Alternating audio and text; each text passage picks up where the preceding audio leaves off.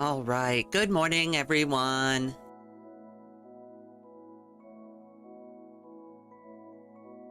I doubt anybody's gonna show up early again. I think I got lucky yesterday. I'll make a post on social media while I'm waiting for people to trickle in. Obviously, please don't mind the coughing and the voice, because hello, Fang Ripper. Welcome to the stream. I was just about to say, don't mind the voice.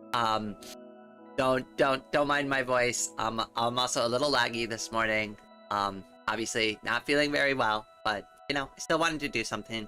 I was supposed to do a drawing live stream this morning. There is no way in hell I could focus on doing a drawing, especially a commission for somebody that they're gonna pay me for.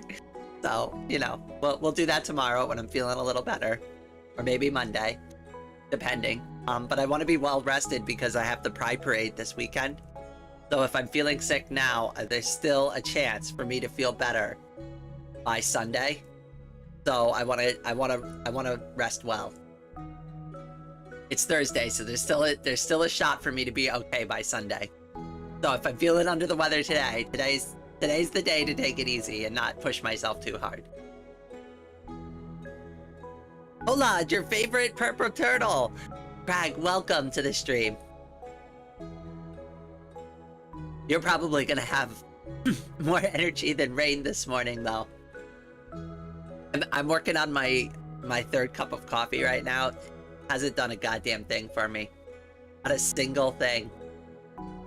So, I guess since I'm too tired to work on the art project I'm supposed to be working on, and since I don't feel good and playing a game is kind of off the table because I don't really feel well enough to do that, I figured, well, okay, I've got all this other stuff I need to work on anyways. I figured instead of just doing it in silence and sitting here feeling miserable by myself, well, I'll turn on the chat.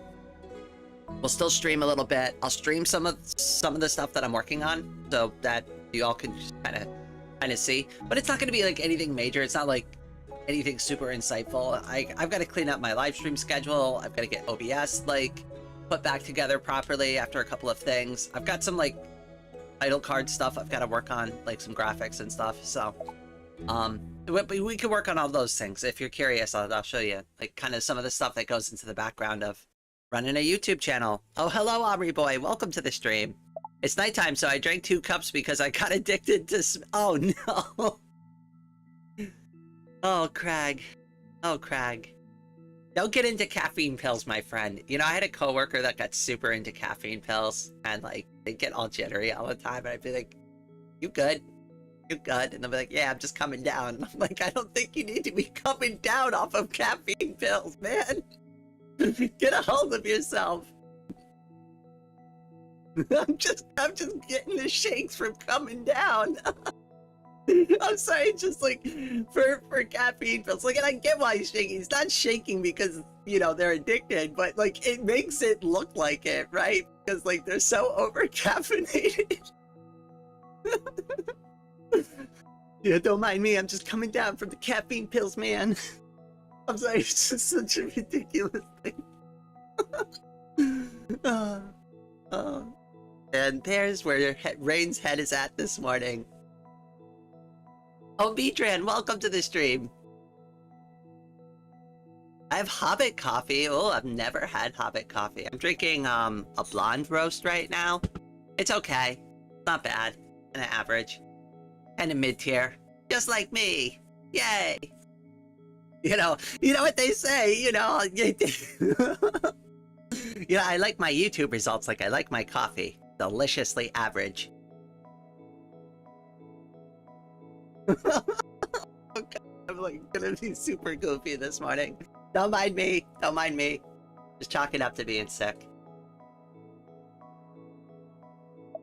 To be honest, AAA game companies are trash today. I'm glad you mentioned something, Ari, because I brought this up in the Discord last night when I was talking. I'm excited doing so many remasters, but it's concerning because it makes me feel like AAA gaming's running out of ideas. So they're just what did the millennials play when they were kids? Warcraft 2. Remaster that. Remaster it so that they'll play it again. Like, there's no originality anymore. And like, these companies aren't the same companies I grew up with. Like, Blizzard growing up was a completely different company. Like, I loved Blizzard growing up. I hate them now. I hate Blizzard. Good job, Blizzard. You turned a loyal, like, I was loyal to Blizzard, like, and same with like Bethesda for a while. Like, I used to be loyal to these companies, and I'd buy every single thing that they would put out. Now I don't buy anything. I won't pre-order. Nothing. I've been burned by both of them.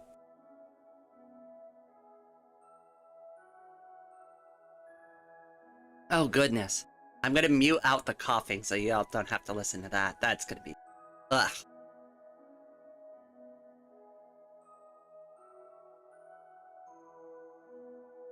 Oh, hello, Demozan. Welcome to the stream.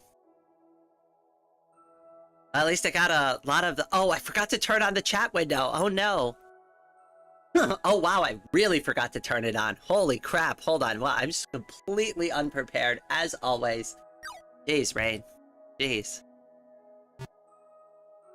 And this is why Social Blade gives me a C-.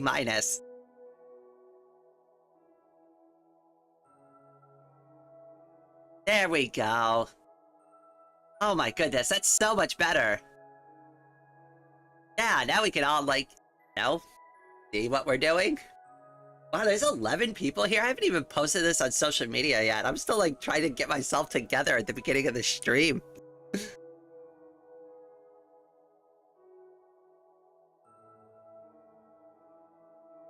Played TSB. Guy kept going for me, so I whooped his ass. Good job. I wish, you know, like, if you all do like clips or anything, or like stream highlights, like, you ever capture anything like that, like, definitely show it to me. Maybe we'll just do a live stream where I like just play all your like cool clips from stuff that you all do. Be fun. Oh goodness. Like, I don't mind doing React content if it's React content within the community. Right? Like, I'm not gonna go to some other YouTuber's, like, channel and react to their frickin' video. I don't know them, right? But if you all, like, give me stuff to look at, like, that you made, I would love to react to that. That's good React content. Just throwing that out there. Like, I thought about doing that with some of the fan art, and I thought maybe, like, mixing the fan art in with that idea, and then also doing, like, other stuff that isn't related to the channel. So, like, if you're working on like projects, it doesn't have to be art or music related, but like it can be, right? Like, so get like a list of to get like together for a video and go, okay, here's a really cool song that was made by somebody in the community.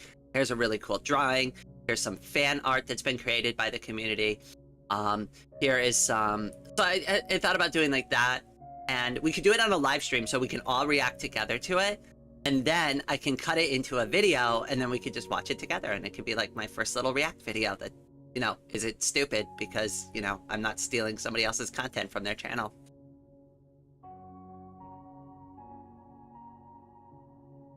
Oh, hello, Visual Dosage. Welcome to the stream. I'm playing through Stardew Valley right now. Been sitting in my library for a decade, but never tried it before. It's fun. Oh, Visual. There is an awesome mod. Give me 1 second. So I'm playing Stardew Valley right now too. Obviously not today because I'm not feeling well. But I'm doing a playthrough right now, and I have a really awesome mod. It's called Prismatic Shards, and it's just a visual mod, but it will change the prismatic shards into any like pride symbol you want it to be. So if you've got like a favorite pride flag, you could do that. You can even change it to like, I think there's even an all pride one, but I'll go ahead and I'll get you a link to that.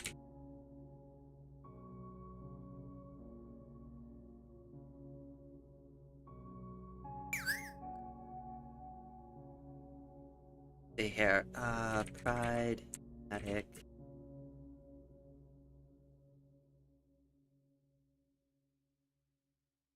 I'll pin that for a few minutes just so I didn't get lost in the chat.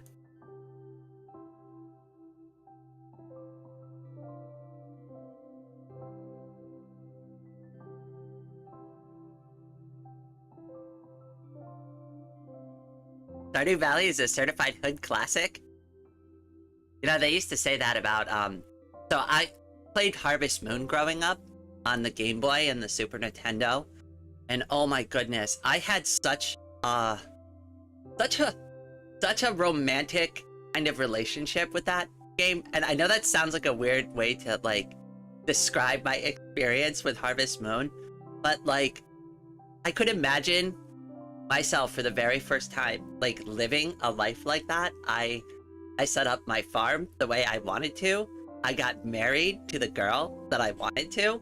I had everything the way I wanted, and like I tried to go back and play that game recently because I was like, oh well, you know, I love Harvest Moon. I mean, I love Stardew Valley, and that's like what that game is based on.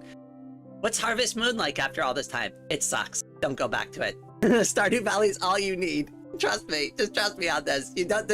You'll be nostalgic about it for like 2 in-game days, and then you'll be like, this is horrible. This is so horrible. I mean, it's definitely not aged well. It definitely was better remembered than played. At least in my opinion. I'm sure there's some people who still love playing it, but it's not for me. Not anymore. So cool, I gotta start a modded playthrough, and I can't just add mods. No, that's fine. Yeah, you keep that. There's so many like mod recommendations too, Visual Dosage. I can give you a whole list. Like if you go to one of my live streams for the game, you'll see like a whole mod list of just awesome mods that I'm playing with on my playthrough. So when you're done and you're satisfied with your vanilla experience, and which is totally valid, definitely experience the game vanilla. I always try to do a vanilla playthrough on most games before I mod them. But once you're satisfied with your vanilla experience, definitely get into modding, because modding, oh my goodness, it changes the entire scope of the game in so many awesome ways. And it's so easy to mod Stardew Valley. Like it's literally like just click drag. That's it. You've modded it. Smappy is awesome. It's open source. Oh, I should do a video about Smappy.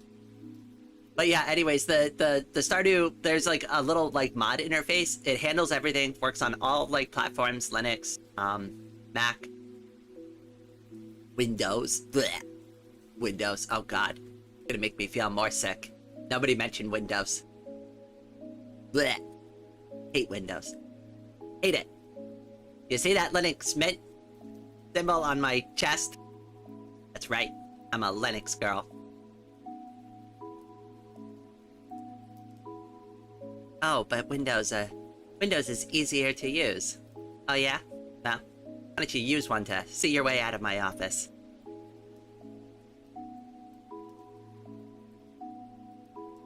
I'm sorry, I remember saying that to a coworker once when I was showing them my laptop. They're like, yeah, this is cool, but you know, Windows is just easier to use.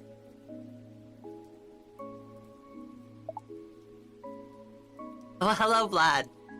Welcome to the stream. Sorry, if I'm like muting out for like long periods of time, it's because I'm coughing and I'm like muting the microphone so you'd have to listen to me cough. It's really loud. Like I could see like the little like microphone thing, and it's like blasting above red, so it's like definitely peeking out the microphone.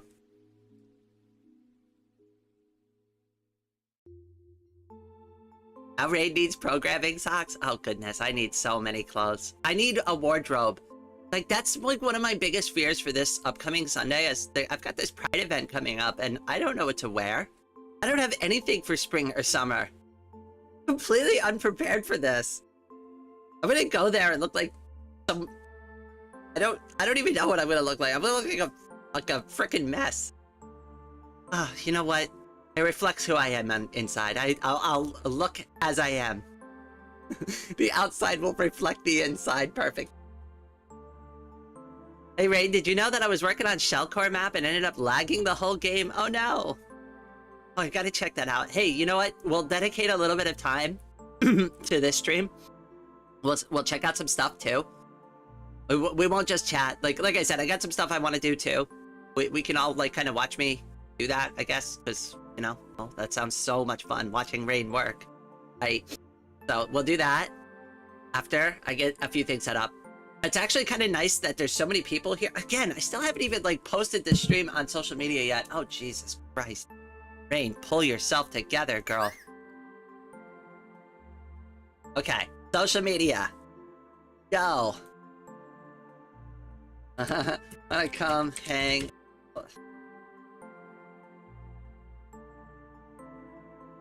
That.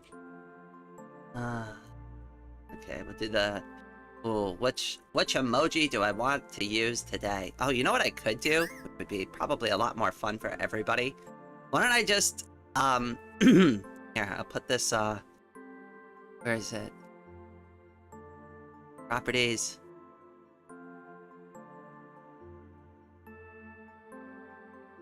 There we go. Hey, there we are. Alright, so what emoji do I want to use? I want to use the plead emoji, and I want to use the Neo cat emoji. There we go. Yay! Then I can go over to Discord, and I'll put it over in Discord, and now we'll be caught up.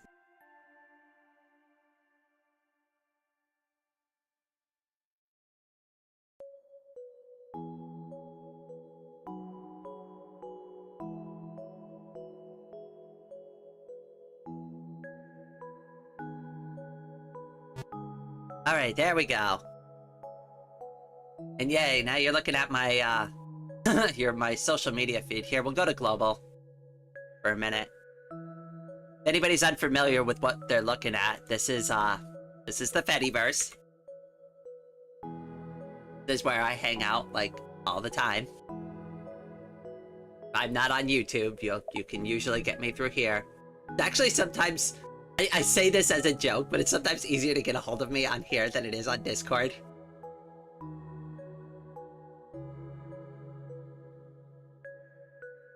Oh, hello, 1400 Blake. Welcome to the stream, my friend. Yes, it's the Fediverse. I love the Fediverse. I am a Fedi girl. You know, I should add a Fedi pin to my chest too. I can be Linux. I can be Fedi. I can have all the open source coolness. If you think that's cool, I guess. If you consider that a cool thing. You know, behind the scenes, yeah. Like, I know we're on global right now, but here, let me move it over to my regular tab. So let me go over to my social tab for a second. It moves by pretty quickly sometimes. Like, it's kind of hard for me these days to keep up on, like, a lot of stuff that's going on. Because, like, sometimes my feed refreshes, like, rather quickly.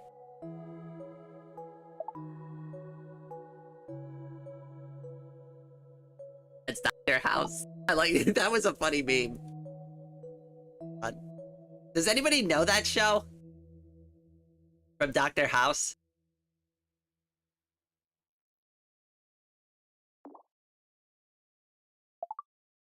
Okay.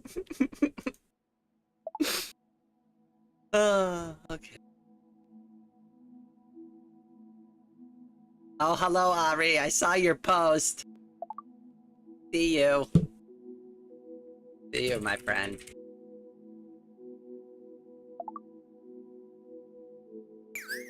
There you go. There's the Fediverse. The reason why I like Darky, obviously, look at this experience that I have set up for myself, right? Like, who doesn't want to be on the internet like this, right? Like, who doesn't want to set up their social media profile to be cool like this? Hold on, wait. I even have like this really cool widget. It's like super pointless. Hold on, I gotta move it because my big fat head is in the way, so you can't see it. You don't need to be looking at my notifications anyways. There we go. Done. So, here we go. See that big, like, spinny thing above my head? That's called the instance cloud. It kind of just gives me a little preview of, like, what instances I'm instancing with, or federating. Like, hey, we federating? We definitely are. Look at all these people I'm federating with. It's so cool. I love it. I'm sorry. I'm such a nerd. I know I'm such a nerd, but I freaking love the Fediverse. Now let me go back over to global tab. That way you can get a preview of like what the Fediverse is and not just transfem.social.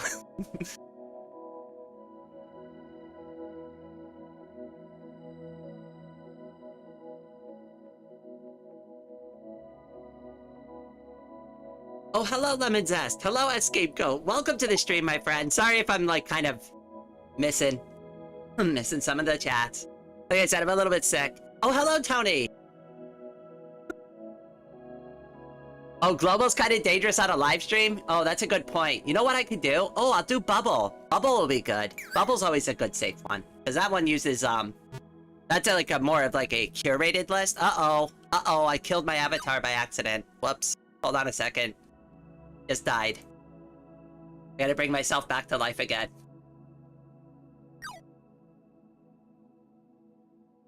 There we go. There we go. I think I'm back. Yay!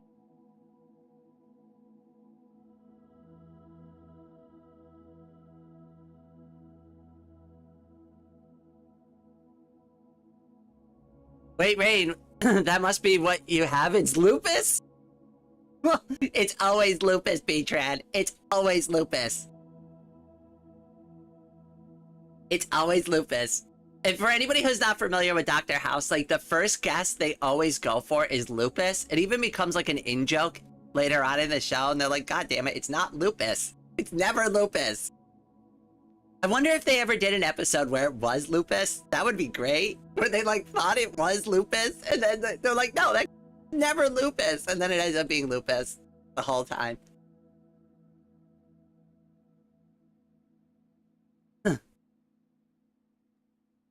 The Fediverse, full of cute trans entities, robots, artists, sometimes meta, and for some reason, plural entities. I know, that's why I love the Fediverse, though. It's so fun. All right, hold on. Wait, as a treat, does anybody want to see Rain's first Fediverse account? Wait, we'll go back. We'll look into the deep Fedi lore. That'll be fun, right? Anybody want to see deep Fedi lore for Rain?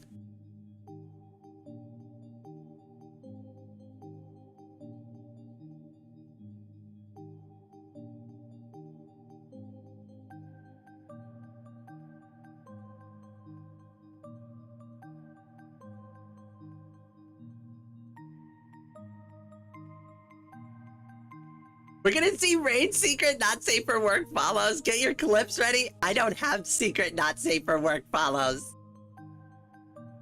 Listen, did you not notice the pin on my chest that says Demi? Like I have I do have like a private alt, right? One, I almost never post to it. Two, right? I think a few people have subscribed to it with like the expectation that it was gonna be like something else. That's like, you know what a Demi sexual girl does with like a private alt? Just like vent on it. That's it. I'm just like, yeah, my life sucks. There's nothing exciting going on there. If you came there for like, you know, something, I don't know what, but like you're not gonna find it there either. And I don't subscribe to those accounts either. Like I'm not really, I don't know. I'm weird. I'm weird. Does it really? Oh goodness, this cough just coming out of nowhere. Sorry. Not really like into that kind of stuff, I guess. I don't know. Doesn't really cross my mind. I'm always like thinking about drawings and like playing games or something I want to work on. Like I don't know. I think I understand that like a lot of people have those like emotions and desires. And I do too sometimes, but like they're seldom. They're very seldom.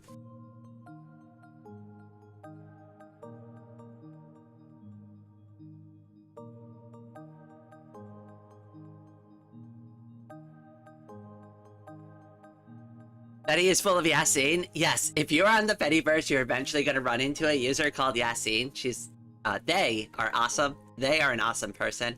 Sorry, sometimes I call Yassie she because of the character that they use. So the character they use as their avatar is Neptune, and obviously Neptune's a girl, right? But that's not always like obviously Yassie is they them. But like I still screw it up all the time. I always do it. I don't know why. Just because I look at the profile picture and I'm like, oh yeah, that's Neptune. I see Neptune. It's like I should see Yas, but I don't, and then I just screw it up. Not to mess up those pronouns. The thing is though, is I've had like a weird relationship with they them pronouns because I don't know, like I try to use the pronouns that are correct for everybody, and like I don't know why, but I feel like if I use they, them with the wrong people, like they would like consider it offensive. So like when I was cis, I would just like try really hard to like figure out which pronouns are the right ones and use those. And now I think it's gotten to the point like where it's like I'm almost averse to saying they, them, even if somebody's like, yeah, I am they, them. Like, oh, well, hi. I'm so not used to this. Ray, did you know that my main character was originally male till my friend made it trans? Ooh, other form? No, it's transformative. Say, as an artist, you gotta make sure your work is transformative. Otherwise, you're plagiarizing, right? Make sure you hit the trans in transformative.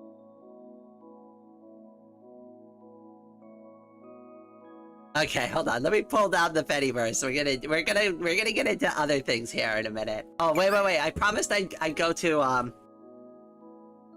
Alright, hold on. Let me look myself up on Mastodon.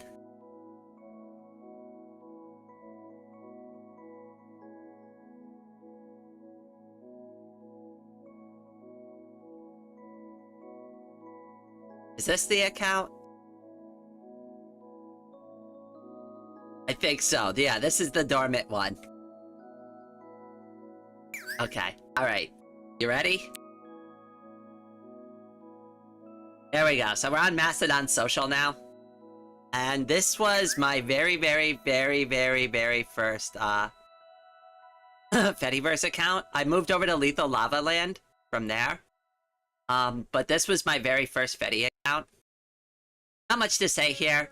Oh, this is from one of my artist friends, Driftini. They were one of the first few accounts that I followed on the Fediverse, and this is actually how I found my way over to transfem.social eventually. But it was like, there was a few key users that I interacted with when I first got started on Fedi. And that like made all the difference about like where I was gonna end up going. But here, we'll go all the way back. Where's the very first one? Where's the very first post? There it is.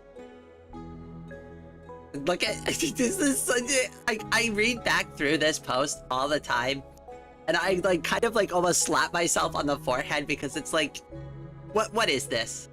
What is this? What did I post here? But anyways, just opened up my first federated Mastodon account. Really excited to be here. I'm a content creator just getting started out.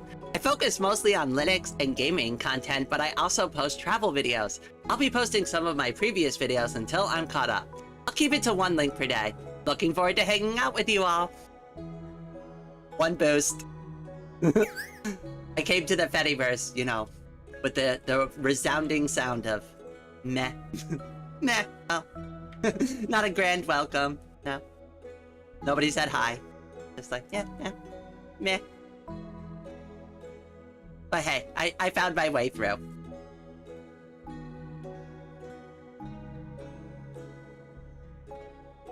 There's no they, them, neo, pronunciation in my language. It's hard explaining genders without the words. Yeah, it could be kind of tough. I know there's a couple of languages like that. Mandarin also uses the word ta a lot, like in their common language. So like they don't use male or female, they use ta, which is like gender neutral. You would write it out differently, like the written character is different, but like the spoken word is the same. That's social, I bet. I have one too. You know, here's the thing. On our corner of the Fediverse, Tony, like a lot of people bash the crap out of Mastodons.social, but it's like, no, like I don't fully agree with that. Like just being real, like why? Like, think about it. Like, that type of, like, closed-minded thinking closes people out like you and I, who start there, who didn't know any better, right? Like, and if you like me, and you like my art, and you like what I've, like, contributed to the Fediverse so far, right? What if you kept that closed-minded thinking, like, when you first, like, interacted with me, right? Just because I have, you know, Mastodon.social at the end of my username? Like, that's very closed-minded thinking, right? Like you're painting with a very broad brush there, and I get it. you personally don't like big instances, or you are concerned that a large instance isn't being well moderated, that's fine. But saying that you're not going to interact with users from that instance, like, not all of them are bad. I still follow and talk to and chat with so many people from Mastodon.social, and they're totally normal people. They're totally fine. There's nothing wrong with them. There's nothing wrong with the instance they use either. Like, you don't have to like a big instance. I don't like Mastodon either, right? Like, but I still have a video on my channel that I keep up, and I recommend people get started on Mastodon because it's simple. It's really easy to understand. If they don't know what they're doing, Mastodon's like a great place to get started. And it doesn't have to be Mastodon.social, but you know, that's the one that everybody's gonna find when they look up Mastodon in the Fediverse. So it makes sense to like kind of like not be, I don't know, I'm gonna use the word xenophobic, but like don't be xenophobic towards Mastodon users, right? Like just leave them alone, right? We can have our better software over on our corner of the Fediverse. Darky is the best software, by the way. The best Fediverse software. Nobody can change my mind. I mean, I've only done like 50 videos on it.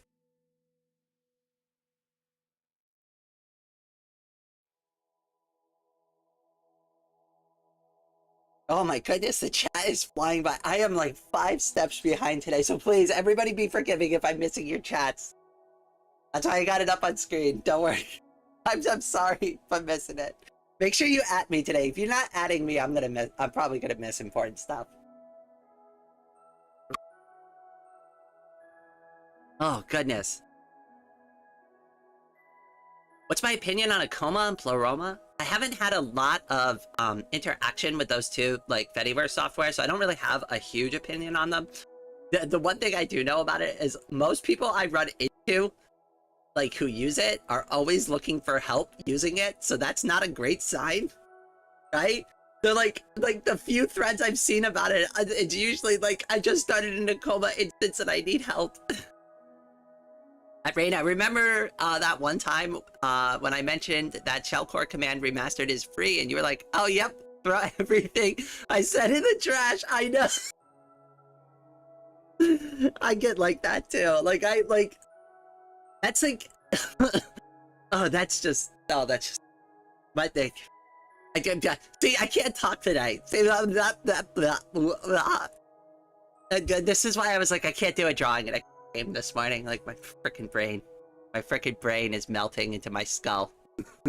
Oh, hello Mediterraneans, welcome to the stream. It's usually Indo-European languages that have gendered pronouns. I mean, yeah, I could agree with that. Like, I mean, I'm not like a language expert or anything now, so I'm like kind of reluctant to comment there, but yeah.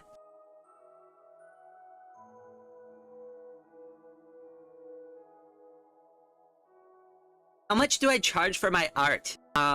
So, sorry. I'll try to mute the coughing so it doesn't peek out the microphone. Aw, Escape Goat! Who got the membership? X-Ray! Say thank you to Escape Goat for being the goat. I'm gonna show some love to Escape Goat. So, to answer their question though, about my art. So usually for like, I don't do a lot of commissions. I wish I could. I'm just not like a super talented artist, and it takes me a long time to do commissions. But like for everything, I've never charged more than $50 for a drawing. Never, ever been paid more than $50 for one of my drawings. Not once. But that's okay.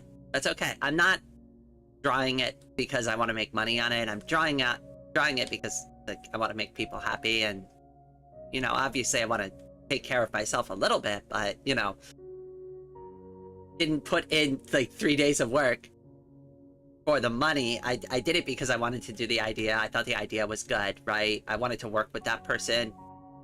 Like the very first person I worked with was a friend of mine. They offered to pay me $50 for like one of their drawing ideas, and I definitely put in way more than $50 worth of work, but I'm not going to charge them for that because like a lot of that was just because I didn't know what I was doing.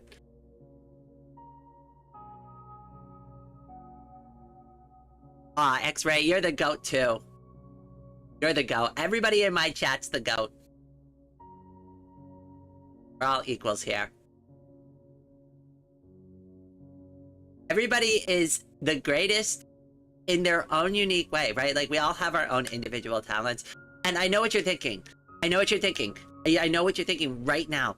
You are thinking, I'm not. I'm one of those, I'm that girl, or I'm that boy, or I'm that, you know, gender neutral person that is sitting there, and I'm the exception. I don't do anything with my life. I don't do nothing. I am worthless. All I do is go to work and play video games and go to sleep, or like, some of us don't even have jobs.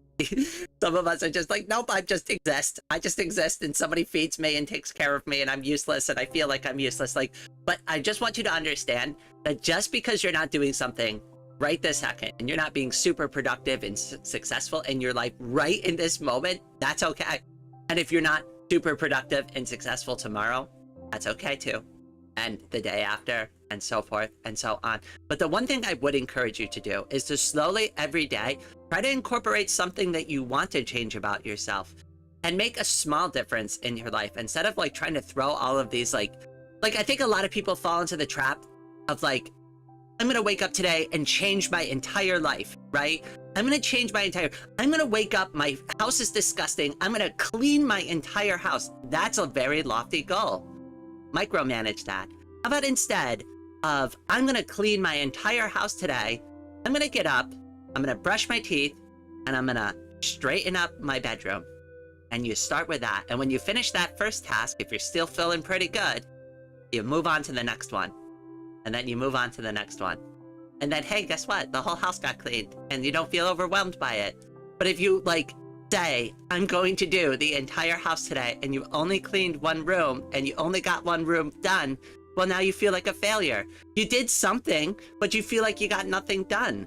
So you feel horrible about yourself. But when you actually did put some effort into the thing you wanted to do. So I think it's like a lot about perspective and like goal management, and like setting like really good like expectations for yourself, and understanding that you're not going to make like these massive, huge, impactful changes in your life like overnight. Nobody does. Nobody does. Right? Like, even this YouTube channel, like, to get to where I am today, which is still a small, modest YouTube channel, has taken years and years and years of work. Unless you get lucky, that's what you have to do. You just got to put in the effort every single day. Little bit of effort every day gets you a long way.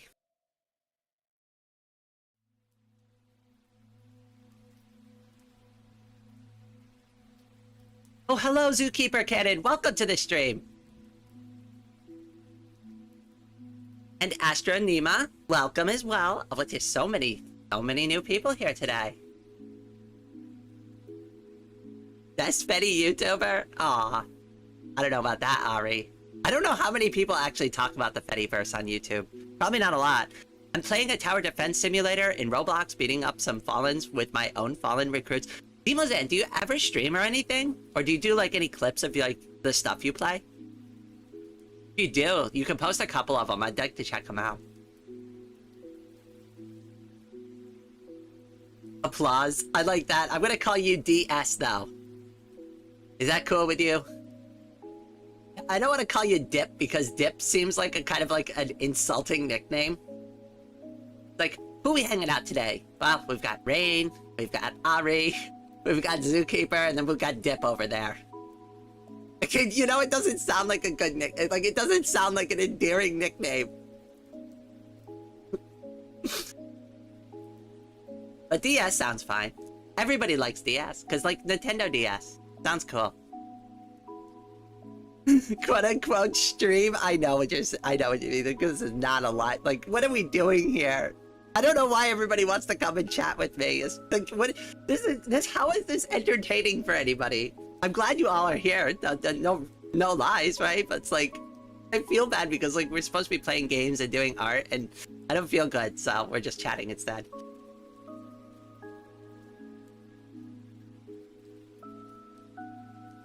Hit him with the DS so he doesn't get the dip. I'm entertained. All right, I'm glad everybody's having a good. As long as we're all having fun, right? At the end of the day, who cares, right? As long as we're all having a good time. Guess since I got you all here, I gotta, the first thing I gotta work on Gonna like get into somewhat like productive like mode here. Yes. Okay, first thing I gotta work on though, is go over here. I'll turn on the display for E. Yay. Okay. Alright, cool. So I gotta get a schedule put together for next week. So we can like reorganize this the way we want to, whatever. But I gotta figure out some stuff that we're gonna want to do. Okay, so here's like the I don't care like what we recommend. We could do more ESO. I'm trying to do variety so I don't get bored, but I also don't like want to lose people.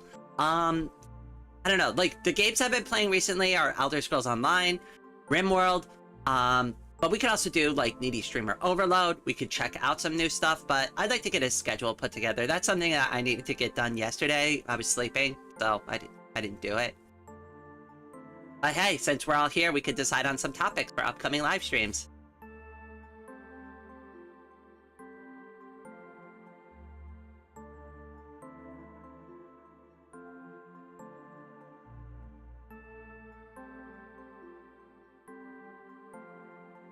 I hate manual labor personally because no matter how much I do, I feel like it's not good enough. I used to do a lot of manual labor as scapegoat, and yeah, it's a double-edged sword because if you can't see the thing that you finished, it doesn't feel like you accomplished very much. But there are like, when I worked in solar, right? Like when the job was done, like you could see the modules on the roof. It did make you feel good. Didn't make you feel good if you didn't finish your work though, and the modules weren't up at the roof at the end of the day. And the customer's really upset, and they're like, "Yeah, so yeah, just one day, huh?" And you're like looking down at yourself. You're like, "I'm really sorry. I thought I didn't realize you were gonna have like a little rat's nest of wires inside of your wall, sir. You know, I didn't realize you had an electrical system from like the 1930s inside of your wall." Like, actually, like, you'd be shocked, like, a lot of new customers, the very first thing we tell them to do is swap out their main service panel because we don't want to deal with it. We don't want to deal with it. Nope, you need an electrical upgrade. Come back when you get one. We'll build it into the sale, but sometimes, like, we subcontract that out to another, like, we've done that before where we'll send it out to, like, a master electrician or something. We really can't be bothered with it. It's so much work. It takes an entire day to do it. Like, and that's on like a simple house. That's just like on a regular standard like 2 or 3 bedroom like house. It takes all day.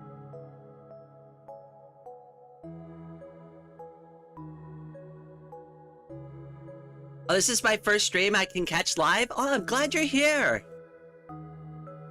I've seen you in the comment section before, Zookeeper.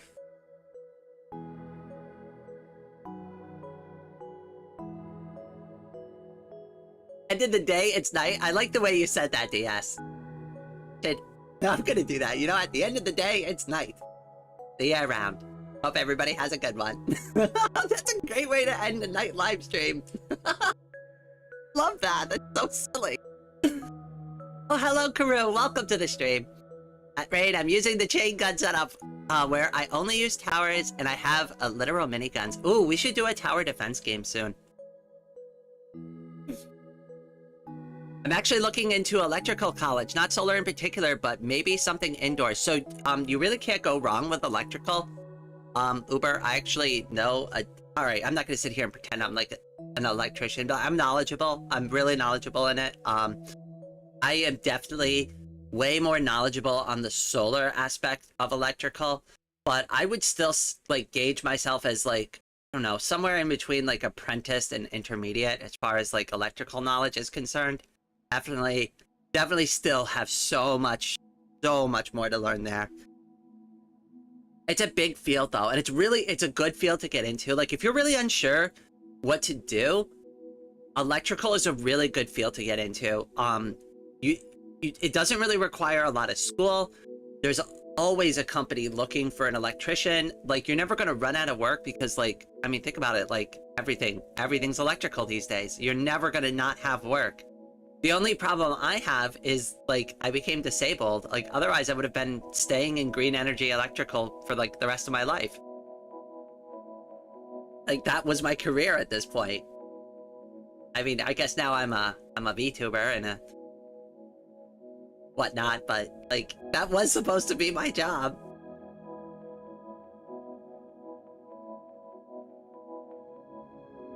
Oh, Kenjin, welcome to the stream, my friend. The new house we needed to replace all of the electrical system because of the previous owner's hand connected the whole place illegally by hand with no qualifications. You know what? I 100% believe you as scapegoat because I've seen it. I've seen it. I've seen it.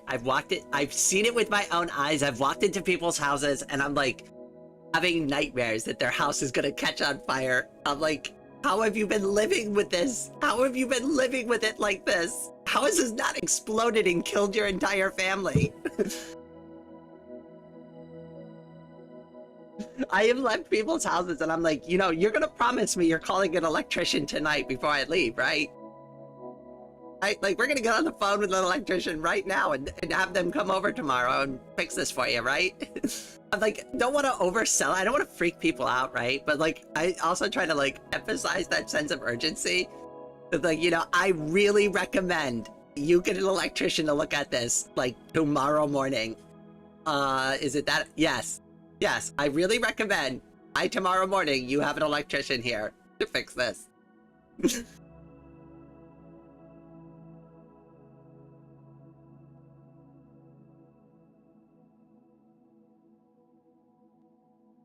Rain, have you ever heard of the legend of Grover House? No, that's actually the first time I'm hearing that. I have questionable wires like that in my house. Oh, I brought this up before too. Hold on, wait. Let me look it up. Hold on. Whenever I do searches though, I like to like minimize the window out because even though this is search terms I'm using is safe, you never know with the internet. So, asbestos covered fire.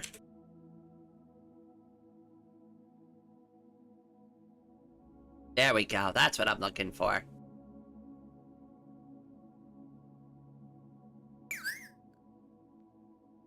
Okay, so one thing that you gotta look out for if you're like rooting around inside of your like walls and stuff is like these white cloth wires that are in some of the old electrical systems. So they're asbestos cloth like insulation for some of these old wires. Like, so if you're going to be touching and messing with any of that stuff, like obviously just be aware. This isn't the greatest like example, but like it looks like old grayish white cloth over the top of a wire. It's pretty noticeable because like you could see the plastic coating on like the rest of these wires here. And there's one that kind of looks like almost like, yeah, it's like not the same as the rest. So like, again, this isn't the best picture of it. Let me see if I can find a better example photo of it. All right, well, here's another one too. This one's black, but like if you see any of this kind of like cloth outside, be really concerned about like touching that stuff. Like, definitely be careful about it. Like you don't want to be messing with that. That's real bad for you.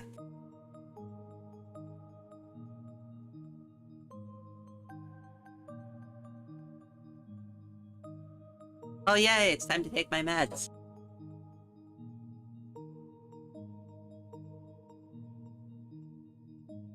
Oh, hello, Mike. Welcome to the stream.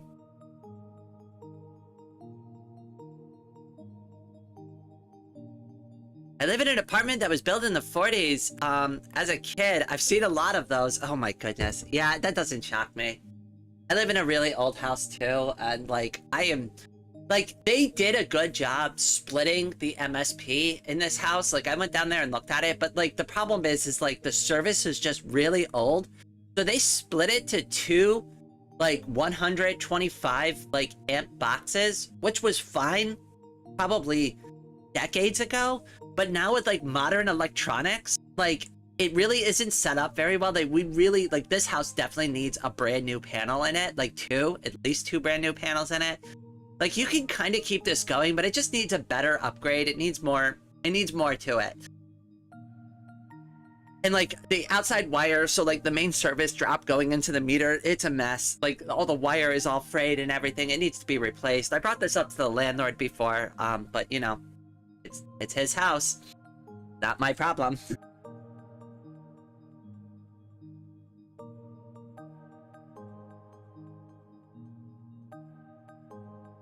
But the guy who installed our solar panels threatened to— What? What? Oh my, all right, so like, here's the thing. I also believe that too as scapegoat because I've worked with these solar salesmen before, and most of them are awful. Most of them actually don't know anything about solar. You know what they're good at? They're good at selling you on an idea that solar is good for you. And here's the thing. They're not wrong about that idea. Solar is good for you. Solar, in most people's cases, is a good thing to get. What I do run into from time to time, though, is I have run into a situation with a customer who really had no business getting solar. It was just an extra expense for them. They didn't really need it. It wasn't the cost savings wasn't there for that household.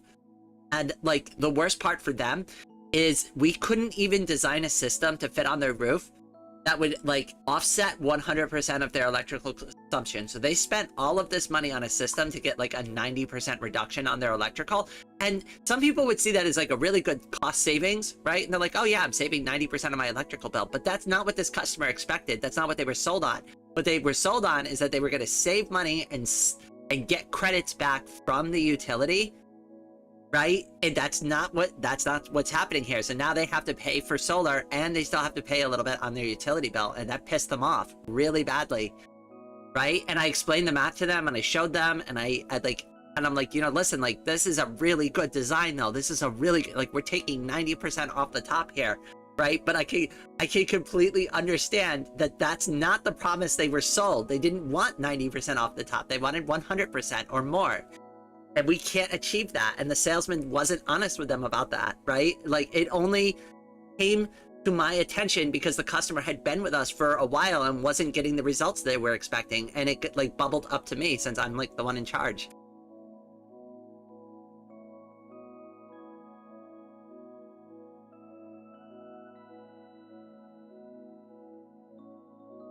Granddad built my house about 30. Aw. I mean, it's nice to live in a nice, like, legacy home like that, though. Oh, it's 5 a.m. where you are? Oh, it's still early for me. 8 a.m. where I live. Did solar sales for a bit? It's not bad. Not bad. There's good money in it. It's hard, though, because you gotta do door knocking. And, like, that's something, right, like, that if I could walk, right, I'd be doing that right now.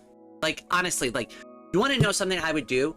Right now, and I know this is sales, right? And you've heard me say before, I hate capitalism, right? But that's the system we live in, so you gotta work with it, right? But I'd go out and do solar sales. If I could go door knocking, if I could walk door to door, I would be doing solar sales right now. And that's a very personal thing for me. This is not a blanket recommendation for the chat. This is not something where I'd be like, yeah, you go out and get yourself a solar sales job. I'm saying with my level of knowledge and expertise, like, I could definitely walk up to somebody's front door and sell them a system, and they'd be happy with it, and everything would be accurate, and they'd get, like, what they were promised, right? I could definitely do that, and it's good money. The holdback is, I can't walk there. I could get to, like, I've done this. I've already done it. I did it at the beginning of last year, before, like, the onset of winter. I took a job for about a week as a solar sales representative, and I was really excited to do it, and I wanted to, and I knew it was only commission only, which was fine because I knew like these systems would make a lot of money, right? But I can't. I just don't have like the strength to go door to door anymore. Like I get myself out of the car, I walk to like 2 houses, and I'm blown out and I'm done. I can't even like go anymore. Like, oh yeah, that's not the throughput I need. Like really, like what you want to do is you want to be like talking to like 20 or 30 people a day, right? Like you want heavy door knocking to like do that. Like walking to 2 houses a day will get you nothing. I'll never sell anything.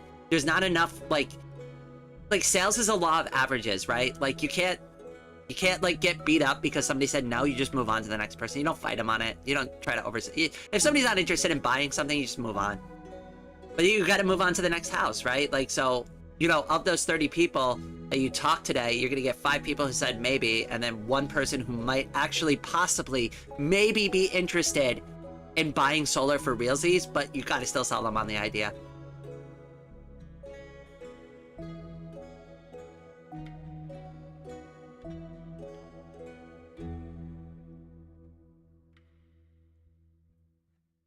Oh, Aubrey, sorry if I missed you. I hope you have a good day, my friend. It was good to have you here. Yeah, that's the trouble, because it was the dead of summer and I cannot stand the heat. But I was good at the speech. I'm trying to get a new job right now, and I might get a remote. So I'm trying to do remote solar sales right now, too. That's actually something that I've been applying for recently, and I really hope I get it. I'm talking to a couple of companies right now. We'll see. Fingers crossed. I can help you out there, B-Tran. If you want some knowledge about solar, if that's something that you're really interested in doing, I can definitely help. It really depends on what your company is selling, though, like what their product is. So is it like a centralized DC inversion system? So is it something like a Solar Edge product, right?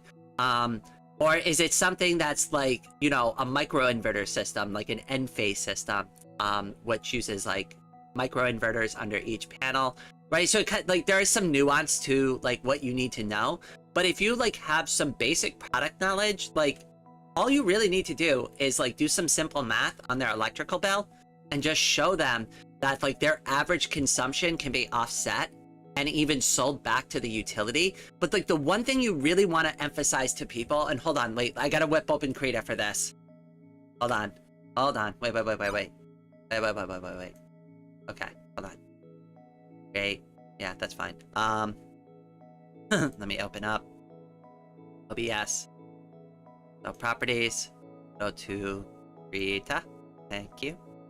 Put it up on screen, yay, hey, we're over in Krita now. Okay, cool.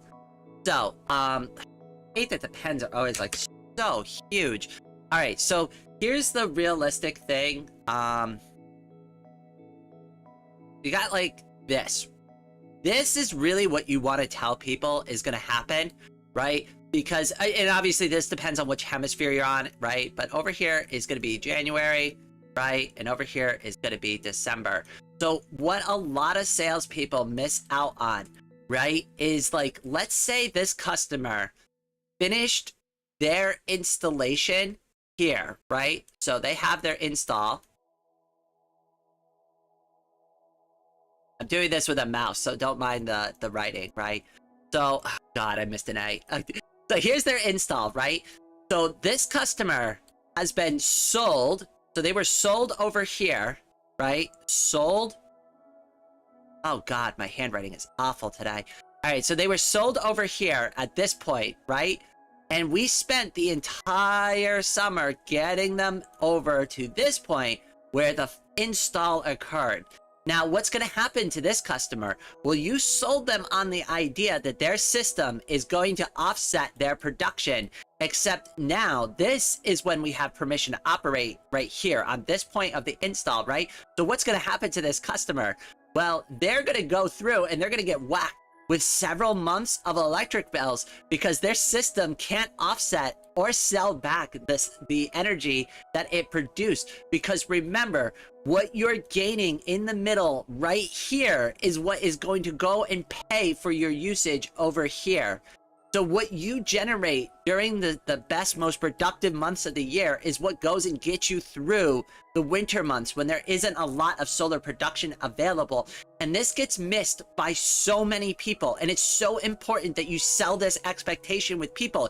Yes, congratulations, your system is getting turned on. But hey, it's a shame you're not going to see the biggest benefits of solar until this spring. And that's a shitty conversation to have with a customer who just spent like $150,000 on a brand new system, right? That's a difficult conversation to have. You don't want to have that conversation with somebody because they're going to be like, what? We're turning this on now and I'm not going to see anything for another 6 months? And it's like, yeah. So a lot of salespeople don't have that conversation. What ends up happening is it gets to someone like me, and now I've got to explain it to the customer. So if you are going to get into solar sales, make sure that they understand that. Make sure that they have a good expectation on like how this system is going to perform and impact them going forward. Because the number one thing that is going to like hurt your volume and hurt like people recommending you to like be their sales representative for solar is that you sold them on bad expectations, right? But if you set them on good expectations and you fall in line with those expectations, of course they're going to recommend you, right? Like if they see those savings after like that 6 months period, right, then you're going to get all those referrals from those people because now they're sold on it. Now they're like, well, wow, okay, yeah, so it took a little time to warm up, right? But now that it's going, oh yeah, absolutely. And go with my friend Rain over here. She's an expert. She set me up. She told me exactly how it was going to work, right? Like a lay person isn't going to get into the details, but what they're going to do is they're going to sell the confidence that you know what you're doing to somebody else. They're going to warm them up for you, and they're going to be like, yeah, don't worry about it. You don't need to know nothing. Rainey over here, she's a solar expert. She's going to take care of it. She told me exactly how it was going to go down, and she followed through, right? And that's what you want from your customers if you're going to sell something like this. Sorry, I know that got like really long-winded, but like, don't get me started on solar. I really love solar. I'm very knowledgeable about solar.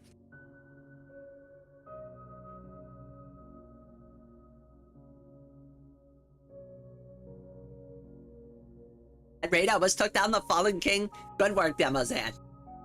I said, Nick, if you clips of that, I'm definitely curious in taking a look at it. I mentioned that earlier. By the way, Rain, I posted a bunch of screenshots from Oblivion on the Discord for you to look through stuff later. Oh, the most productive months. Yes. Yes. So, like, the most productive months in the Northern Hemisphere are going to be, like, pretty much between March and, like, I'd say probably, I don't know, early October.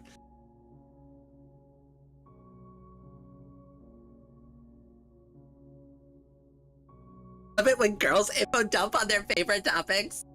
I'm glad it was entertaining at least. If I ever get a house, I want to get solar. I always thought the tech was cool.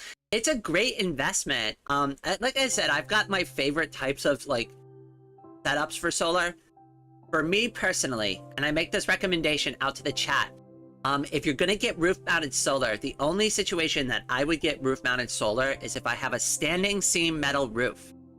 And I can explain the nuances of why. Hold on, let me explain it to you. So this is the reason why. So, there's a couple of different roof types that you will run into, right? So most people, when they have a roof, right, we'll do like a couple of different roofs here, right? So this one will be like your regular shingle roof, right? So we'll do shingle here, do shingle, we'll do tile here, and then we'll do like standing seam metal roof, okay? So a shingle roof is pretty self-explanatory, right? They just kind of like have like little shingles that go like overlap each other like that, right? Roof tiles are kind of similar, except they all like interlock with each other like this, right, on top of your roof, right? And then you have standing seam metal roofs, which is like a metal sheeting, but it also has like this little section that comes up on the top like this, and this is the seam, right? So on a standing seam metal roof, it's like a flat, like plane of metal with like this little seam sticking up out of it. Okay, so on a shingle mounted roof, there's two different ways that you can go through and do a solar install on a roof. So like, let's say you have the rafter here, right? Well, you're gonna want to mount like some sort of like, I'm sorry, you're gonna want to put a lag bolt in through the rafters. You want to center it into the mass of the rafter, and you're gonna have to penetrate through one of these shingles, right? But anytime you make a hole in a roof, you always have an opportunity for water to come in. And there are some mounts out there that are better than others. So like Iron Ridge is a really good company that makes really good like mounting technology for like shingle roofs for solar. So they're a really good brand to go with. Not that I'm endorsing them, right? It's not a full endorsement, but I can say that I've looked at their mounting technology, and it's really good. So I'm okay with that. I'm not a fan of lag bolts, right? So if anybody's like, yeah, we're gonna drill a couple of lag bolts into your roof, I'm not 100% a big fan of that. Then like with tile, it's kind of the same thing. You got to drill through the tile. There's a couple of different methods, but again, like really all we're really trying to do here is trying to stop the water from coming into the new inclusion and hole that like we've created into your roof, right? But with standing seam, aha, we don't need that problem because look, we have this little metal ridge that sticks up on the top, and this is a very strong mounting point. So all we do instead is we just fix to the seam on top of the roof, and guess what? There's no hole. Your roof is 100% watertight because we affixed to the seam on the standing seam metal roof instead of punching a hole into the side of your home so that we can mount this solar system to your roof.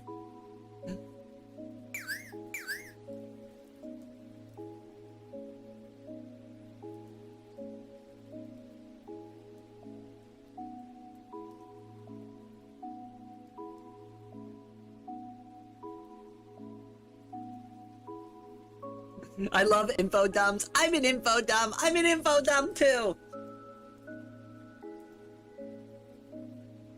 Anyone who notices my YouTube profile picture won't be surprised. I get excited about One Piece anything. You know what's like funny is like all of your avatars are like microscopic to me. I could barely make them out. Like I see Vlad's got a V. Tony's got like it appears to be like, it looks like blue hair, maybe somebody wearing a hat, I can't tell. B-Trans got like maybe a cat or a Pikachu, I think. Zookeeper, I think is a walrus with like really big teeth. X-Ray is, well, it's a trans flag with some kind of pink-haired character on it, but like they're so small, I can't really see what they are. Like Mike's, well, Mike, I've seen Mike's face around a few times. So I know who Mike is. Mine is a cowboy cat. Okay, yeah, so like it's like really I can't see that part of it. I saw the cat part, right? But because like the avatar's so small, I can't really see can't make out any other details about it. But hey, my Abby is just my face. I was so from my perspective, it looks like somebody who's holding up their hands to their face, but I can't really tell. You might be like having them resting on your chin. I don't know. It looks like it's covering your mouth. A pretty old pic, though. I mean, you're braver than me. I very rarely post selfies of myself because I think I'm ugly.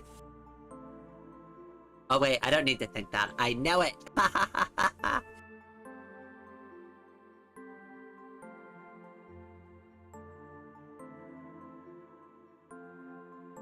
You're right about it. It's hard to see. Yeah, I mean, do the best I can, though. Anyway, so, like, those are, like, the different mounting types of solar. And again, if I was gonna get roof-mounted solar, standing seam metal roof, standing seam metal roof.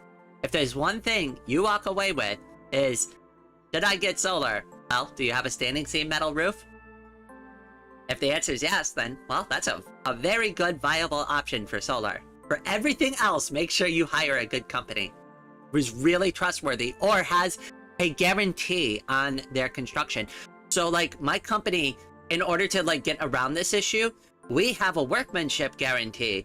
If your roof leaks as a result of our workmanship, like, we cover it. We cover the expense of the repair. And we cover any of the damages, right? So just make sure that they have, like, a good workmanship guarantee. I'm not saying don't get solar for those types, but that's, like, where my head's at when I'm thinking about solar.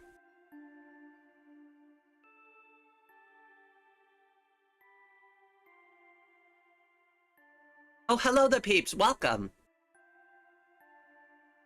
Guy in my neighborhood got a crappy install and the entire thing fell off during a storm and crushed his car.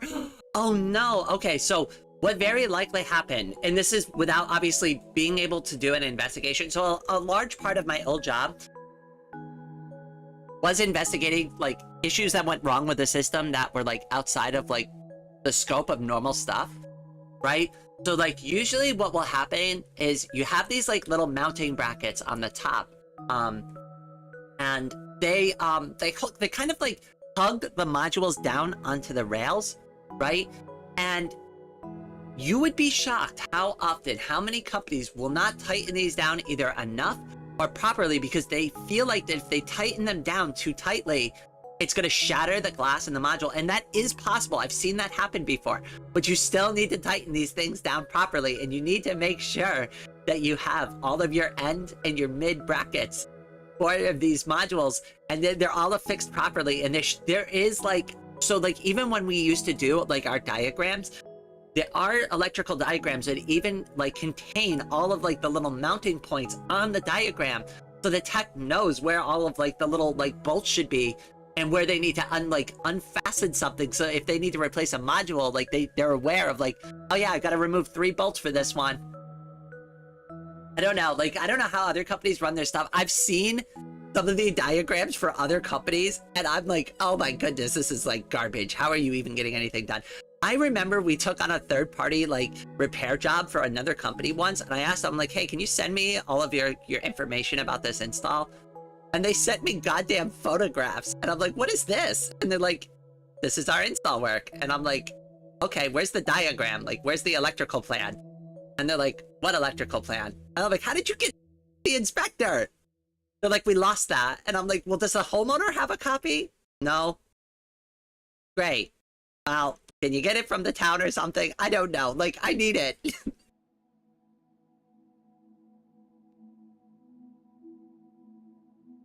Make sure you get a copy of your diagrams too. That's also really important. If you get something added like that to your home, make sure you get a copy of the electrical plan. Make sure you get all of those, right? There will be a diagram for like what they installed. Make sure you get a copy. Make sure you get a copy. You're going to need it because if that company goes out of business or you, for whatever reason, don't want to do business with them anymore because they pissed you off or something, yeah, it's really good to have that because then you can give it to another electrician.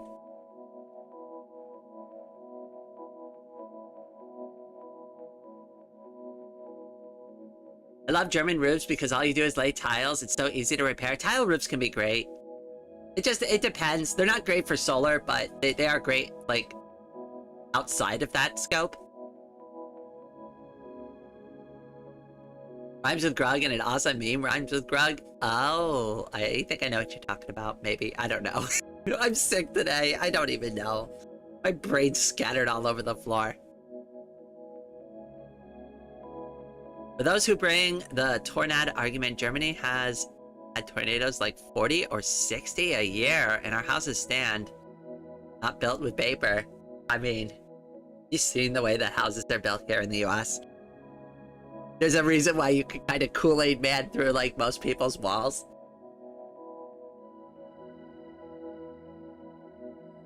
Some people's walls are like literally just sheetrock. There's like nothing in between but a couple of wooden beams. That's it.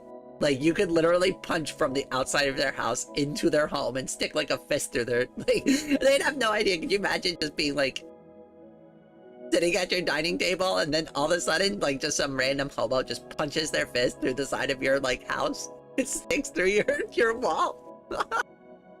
But some houses are really, they have nothing in them. They have nothing in them. You pull the drywall back and you're like, so? All right, cool. Well, that's it. That's all they got.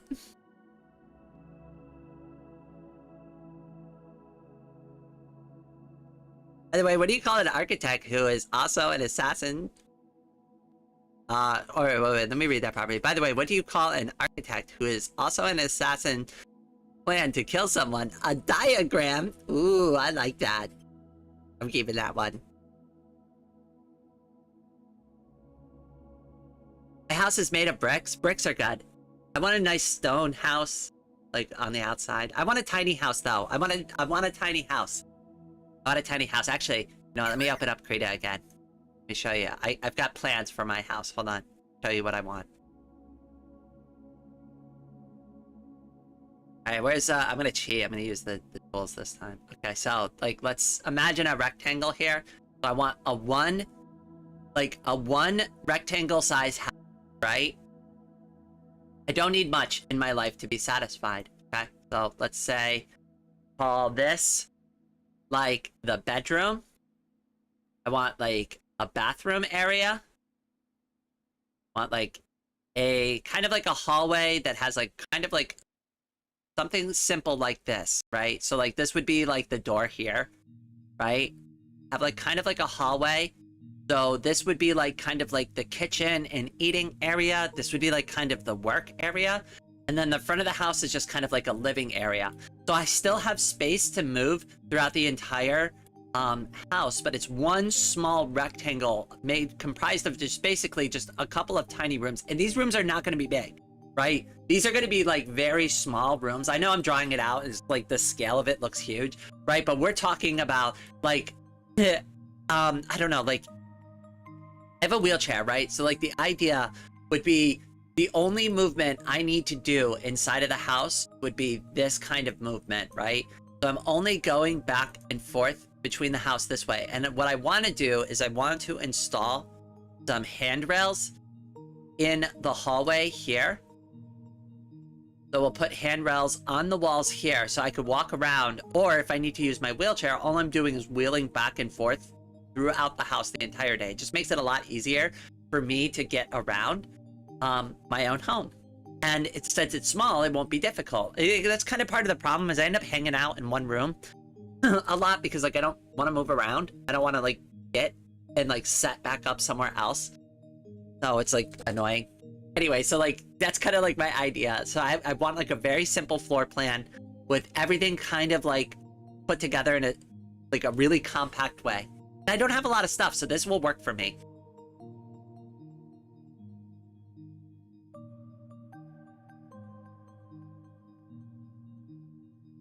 I never heard of that for external walls, but dividing walls adjacent houses are pretty shoddy. I mean, yeah, but you got to look at some of these like paper homes in like the US. I'm sure there's great documentaries on YouTube or videos on YouTube that discuss it better, but I've seen it. I've definitely seen it. I wanted one of those like 5,500 square feet IKEA houses. So like I'm kind of on the same page with you there. Maybe double that size. I think like at least 1,000 for me. Like because I do want to make sure that it's got to be big enough to live in for the rest of my life. So like the idea is that I buy the property, I get the house. This is it. This is where I live the rest of my life, right? Like I want the property to be paid off. I want the house to be paid off, right? And the only liability that I have for the property is my utilities and my tax bill. And that's it. That's all I want. Because then like no matter what happens to me, right? No matter how bad things get for me in the future, or if I'm not able to save up properly for retirement, well, at least I have a home. At least I have a home. At least I have a place to live that it can't be taken away from me. Like, that's the most important thing. I need a home. Rainy needs a home.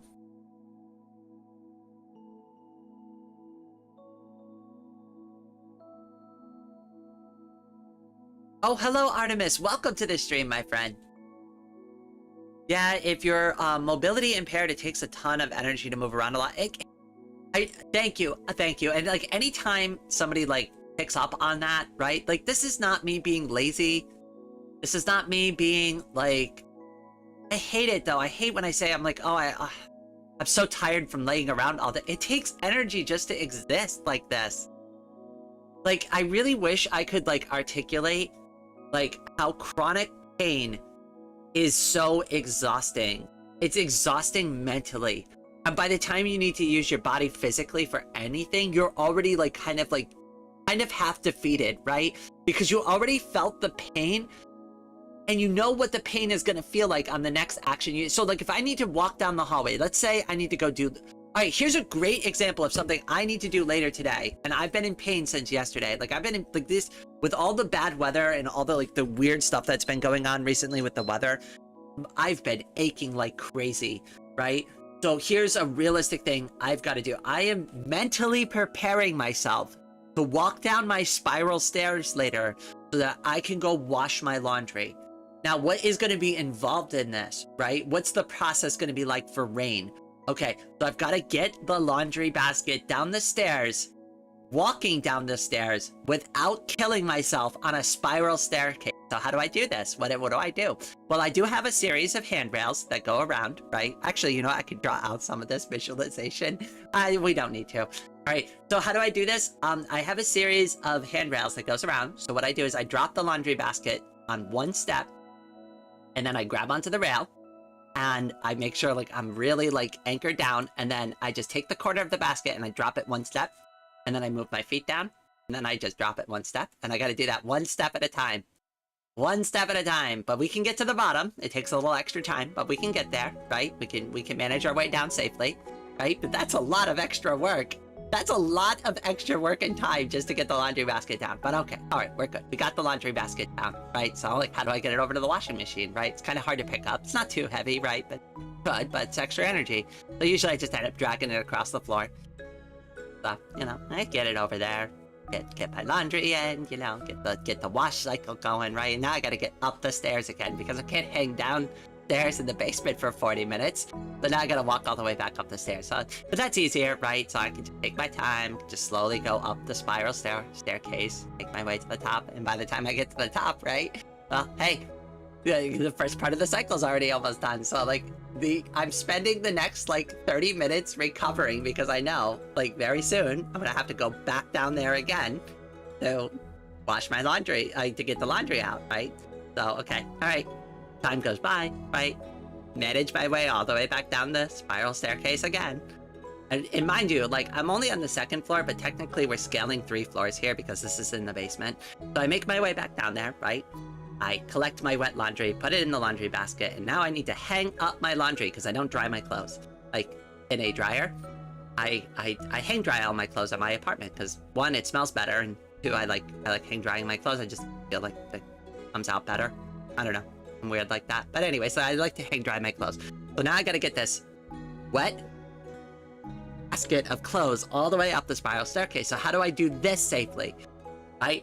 So what I've done is I've engineered a technique where I pick up the corner of the basket and like kind of like with my good knee and my good leg, I kind of like inch the basket up the stairs and prop it up on the step. And when I know the basket is like firmly on the step, then I'll move up using the railing and take a step forward up to the top.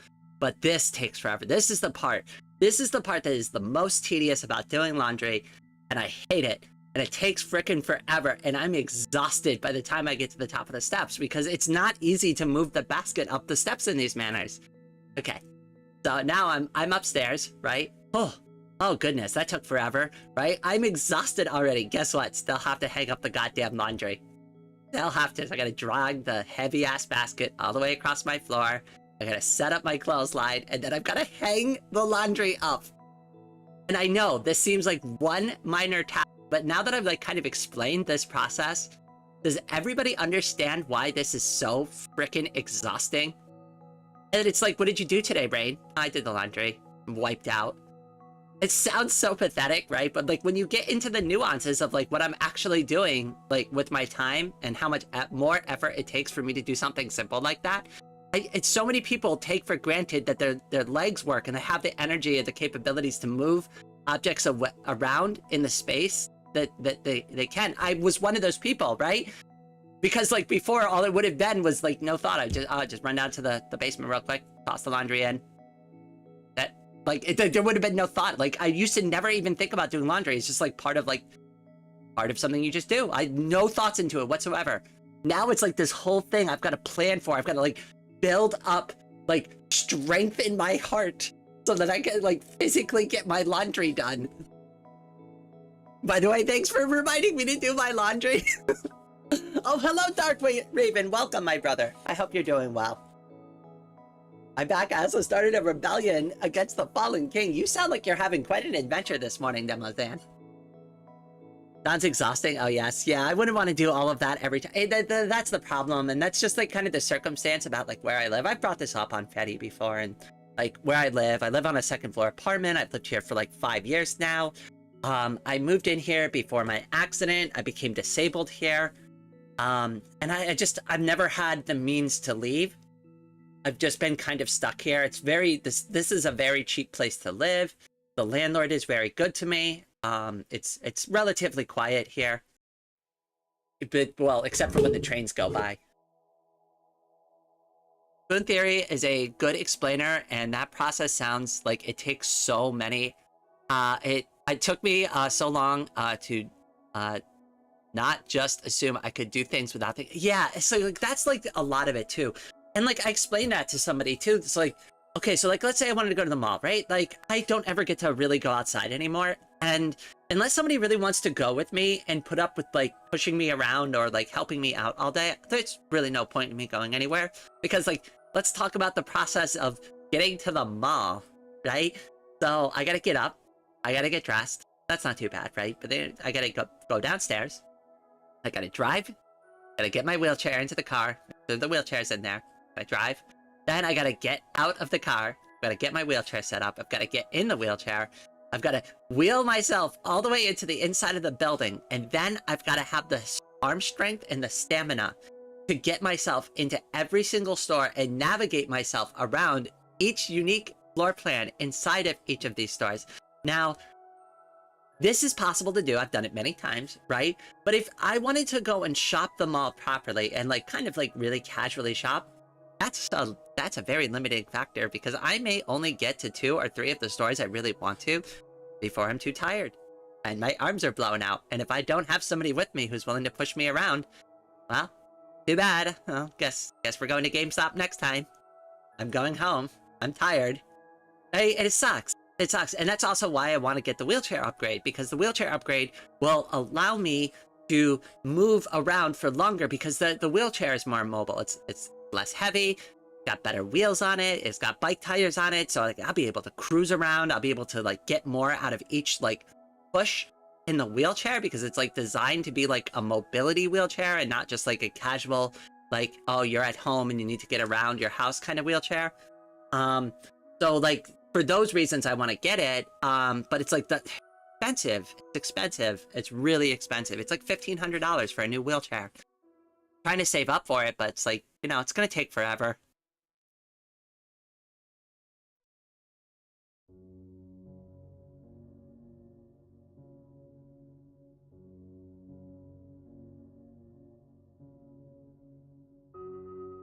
I'm going to take a nap. Oh, it was good having you here, Zookeeper. I'm glad you finally caught a live stream. We'll be doing a game next time once I'm feeling better. It's even exhausting in a power chair. You have to concentrate the whole time to not run into anything. I won't even use those at the store. So like a lot of people are like, oh yeah, so like, do you want to use like the scooter at the store? It's like, absolutely not. No.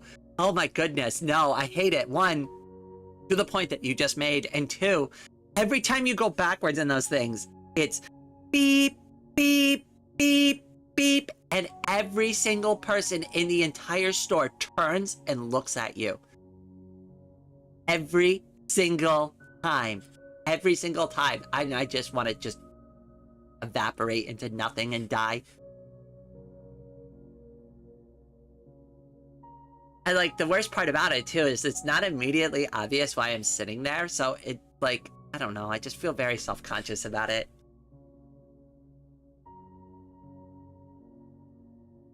The ones in the supermarket do. Mine, like, I don't have an electric one. All of, like, I do manual for my wheelchair. I like it. I prefer it better. I think it's healthier. There's nothing wrong with my arms at all, so there's really no reason why I would need a power wheelchair. And the reason why I still will continue to use manual, like, when I get older and I'm too old to, like, move myself around, or it takes way too much energy, I'll do that. But, like, for the sake of still staying in shape, I want a manual chair.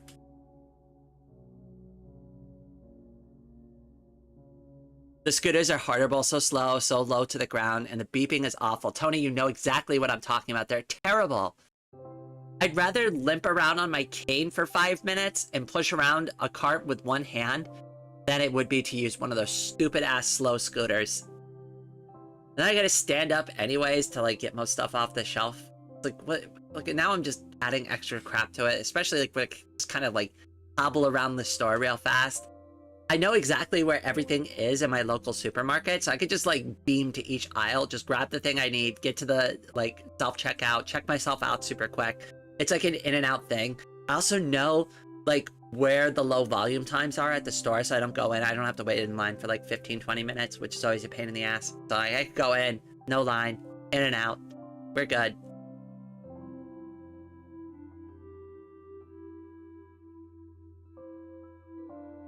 Oh yes, the peeps.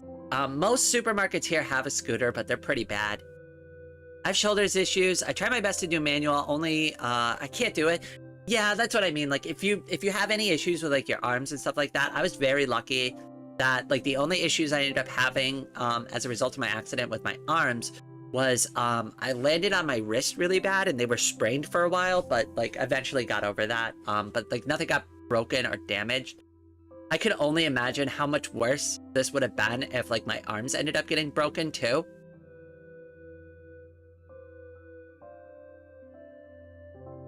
Like, thankfully, though, I only impacted the lower left side of my body. So, like, that's the only part that I have to really, like, kind of, like, drag around with me. But that sucks because I'm, like, literally a fourth of my limbs are disabled. It's like, have you ever played Fallout?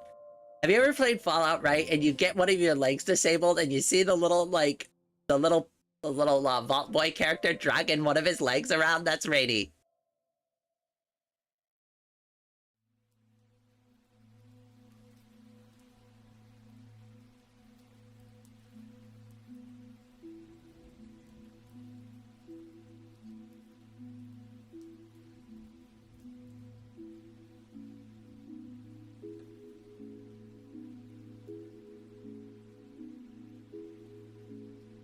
I also almost kind of wish, like, if I was going to have this, like, redone again, like, let's say, okay, right, like, there's no walking away from an accident like that with no disabilities or no, like, long-term health effects, right? Because that was a pretty bad accident I was in, right? But if I could walk away with having something disabled on my body, it would have been my left arm. Like, why couldn't I lose... Like, I think I could have been way more productive in my life still if, like, my left arm was disabled instead of my left leg. Like, I think more would have been available to me. I don't know. I thought about that a lot. I think I also brought up recently, too, like, I wondered if, like, losing the leg would be better than, like, keeping it and having to deal with the pain. It's weird what kind of thought experiments you get into when you have to deal with chronic pain and disabilities.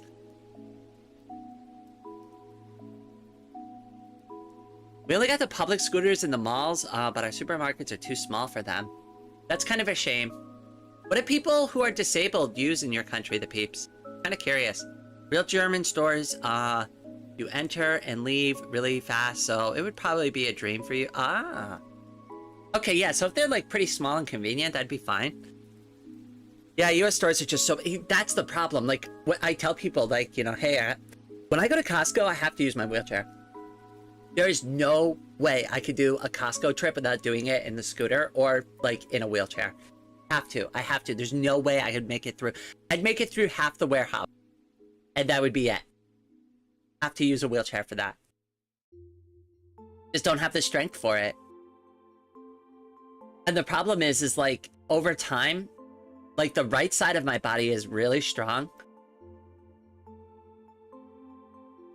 So, like, I could do pistol squats with my right leg. If I had the balance for it, like let's say I could, like, balance myself on my left leg for a second and I kicked you with my right leg, I'd probably send you flying. Like, I feel the muscles in it, like, it's, like, the one part of, like, my body that's so, like, a little OP. Because everything I do, I, like, almost, like, crane stand around sometimes because, like, I don't like to put any pressure on my left leg if I don't need to. So if I'm just, like, no, I need to stand there for a minute, usually I'll, like, lift my left leg up and I'll use my cane to, like, kind of balance myself. So I'll move my cane to my left hand and I'll just kind of stand there, use it, like, almost, like, as, like, a false leg.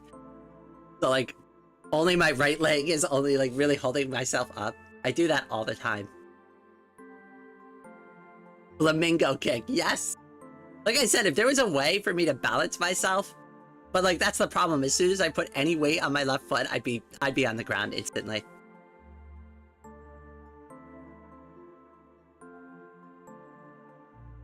I think I could handle being kicked by rain. You know, honestly, most people at this point in my life, they would be able to kick my butt pretty easily. There was a time time and place where, you know, I used to kind of say, okay, yeah, you know, I'm kind of a tough girl, you know. You'd have to get me up pretty early in the morning to get one over on me, but now it's just like, oh god, I don't know if I can fight myself out of a wet paper bag anymore.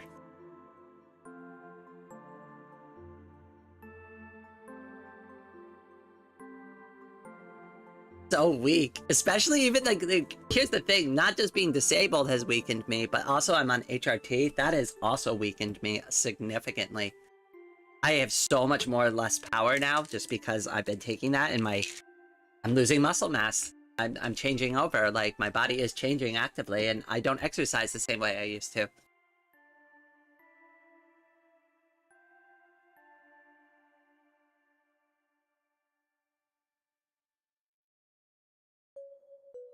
Oh, I hate when they don't coat the pills with like something. Ugh, it gets stuck in your throat.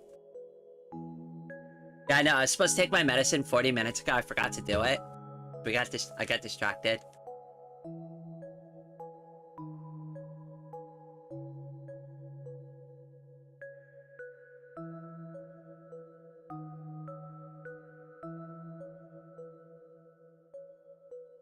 Oh, don't worry. I just took it. We're good now. I've opted for responsibility. I know. I'm such a mess. Such a mess. Nobody wants to take care of Rain.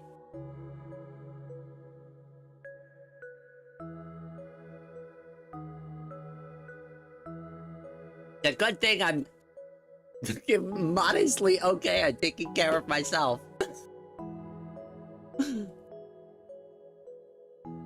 What am I making? I'm making nothing. This was the floor plan for my tiny house visual dosage.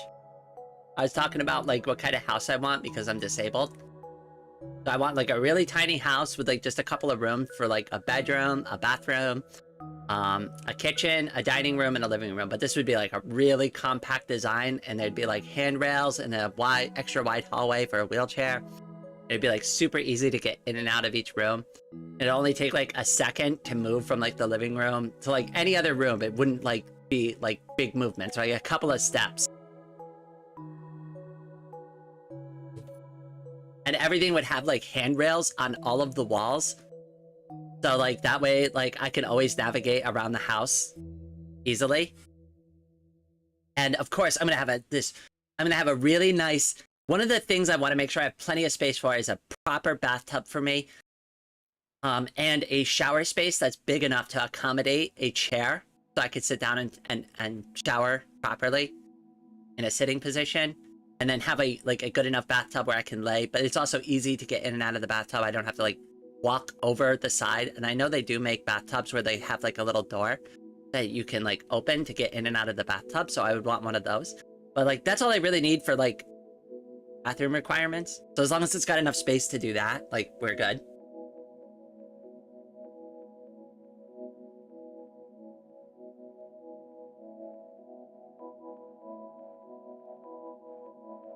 The government causes accidents, so he took the full pay. I'm glad, I hate to even say it like this, I'm glad I got hit by somebody else, because if I had to pay for all of that, I would have been bankrupt. Like, if the accident was my fault, it would have bankrupted me, for sure. But thankfully, they and their insurance paid for everything, so I didn't have to pay for any of that. Well, I mean, now I've got to pay for my own self-care and stuff like that, so, like, I gotta buy my own house, I gotta get my own wheelchair now, right? Like, but, like, the direct results of the accident, they took care of all those bills. Throw this in the chat GPT and see what it comes up with. Type bathroom, living room, etc. Ooh, that's actually not a bad idea. I don't usually use a lot of AI because I'm an artist and I don't usually like AI, but you know what? For something like this, AI is actually not bad for.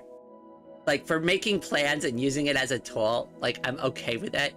What really bothers me about AI is when somebody goes and like, yeah, can you just do all this work for me?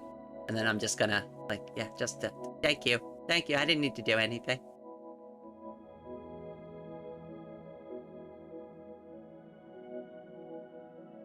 There is like use cases for AI that I'm okay with, and that's one of them. But like, the one thing that drives me crazy, like the one thing that would be such an insult to me, I would be so mad if you did this, right? Is you grabbed one of my drawings and you fed it to an AI and said, hey, can you make another drawing just like Rain? I would be so upset. Just ask me to draw. Just ask me to draw it. Don't put it in an AI and ask them to draw like me. I would be so upset. Why? Why? Why would you want to teach them to draw like me?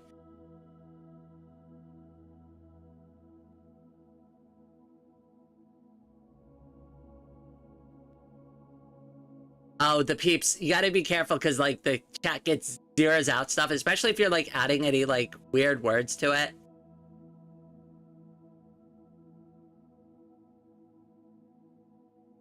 But you want unreasonable amounts of money. I know, right? Like, oh god. Honestly, all I really need to survive, like if I'm being realistic about like my budget, probably like if I could get to a position where I could earn like probably around $2,000 a month, a tiny home would be sustainable on $2,000 budget. I don't even need to earn that much money.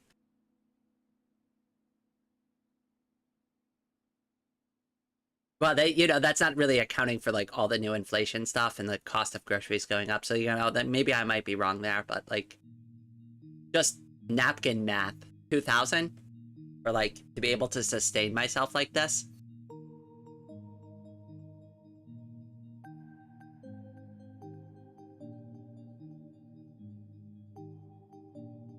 Fun fact, many people from the US are migrating to Germany.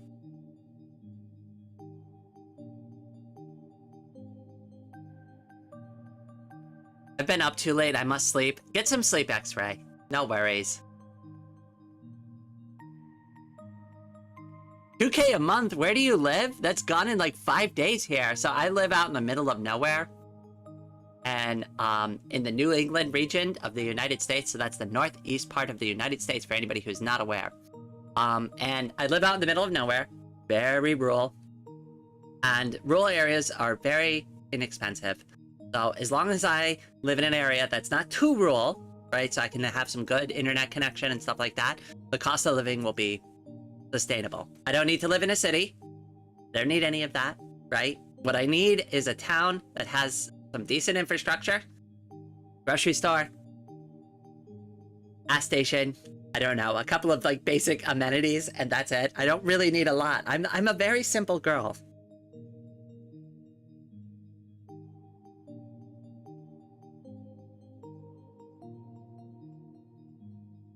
%90 of my cost of rent. Karoo is nailing it here. 90% of like most people's living expenses is rent, right?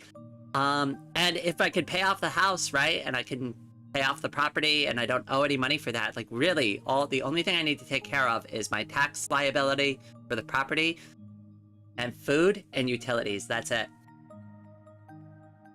And if I buy a small enough property and I build a small enough house, like this is all something that's like achievable. This isn't like some grandiose dream where I want some mega mansion. We're talking about a tiny house that's maybe like 2,000 square feet at most. At most. We are not, this is not going to be some huge epic construction. I don't even want a house like that. I never use it. I don't even want a basement. Like the basement could like either be empty or just like for a couple of utility things. That's it.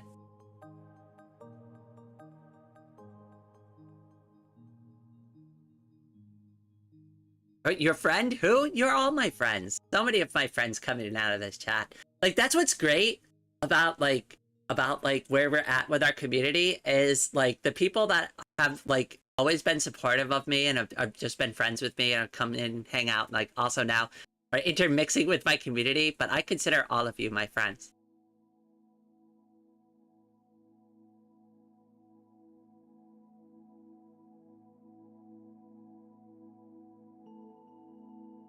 Basement is nice in summer when oh, that's a good call, but how would I get up and down reasonably? That's the part I'm worried about.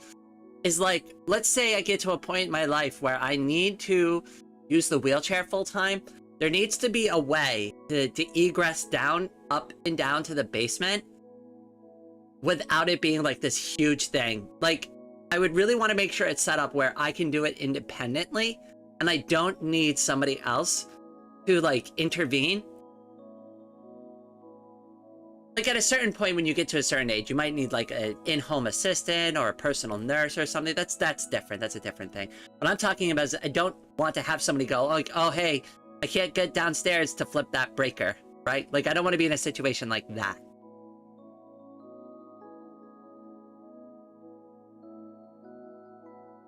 I got caffeine pills. Time to get out. Oh God, Craig, you better take care of yourself, my friend. You better be drinking water.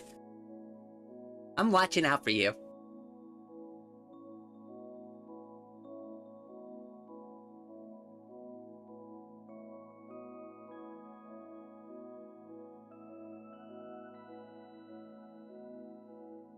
Vacation in a town that did not show up on maps. It was so peaceful here. Elevator. Oh, whoops. Oh, yeah. Oh, wait. I read that out of context. An elevator would be good, but it would be expensive, wouldn't it? Like, I'm imagining that would be not only expensive, but oh goodness, the power consumption on something like that would be horrible. There is water in coffee. That is true. That is true. But unfortunately, coffee is a diuretic, so it will dehydrate you. It will push water out of your bloodstream and into your bladder. So something to keep in mind there. So just make sure you have at least one. It's like drinking beer. I don't know if this, like, if anybody else, like, has heard this advice before, but, like, the best advice I usually give out to people, I'm like, make sure you drink at least one glass of water in between your drinks so you don't die in the morning. And they're like, well, I don't want to water down the alcohol I'm into. Trust me, you're not. You're still gonna get plenty drunk. Drink some water.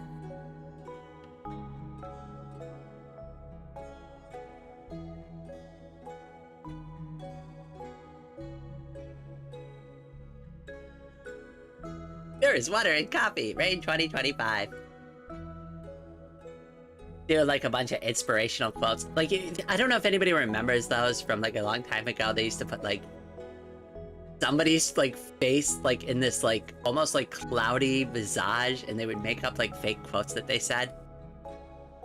They'd like be like a picture of Benjamin Franklin, be something that nothing like Benjamin Franklin would ever say. I don't know. I remember those from like a long time ago.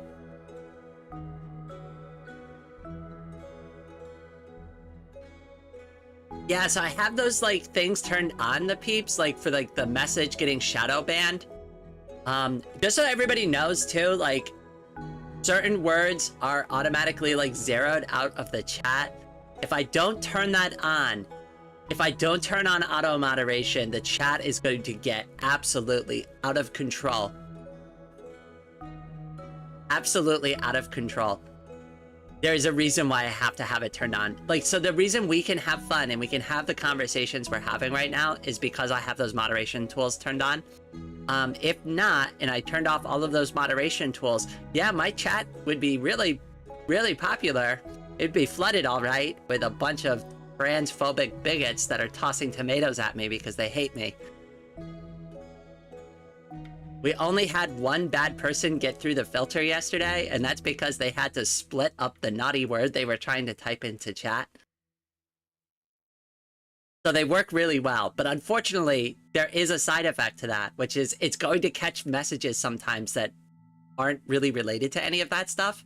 But if I don't turn that on, I promise you, none of us are going to have a good time.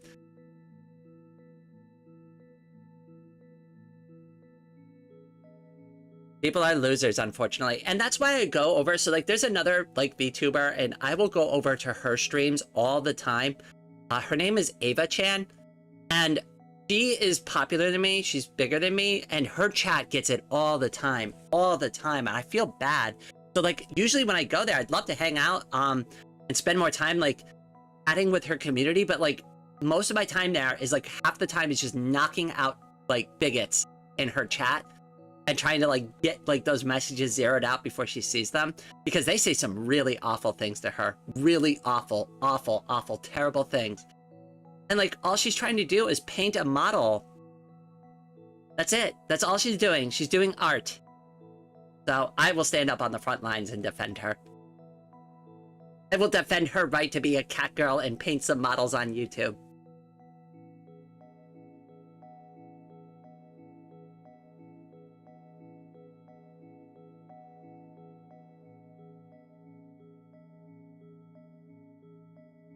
Into the trenches of YouTube live stream chat. I'll tell you this right now. What would end up happening, so let's say like the chat did like get really popular one day and we ended up starting to get flooded. I'd probably mod a couple of the core like community people here that are here regularly. I'd probably mod you and I'd just say, hey, guess what? Shadow ban all of them. Just Go nuts on them. Get rid of every bigot.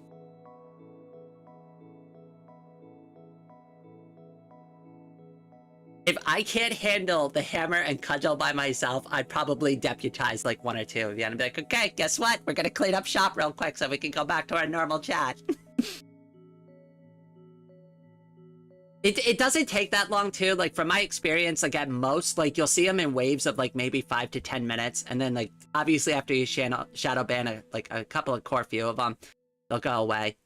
Like sometimes you see too, like some people have alt accounts and they'll come back.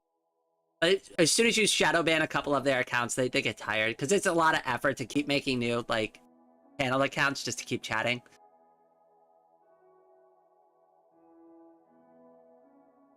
So weird to me. I'm not trans, not involved with anything LGBTQ.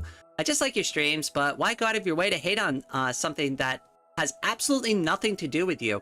I think it has to do with the game that she's involved in, and it's Warhammer 40k.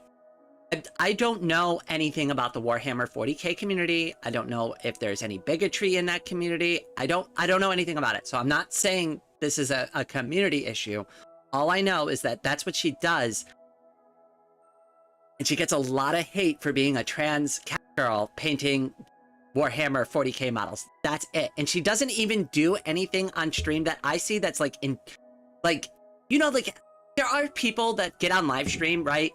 And you see them getting into it with the haters in their chats and stuff like that. And you can understand their perspective, but like at the same time, they're also throwing fuel on the fire. So it's like they're instigating the hatred that they're getting, right? And it's kind of like a cycle, like they're feeding into it.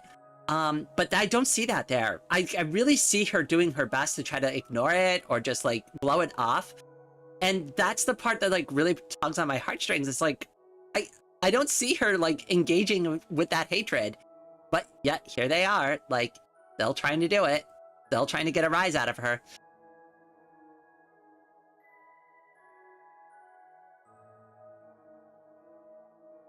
If people choose to be so hateful, they deny themselves. It's because they hate themselves.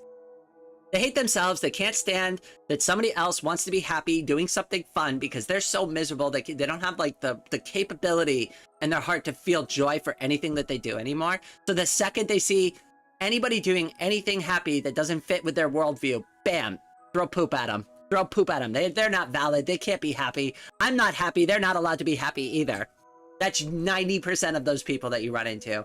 They're so unhappy with themselves. And I bet you, I guarantee you, a lot of them that don't like trans girls want to be a girl themselves. How much you want to bet?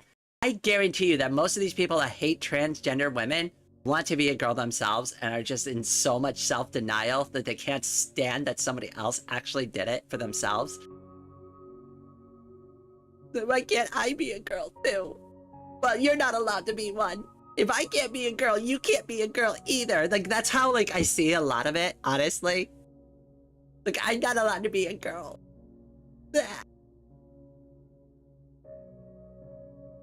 Except you are allowed to be a girl. We're all allowed to be the people we want to be. As long as what you're doing is not illegal, you're probably pretty good. I mean, you got one life, you might as well just be happy, be yourself, right? Do the things that bring you joy. I spent way too many years of my life being miserable and not doing things for myself, and I regret that. That's like my one regret. I wish I did the things I'm doing today more, and I wish I did them sooner.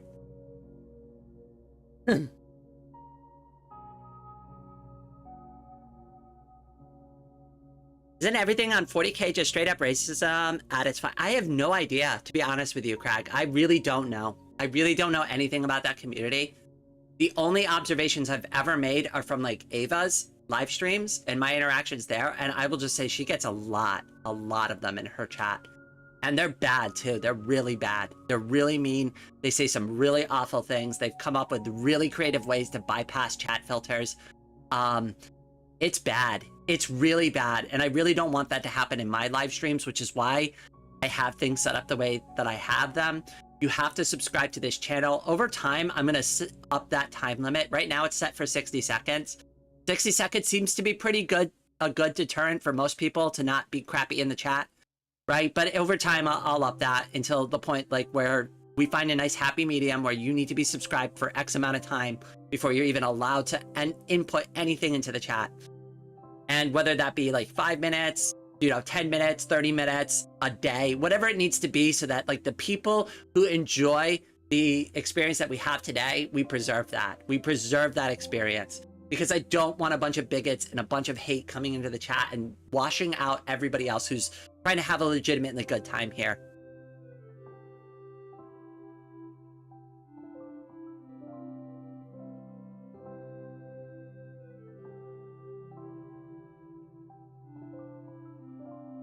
I don't feel regret because choices lead you to where you are, and without them, you wouldn't really be yourself anymore. That's actually a really good point you bring up, Rogue. I actually like that a lot.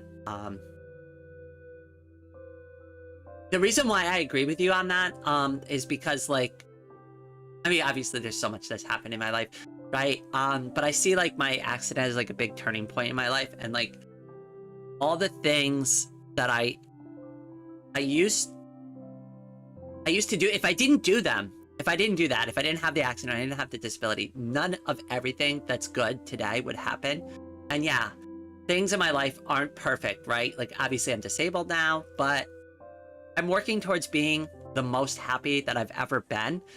So it's hard for me to say that I kind of regret it, because I kind of agree with you there, but I do regret, I don't know, I guess if I have to say I do regret any part of it, it's not realizing it sooner. It's not realizing I could have done this without being disabled.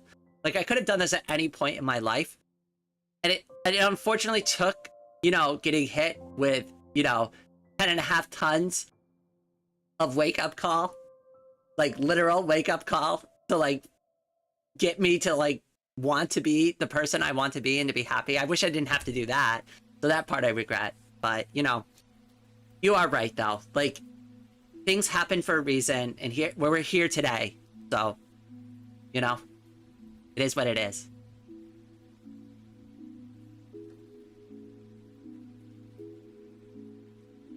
All right, I'll call you Peeps from now on. Like, the problem is I'm kind of like Ron Burgundy. When I see something come across my screen, I'm just read it automatically. All right, give me 2 minutes. I'm just gonna go grab another glass of water. I'll be right back.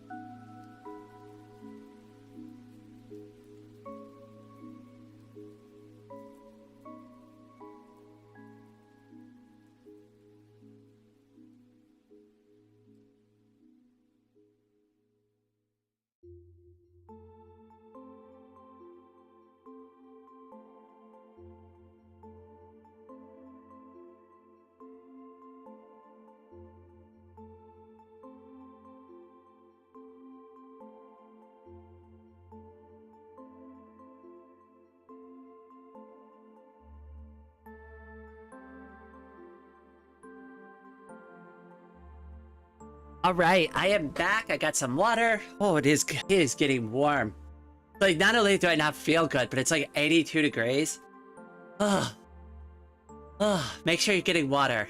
Make sure you're getting plenty of water today. If it's hot where you are, get water. Drink water. Water is good for you. Don't drink too much water, but drink enough water. Make sure you're not, if your mouth feels dry, you probably haven't had enough water.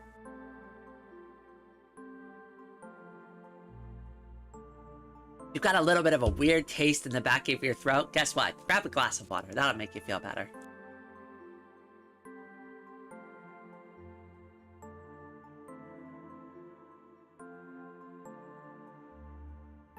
So what's my favorite food? I like pizza. I like sushi. I like ramen. I like cookies. I like peanut butter cups. Peanut butter cups are great.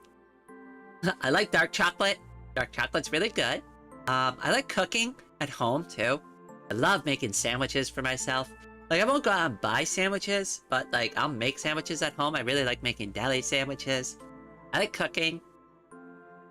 I used to like cleaning, but now it's like a lot harder to clean. Or that has nothing to do with food, sorry. Now I'm just getting into like my favorite like chores.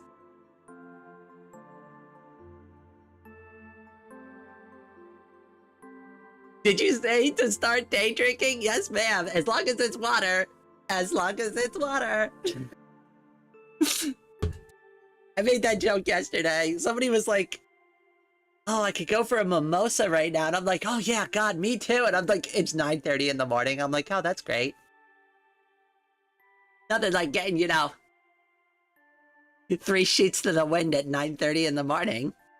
And that'd be a great live stream for everybody.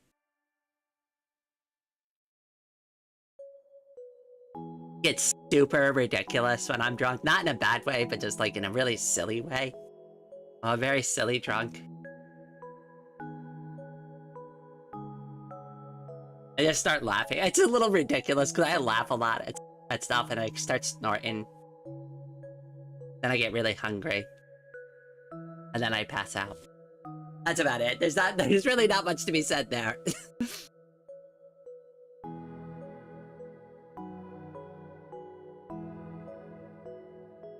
It's happy hours. Yeah, it's 5 o'clock somewhere in the world. 8 o'clock mimosa. 8 a.m. mimosa o'clock. There you go. It's mimosa o'clock. You just show up to the meeting. The office meeting with a mimosa. You're like, no, listen. You're gonna schedule a meeting this early. I'm gonna need something to get through it. I had a meeting at 6 in the morning once. Oh my gosh, that was awful. The other reason we needed to do that is because we were trying to chat with like a manufacturer. They were overseas, so like that was the only time that they could make it work. Oh, I don't like 6 a.m. meetings. Don't do that. Don't do a 6 a.m. meeting. I remember that was funny. I only have stuff for screwdrivers. I mean, hey, screwdrivers are so simple. You just put it on a little splash of vodka, little splash of orange juice. You've got yourself a good time. Screwdrivers are okay. I don't drink a lot of hard liquor. Well, that's not true. I like vodka. Vodka's okay. I don't really drink anymore. God, I can't anymore. Like, not with my medicine and like especially with my balance issues. I forget the medication alone because like I could, you know, like forget about that aspect of it, right? Just the fact that I have like mobility issues, the last thing I really want to be doing is getting drunk and giving myself more balance problems so I could have an opportunity to fall over. That would be really smart for me.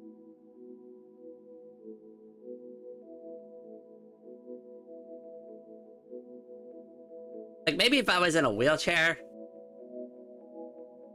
it'd be fine, but like, I can't be trusted on my feet at that point.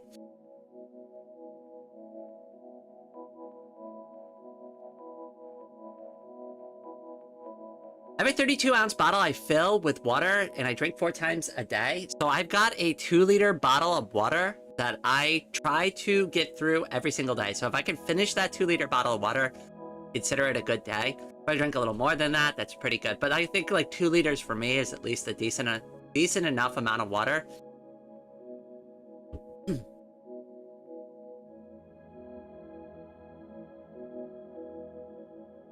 My liver and I have an understanding. I get to abuse it, and he just kind of likes it.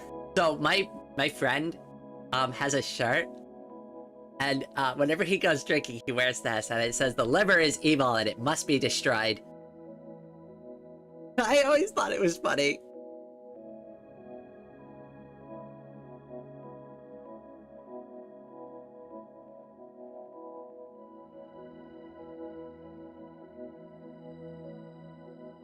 Got it down a gallon a day. I gotta go to the gym and stay hydrated.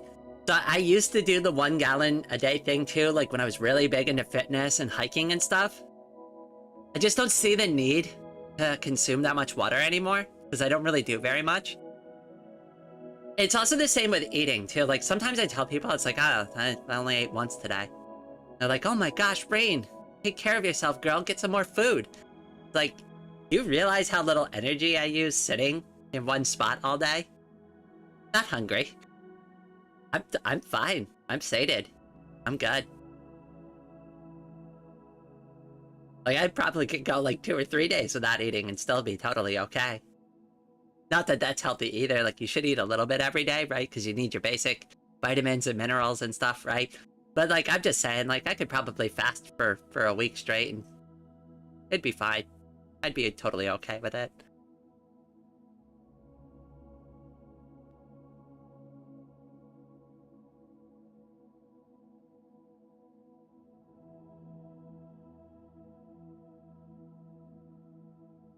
I woke up at 4 a.m. this morning with a spider descending down my... Oh, goodness.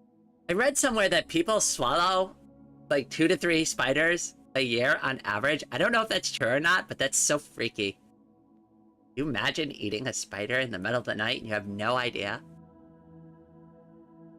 Maybe sometimes when you wake up and you start coughing in the middle of the night, you're like, oh, weird. Why did I wake up? That's just because you just snacked on a spider. And you wouldn't even know. Too sleepy to even be cognizant of it. I'm dehydrated 80%. Make sure you get some water as scapegoat.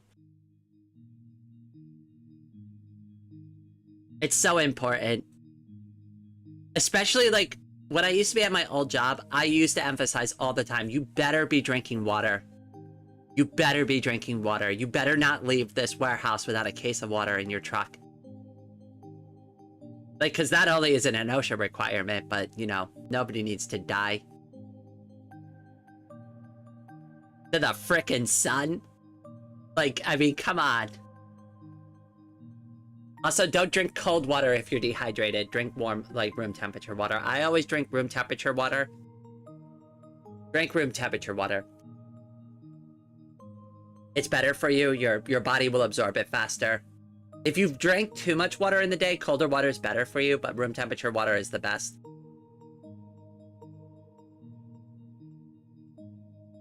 Like when you fart yourself awake, you're like, whoop, huh? I always like when dogs do that. My friend's dog does that all the time. They'll fart and they'll lift their head up off the floor. I'm always just like, what was that, huh? What is that, a ghost? Did a ghost wake you up? What was that? What was that? Was that a ghost? Did the ghost come in here and fart? See, I love dogs. I do love dogs. I'm not a dog person per se. I do love dogs. More of a cat girl though. Well, alright. I am a cat girl, but I'm more of a cat type of girl as well.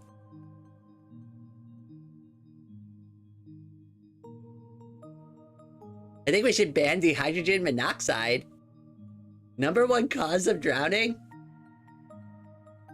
Oh wait, isn't that just like CO2?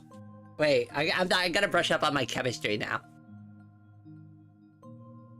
A few weeks ago, I scared myself awake because I thought there was a spider coming down to me, but the dream was in my room, so I thought it was real and I was really freaked out. Oh, so something that happens to me a lot that I hate, and this happens more frequently the longer I have sleeping issues. So let's say I'm like having like a really bad like bout of insomnia. When I start to want to fall asleep, I'm like finally naturally sleepy and I'm like, okay, yeah, finally, yay. I can get some sleep. I start having those like falling sensations while I fall asleep and it wakes me up. And it scares the crap out of me because like the worst thing that could ever happen to me, the worst thing for Raid would be to roll out of my bed and fall flat on the floor. If I landed on my hips flat like that, oh my goodness. The world will know. I will awaken the entire earth with the scream that I would produce. You would know if you hear an earth-shattering cry in the middle of the night one night. You'll know the reason why. It's because Rain fell out of bed. So anyways, those types of dreams scare me so badly, and it jars me awake, and then I can't fall asleep again.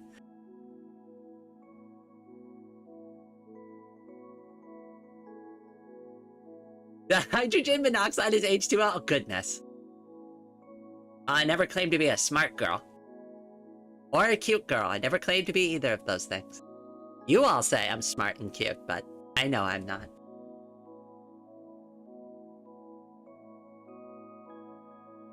I've been hospitalized because of dehydration. Apparently, don't know how it happened. I was just kind of woke up there.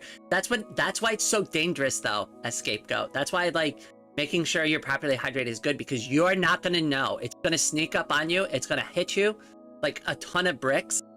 And unless somebody else is there to take care of you, like, you're really screwed. You're really screwed. That's why it's so dangerous. That's why I always emphasize, make sure you're drinking plenty of water. Room temperature water is the best. Gets into your blood a little bit faster. The #1 cause of death is being alive. It is the #1 cause of death. That is a fact. There is no way around that one. Oxygen is also highly corrosive. That is true. Well, you definitely are. Peru, you are spreading misinformation, my evil, mischievous little friend.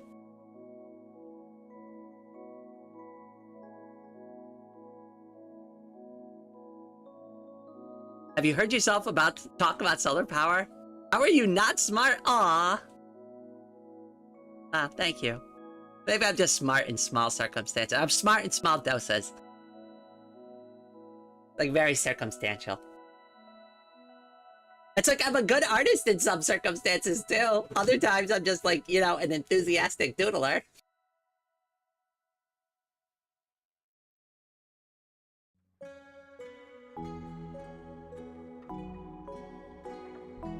Oh, goodness. Oh, yeah, I'm supposed to be doing stuff, right? Like, oh, yeah, I'm supposed to be sick and doing work, and, like, all we're doing is bullshitting again. Good job, Ray. Good job. You're so productive this morning.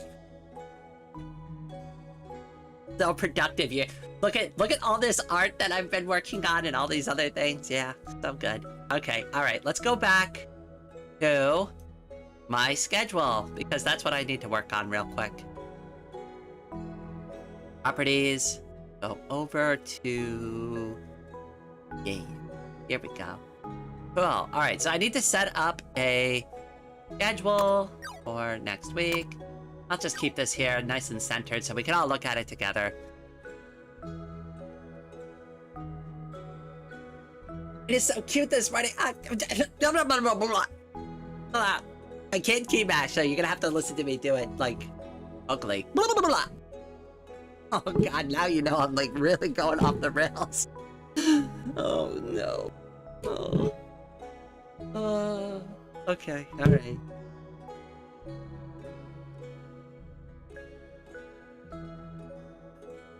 Let's get some scheduling done. Okay, alright, so for tomorrow I have the commission.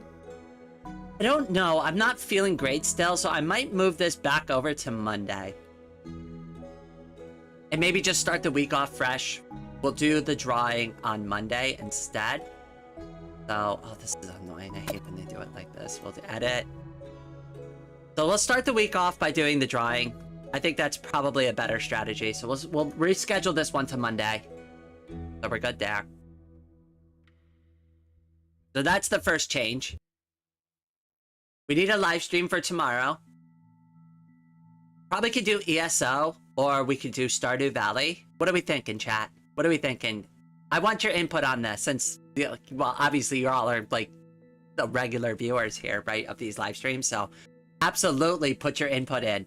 What are we thinking for tomorrow? Do we want to do more ESO, or Stardew Valley, or RimWorld? Because those are, like, the 3 games I'm super into these days. Does a sliding door have hinges? Technically, but If you count the slider as a hinge, technically it does, but like that's ooh. That's so technical though. Like, I mean, you can argue that it's not a hinge either. Stardew Valley. Alright, I'm here in Stardew Valley. Oh wait, I've got a vote feature. Wait. We use our YouTube community features. Wait, okay. So wait. We'll do this in succession. So for Friday's stream, so for tomorrow's stream, I'm gonna do Stardew Valley. RimWorld. Or Elder Scrolls Online. Start poll. There we go. Cast your votes. Let the best game win. We'll do this for a couple of them too, so to make it more fun, you can all kind of vote on what we're going to be doing each day. And this will also give me some quote-unquote time to BS in between setting up these live streams.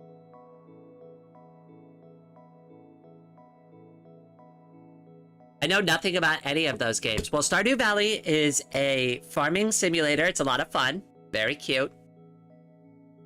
Elder Scrolls Online is kind of similar to Genshin Impact. It's an MMORPG, free to play. It's a lot of fun, very pretty, very visually appealing. I think you would like that as well, Mike. And then RimWorld is like kind of like a sandboxy, like colony simulator. Like it's a story colony simulator. It's really good. You build a base. We have Ame and K-Angel hanging out with me. We're trying to survive and establish a empire. Oh, hello, Arctic. Welcome to the stream. Yes, you should. And like I said, if I can get enough people in ESO to join me, we'll start a guild. We will start a player guild.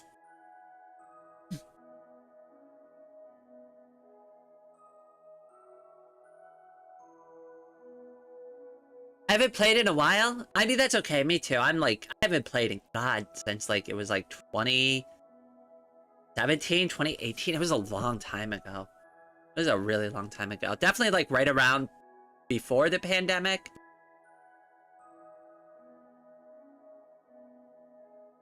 You should play Necess. I do have that game already. I have that.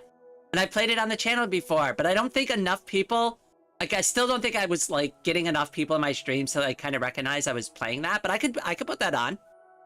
I have that game. I have it, and I think it's fun. It's very similar to RimWorld, but you have like more direct control. It's kind of like a RimWorld and Terraria got like put together.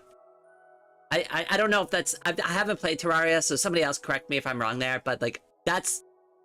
those are the adjectives I'm going for. It's like RimWorld and Terraria mixed together. That's Necess.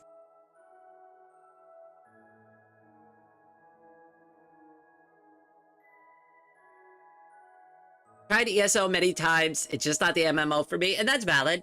That's valid. I did the same thing with WoW, and I've tried WoW several times.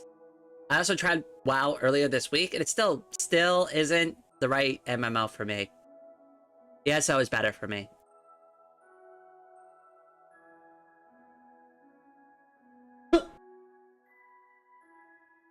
Sorry, I missed the mute button there. Oh god, I don't want y'all hearing me hacking up a lung.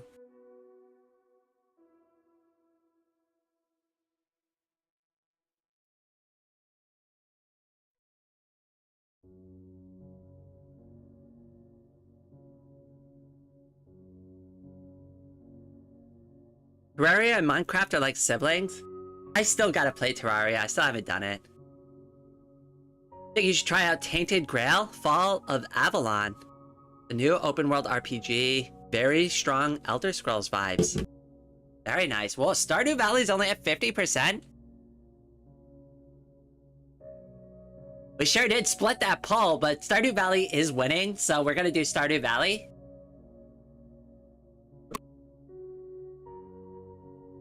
What has it been?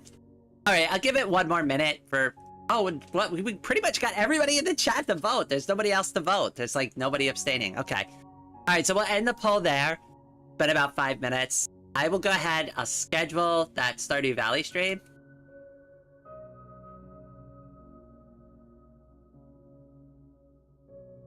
What am I gonna call it?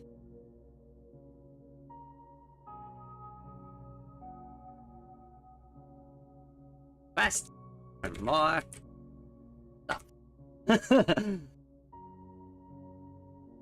Okay. Customization. That's all good. We'll do it tomorrow. Schedule it for 8 a.m. Bam. And there we go. Yay! This is so much more fun than doing this by myself. I'm glad you're actually all here to like kind of participate with this. So we'll go ahead, we'll end this poll. Okay, so it said Stardew Valley 1. I'm gonna take it out of the listing for the next one, okay? So we're gonna do another poll. Okay. Monday. You do Necess, since I have that game. You do Elder Scrolls Online.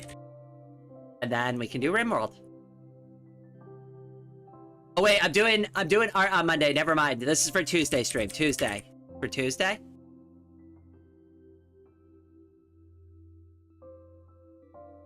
Okay, alright. So the poll is open. Everybody cast your vote.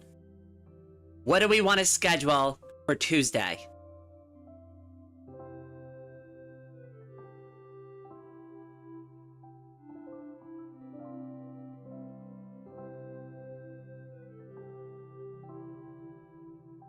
Wait, how did this get scheduled for June 6th? Oh, wait, no, that's fine. That is right. Okay, so the 9th, so 10th. I have Elder Scrolls on right now, but we can, like I said, we're going to change this. I'm going to move stuff around. Yeah, block that. I don't need that.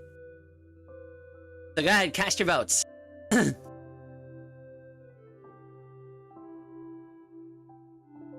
hope this is fun.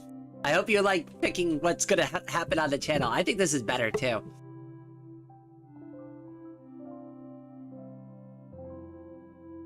Gonna wreck the Fallen Kingdom with Rebellion I've created. Wait, are you still playing that Roblox game from earlier? I see. I can't play Roblox. I can't get Roblox to work on Linux. It's like the only thing I can't really get to work. Oh, Necess. What is Necess at? It's tied 36. It's 36. Wait, we have 11 votes, so that means somebody's holding out. We need a tiebreaker vote. We need a tiebreaker vote. There's 2 people holding out on voting right now, so somebody needs to vote.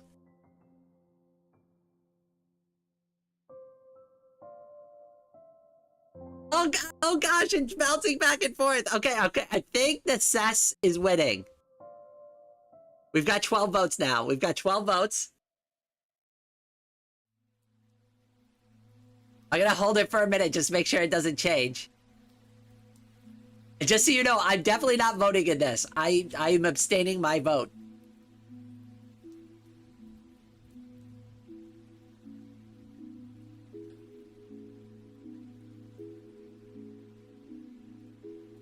This is good though. This is good. Okay, I think the Necess is gonna win. I'm gonna get that kind of started up. Do I have the right kind of card for that though? What did I do for that? It was a while ago. Oh yeah, it's got like my old avatar and everything. We're gonna need to make a new graphic for it, so that'll be something we can do real quick.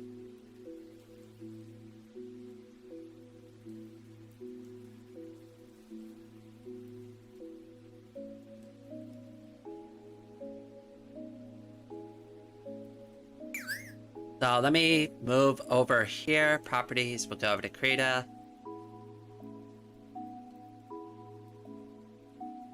Where is it? Hey, there it is.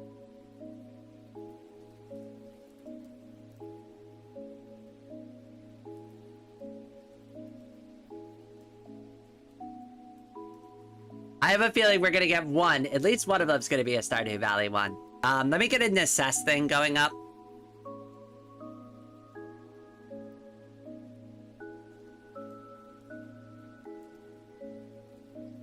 They don't really have a lot, like, other than just the title.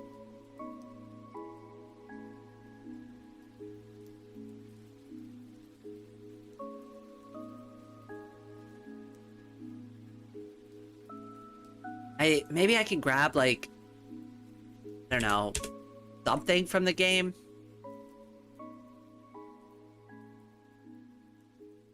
Anything that just kind of shows it off a little bit. I guess we could grab this little title card thing. No. There's not, like, really a lot of good graphics for the game that kind of show off, like, what it is. That's fine. Sometimes simplicity is better.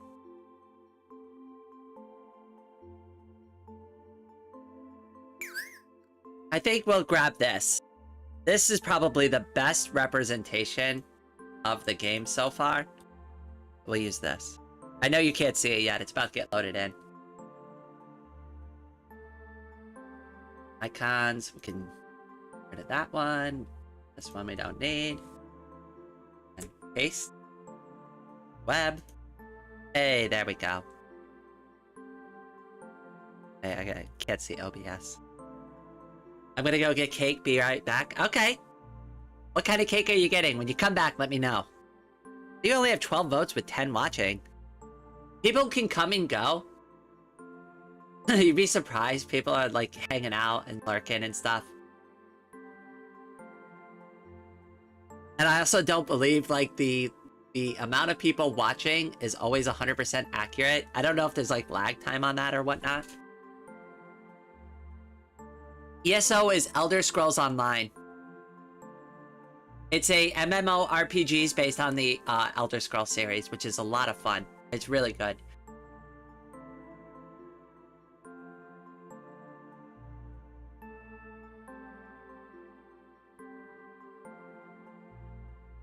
Okay, so let's go ahead. Let's transform.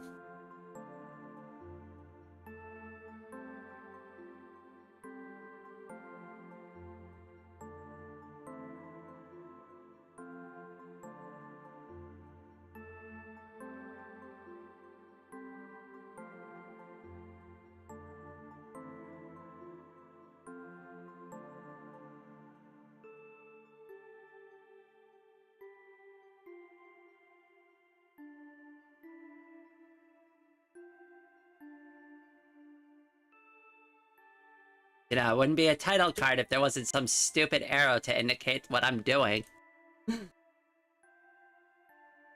Gotta make it super obvious I'm playing the game. That's how I always feel when I make these. It's just like, you know, it's like, ugh, can I, like, do I really have to spell it out? But, okay, I guess we do. Maybe we'll do the excited mouth. I need some text for it.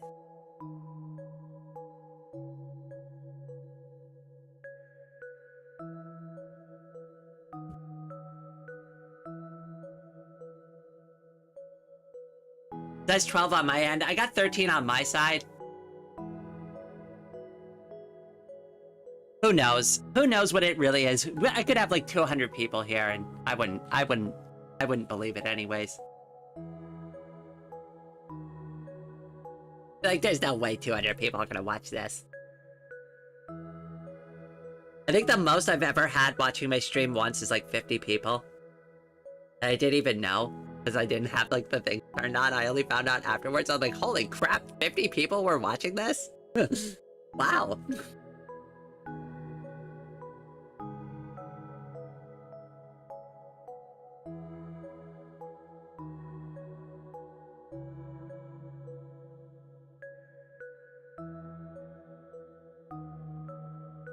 You gotta make the arrow red? I like the blue color though. I could change it.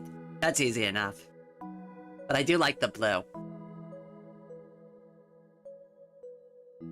You know, all the arrows are yellow or red. I was trying to be different. But it might not be like... it might not stand out enough visually.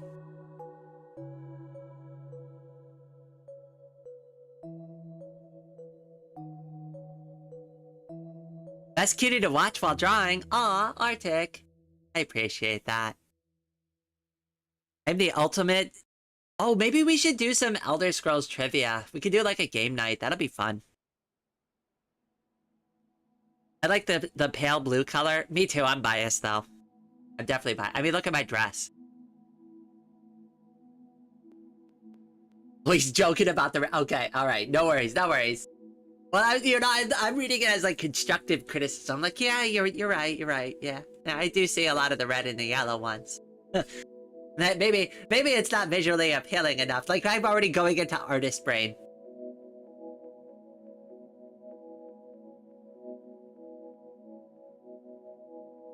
Could you show some of your art? I've never seen it. Oh, of course, I'd love to. Yes. Give me 1 second. We'll pull that up on screen. We'll go to my Ko-Fi. I have all of my art, so it is in a link down in the description below for anybody else who wants to check it out. I guess I'll drop a link in chat real quick for anybody who wants to go there. I do post all of my art on my Ko-Fi in my drawing gallery for anybody who's curious, wants to check out my artwork. 1 second. Properties. Go over here. Where is it? There it is. Hi. There we are. So this is the most recent set of drawings that I did. This is for the music video that's on my channel, so if you wanted to check that out. But these were all of the stills that I did for the music video, and this is without any of the visual effects or coloration that you got from the music video. So this is what they look like.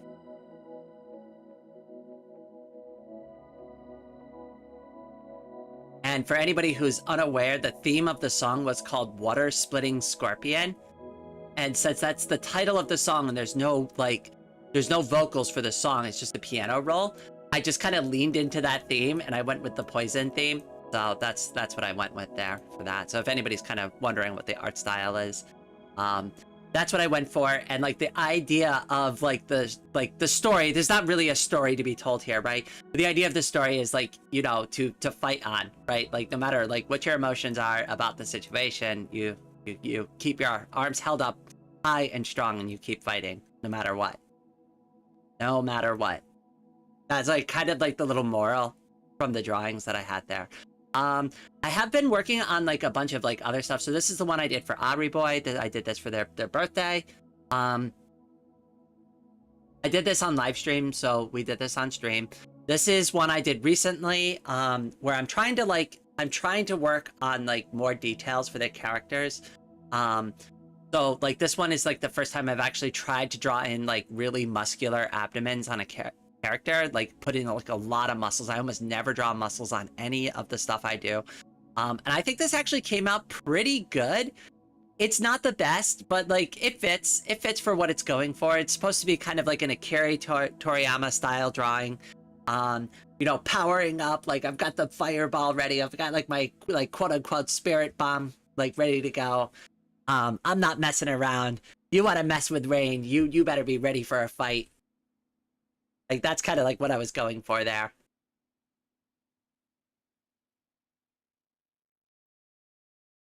Yes, on Elder Scrolls Trivia Fantasy, have you read all 36 lessons of Vivek? So I know there's 36 lessons of Vivek, but you sure? I'm not a dark elf. I don't need to read any of that crap. I'm a Nord. Read? I'm too busy bashing in skulls of my enemies. I got time for reading. Really cool. I love it. Aw, I'm glad you like it. Play TDS when doing hardcore. I found out how to break up the HP limiter. Very cool. Wait, what's TDS? What's that abbreviated for? I want to make sure I'm like thinking of the right thing here. Weird Elder Scrolls thing incoming. Mutra and Vivek's spear is also his spear. Oh my. Yeah, well, you know, I guess now you can file that next to the lusty Argonian. I'm more of a fire user. Oh, good morning, Raid. Oh, hi. Oh my god, Octavia, hello. Welcome. We're scheduling live stream. Somebody asked me about the drawing, so I'm doing that. There's so much going on. My brain is absolutely cooked this morning. I woke up sick. I don't feel good. I'm trying to feel better because I wanted to go to the Pride Parade on Sunday. So I'm like, oh, if I rest up now, if I'm good now, I can still go to the Pride Parade. on Sunday. I want to film. I want to make a video about it because like this is my first Pride month on the channel, and this is also my first Pride event as a girl. So I don't know. I wanted to do a video about it. I don't know. Like, so I'm trying to like get better for that. But anyways, how are you? Oh, by the way, if anybody doesn't know, Octavia Succubard's Library in chat, she is also another YouTuber. Go check out her channel. She is so awesome. She does Elder Scrolls readings. I know a lot of people here love Elder Scrolls, so go check out her channel. She does the Elder Scrolls books on her channel, and she reads them, and they're really good. She's got a great voice. She's got a great VTuber avatar. It's really cool. There's a nice little like fireside chat feeling. It's quite nice. So go definitely check out Octavia's channel. Actually, hold on, wait. I should do her a solid here. Wait, how do I let's go to YouTube.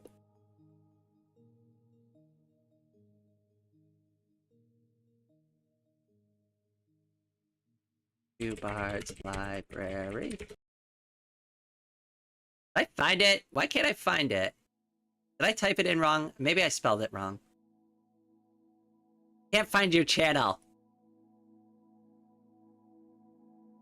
Okay, let me go to OBS. I'm going to do it this way. Go to channel.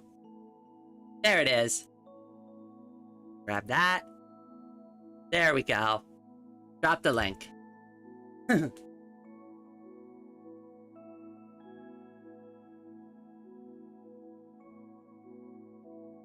So if anybody's interested in Elder Scrolls book readings, she's your girl. She's also a musician too. She has another channel. She's also a really talented violinist.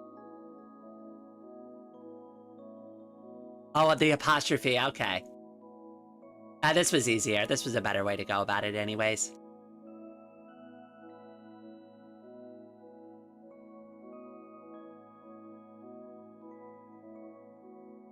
You're welcome.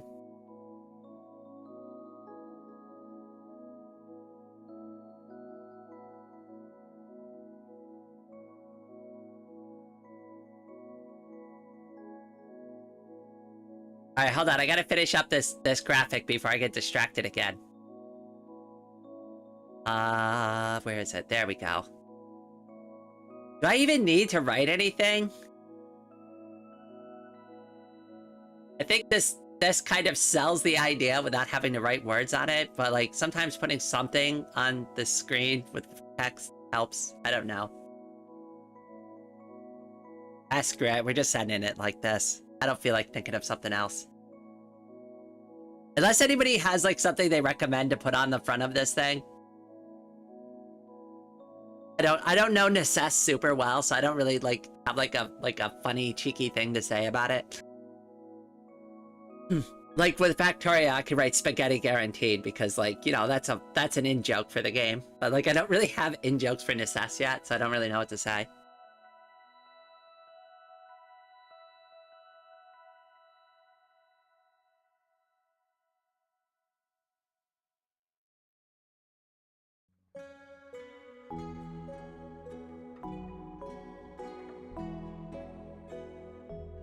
I have a feeling that doing ESO for this channel is going to be like a really cool thing. I didn't realize how many people were into Elder Scrolls. Like I've always been super into Elder Scrolls. Super, super, super into it. I've just never really found a community of people that shared the love for it. I'm glad I brought it up randomly on stream. Okay, alright, let me go ahead and get this done. And then we're going to move on to the next thing, because I saw ESO is starting to eke out a win. Hold on, because I didn't take the vote down. So, like, oh wait, Necess is... No, it's tied again. Okay, whoever didn't vote, go and vote now. Necess is going up, or Elder Scrolls is going up, but we're doing one of those two games. We're doing both of them. Both of them are being done. We just need to pick one for Tuesday. Wednesday, we'll do Elder Scrolls again. Or something. I don't know. Somebody vote. If you didn't vote already, if not, I have to pick one, because apparently I need to be the tiebreaker. Don't worry, we'll find a fair way to, like, do a coin toss or something if nobody really wants to vote. I think actually everybody voted. I'm pretty sure everybody voted already, so there's no way to break the tie. All right, let me get this exported. So file, export. We want a PNG, and we are gonna call this SS. Yeah, we'll just replace the old one. I don't need that anymore. Okay. Perfect. And then let's go back over here. But I gotta remember to carry you all with me along on this journey, as I am doing work. Okay. So I'll just reuse this one, reuse the settings, and we'll just like change it up as needed. So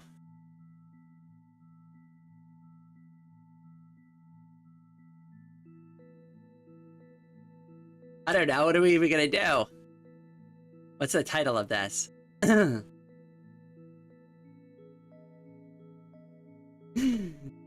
don't even know what to say about the game, honestly. Well, we'll put something there for now just to get it started. Nope, it's not people and blogs, it's gaming. Change. Backup. Pictures. Cards. There it is. There we go. Put it in the right playlist. Customization. Visibility. Alright, this is gonna go on for Tuesday at 8 a.m.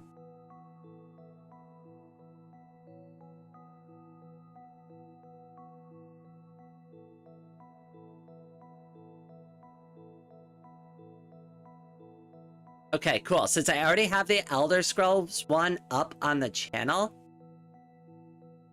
Wait, how did I... Wait, what did I do? Where is it? I don't see it. Refresh. Oh, there it is. There it is. Okay. Alright, so... What do we... So, tomorrow we're doing Stardew Valley, then it's Necess, then we're gonna reschedule this one for Wednesday.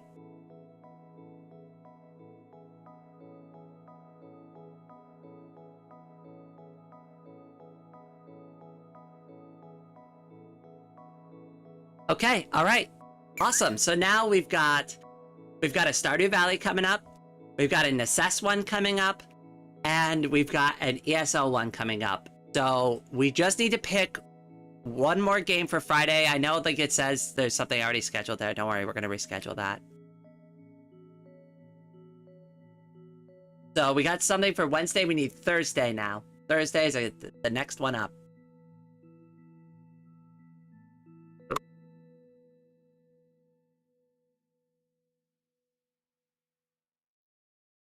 All right, let's see.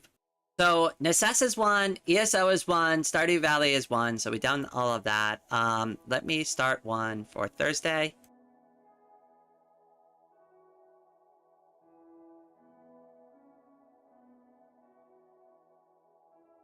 Just chat. What was the other game that we could play? RimWorld. Guess I'll add Factorio. This is a good chance for anybody to actually like make a recommendation in chat. So if anybody's got like any other topics for Thursday and Friday, I can add them to the poll real quick.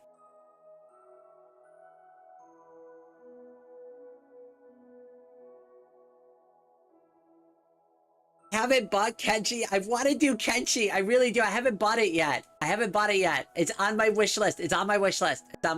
I'm getting it. We're gonna do Kenshi. Oh, I do have Vintage Story. Yeah, let's do that. That's a good one. All right, we will do that because we still have one more day to schedule. So we're gonna start with these three choices right here, and then we'll do Thursday. So we'll start with this. All right, everybody, cast your votes.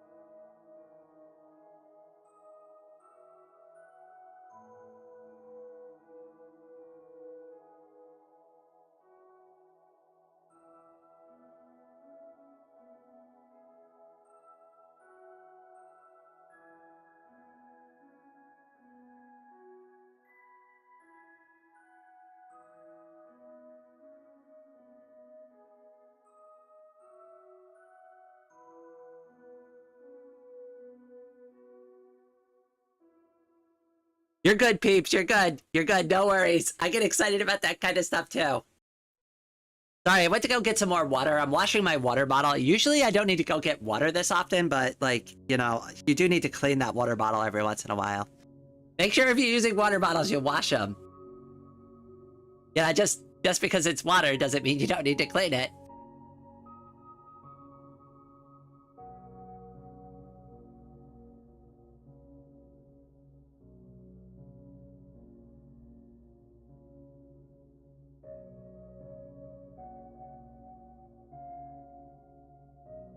Alright, so what do we got so far? We've got a tie between Vintage Story and just BSing on live stream again.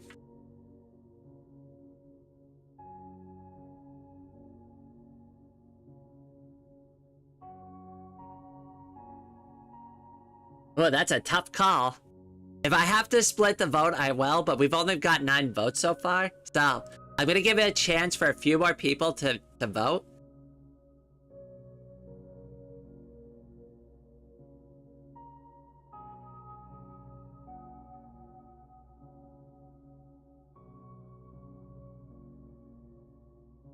It saved a straw too if it has one. Yes, absolutely. Reusable straws are great. I bought a set of metal ones years ago. I've had them forever. They are unlimitedly useful, and I keep one in my purse. You never know when you need a straw, honestly. Like, and you can have like, I keep the little cleaning kit with it too, so it's like I just rinse it out in the sink when I'm done in the bathroom. Fine. I can wash it properly when I get home, but you know, need to get the gunk out of it.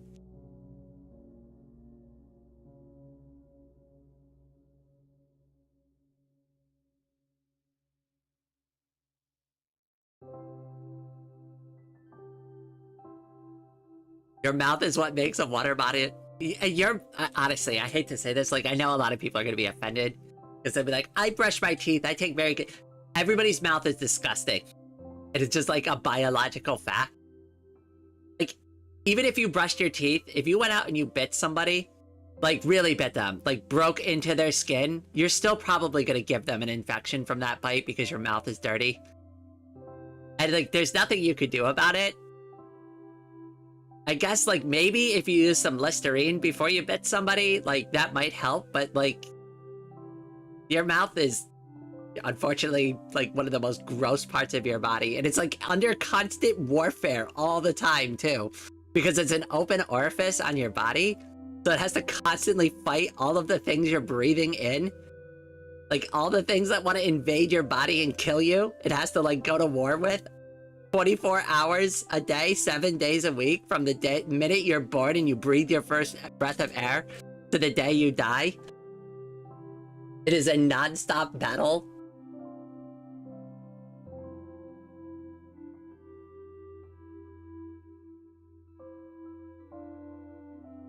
No, Vintage Story, don't lose. Don't worry, we still have 1 more day, so I'll put Vintage Story on for Friday if it loses.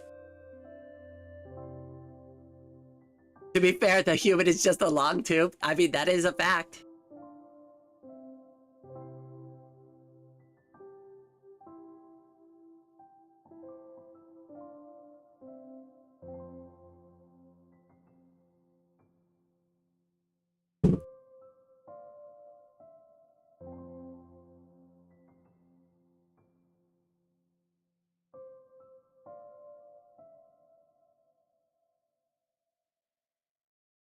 All right, the vote is split between Vintage Story and Just Chatting on Thursday, so I'm gonna do a tiebreaker.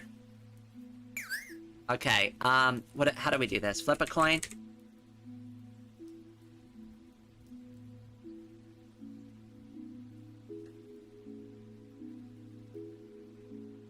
Okay, so heads will be Vintage Story and tails will be Just Chatting. I think that's fair. Okay, so we're doing Just Chatting.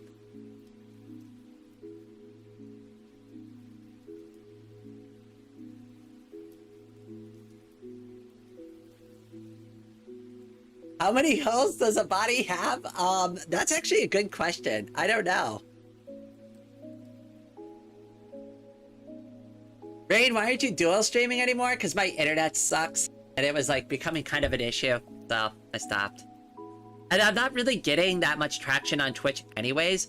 And I'm also trying a new strategy. It seems to be working out for me. I'm actually trying to pull away from other like platforms, and I'm trying to consolidate everything into YouTube. So like I'm trying to pull more people in and like really like whip this channel up into a frenzy, and then later on I can expand out to other platforms. But I think like my approach is strengthen one pillar first and make that like consistently good before I spread. Because like what I think is like the mentality that I was taking before is like, oh, cast a wider net, you'll get more people, right? But what I think ended up happening is I'm spreading myself too thin, and too many people from too many platforms are trying to like follow me, and it's like I'm only getting modest results.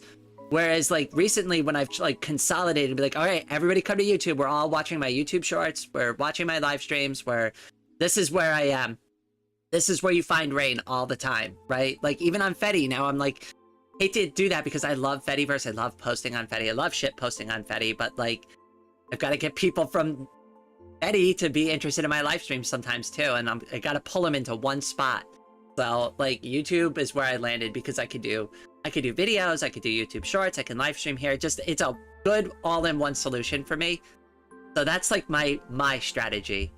And I know like the dual streaming thing like works for a lot of people, but I think like with what I do with the channel, I think that strategy is going to play out better for me in the long term.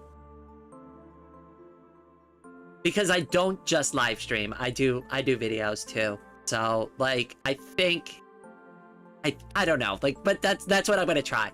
It's experimental. I could be wrong, but that's the strategy I'm going for. We'll see if it plays out for me, Cotton.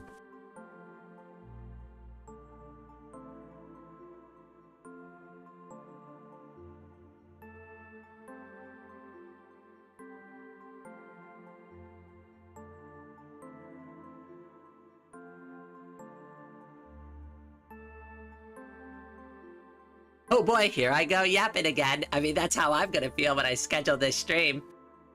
Alright, let's go ahead and get it up. Oh hey, it's me again. Okay, so schedule a stream. We'll do just chatting, and that's gonna be on Thursday.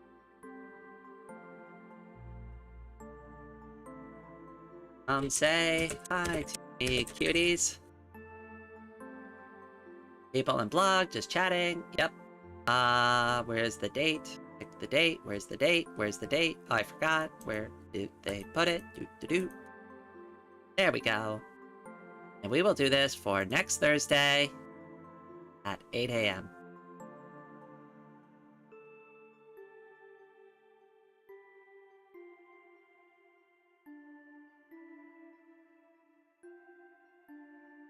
Yay! Okay, so we only have one more left. We'll just delete this one. Wait, no, not that one. This one. This is the one I want. Delete forever.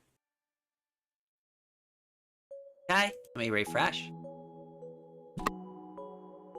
Alright, so that means we only have, like, one more that we need to do.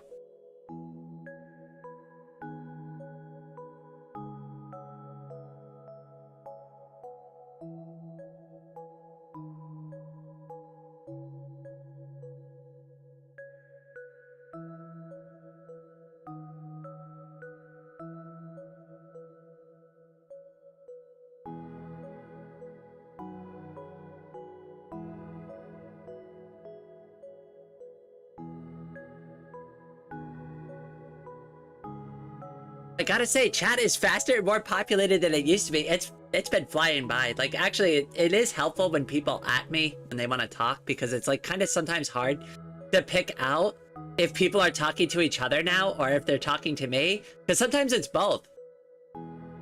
But it's great. I am so happy this community is growing, and we've got like channel members now, and all this like cool stuff is going on. Like, oh my goodness, I vote for Genshin Impact. All right, so that's what we're gonna do. All right, that's the... All right, hold on. Let me end this poll. We got to do one more. We're gonna do one more poll. Start a poll. Friday. Okay, here it is.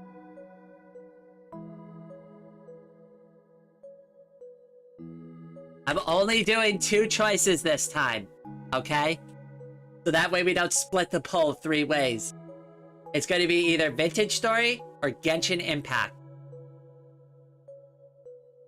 Ready? Set? Go. Cast your votes.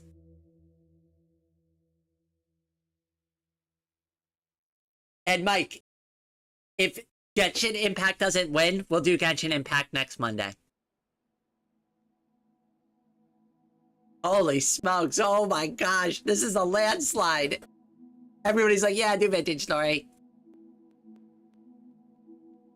Oof, I'm sorry, Mike. The chat has spoken, though.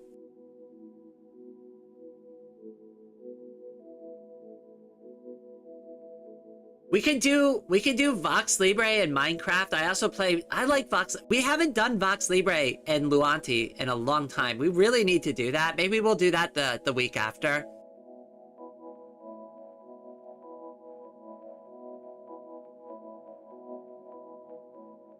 Looks like we're checking out Vintage Story, though.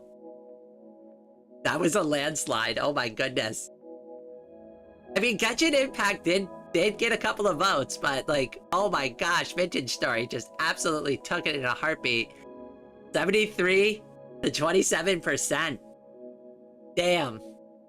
In a minute too. That, like, I mean, that was so fast. I'm sitting here watching it. I just see like the Vintage Story one just slide all the way up.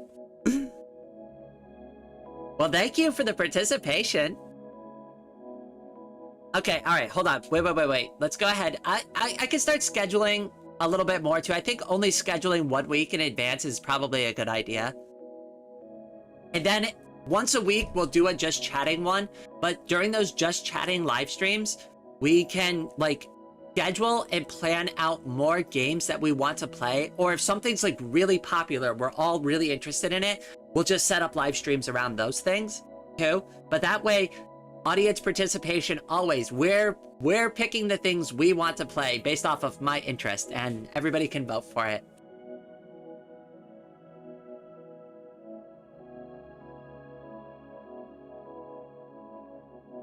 Working with you as a Vox Libre dev was really nice. I'm sure they would appreciate you streaming Vox Libre again. I just needed a little break from it, Makita. Just like anything else in life, you know, like, it comes and goes. You know, I've never lost my passion for Vox Libre, but like with any game, you get burnt out on it after a while.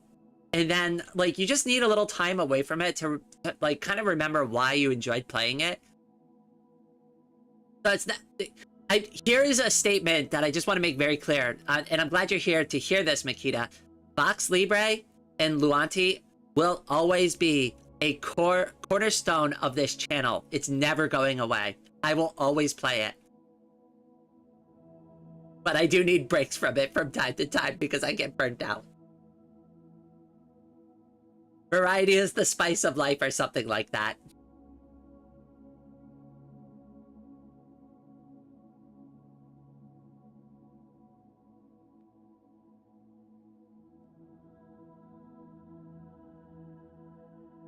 Also, for anybody who didn't know, Makita is one of the developers for Vox Libre. I've also played some of their Vox Libre mods on the channel before. So everybody show Makita a little bit of love on behalf of all of the Vox Libre devs who have put in so much work to make such a wonderful game for all of us to play that's 100% free. So thank you. I think I burnt out, that's all. Freelance work is nice, though. My Luanti experience is never going away, and it was nice, but it's likely I will never come back to being a Vox Libre dev. That's okay. You've made some really cool stuff for it, and I understand. And, you know, this is the thing. Nothing in life is 100% final. When I was in my early 20s, I started learning how to edit videos. And fast forward 20 years of my life, guess what? That skill is now relevant. It wasn't relevant for so many years of my life, but now it is. So you never know when you'll circle back on something again. No, it's okay. It's okay, because here's the thing. You should be proud of the work that you put into that project. And here's the thing. Nick said something to me once that always stuck with me, and he's like, you know, the end is just a new beginning. The end is just a new beginning. And that's all you really need to see it as.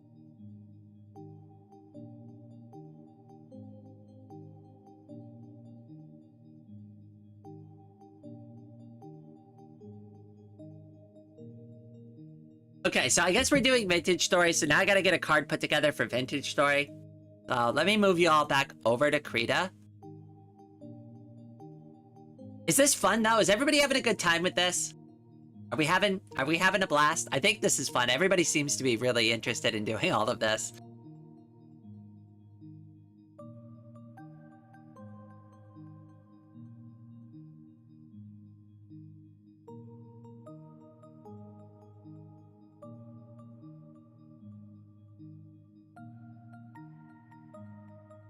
Thumbnail for a Vintage Story stream? That's what I gotta work on now, yeah. Since we're scheduling it. Would you prefer an all-girls team or mixed? I'm fine with mixed. I mean, alright, I'm biased, I do like girls, but like... I'm not, like... I'm gonna be, like, gender-specific about it, right? Like, I do what I need to do. Can it have Dave in it? I don't know who Dave is. Hold on, let me look some graphics up for it.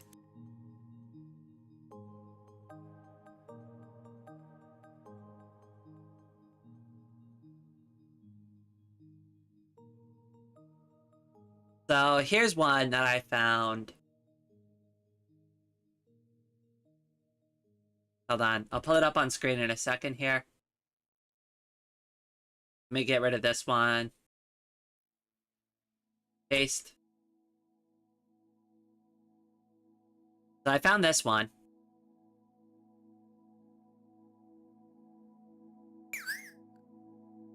This looks like somebody else's screenshot or card that they used for their YouTube channel, if I'm being real with you. I feel like this came from somebody else's YouTube channel. Because I think those are their usernames above their head. That'd be a little weird.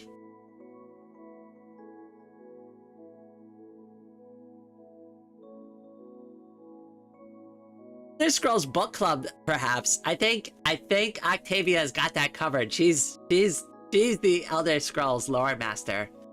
Or book master, at least. I'm gonna defer to her expertise. That seems like her territory. I'll tell you what, though. I could bring Octavia on a stream. We can co-stream something together like that. That would be really cool. Because I'd be outside of my element there, but Octavia's already kind of set up for that.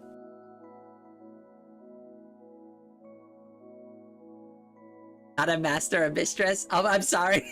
Whoops. Whoops. A mastress. How about that? Are you master? Wait, unless mastress is like some kind of bad word, I don't know. Also, like, no, but like, I'm just being silly, so, oh goodness. I sent over Discord. Alright, hold on, let me check Discord.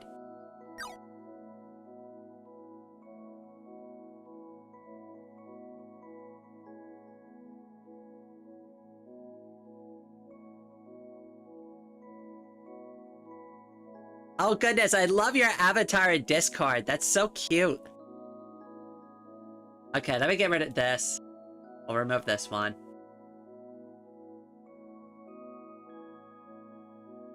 Wait, why is it not pasting in?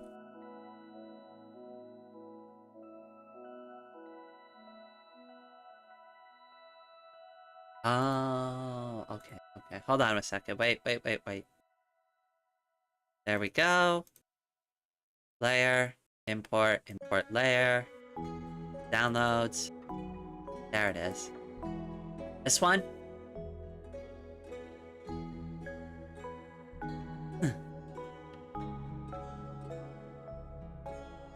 I don't know anything about this, so I'm taking your word that this is a good recommendation. It looks so cool, though.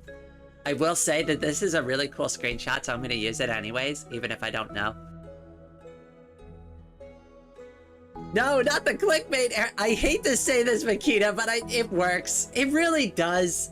I hate it. I hate it too. So I tried to make it at least fit with my thing, but I do need people to click the video. Did you see the one I did for the butter? Hold on, wait, let me open that up real quick. Hold on, I gotta show you the one I did for the butter. Let me find it real fast. File, open.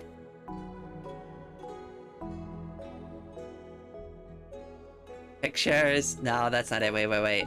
Computer. Media. Backup drive. Pictures. Title cards. Butter card. There's the butter card.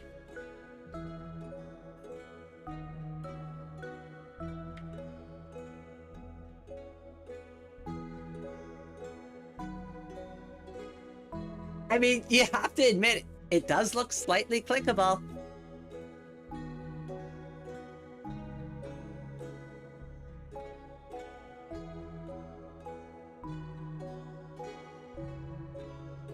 Yes, actually, Makita, I made homemade butter. The video comes out tomorrow.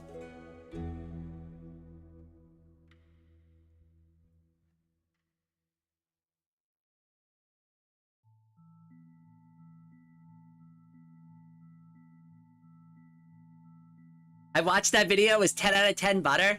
Yay! Okay, who thought it was funny that I screwed up the one thing I needed to do in the video and I screwed it up? Without, like, revealing what it is. I thought that was hilarious. Like, goodness. Oh, yay, I've got one thing I can help with! And it's like I mess it up instantly.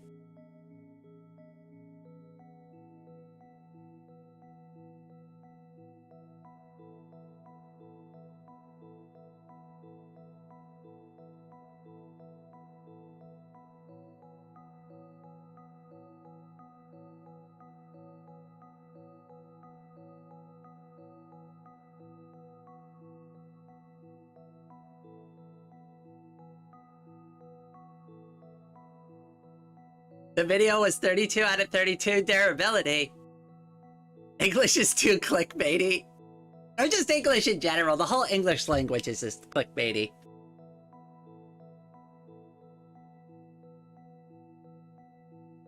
Yeah, I like this self-depreciating humor too. This is really funny because it implies that I'm too stupid to do anything. Which also happens during the video too, so it's like I'm still kind of true. There's really not that much clickbait here, right? Like, we do make the butter. I do show that I'm kind of incompetent, right? Like, so it's not like I'm not following through. It's not like this graphic is, writing a check that it can't cash. So is it clickbait if it's, like, true? I don't know. Or is it just good marketing?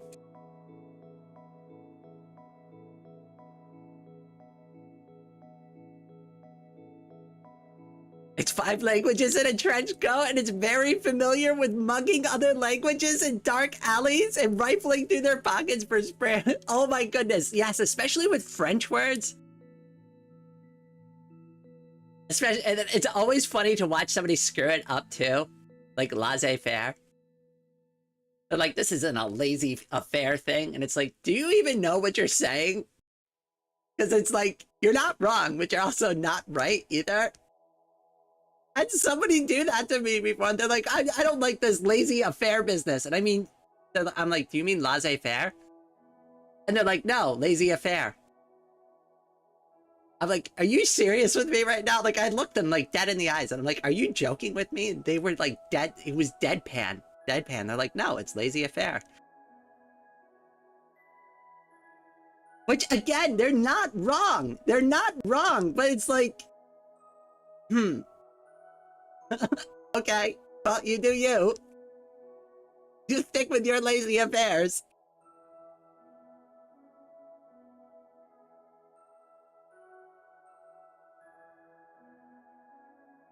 You know what I mean, though, right? Like, it's not 100% inaccurate what they're saying.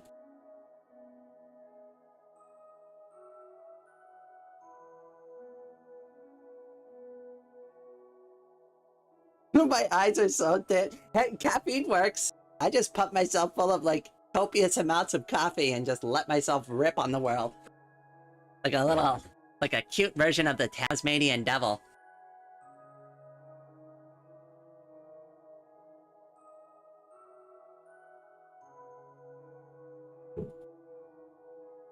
The F word. The F word is probably the most versatile word in the English language.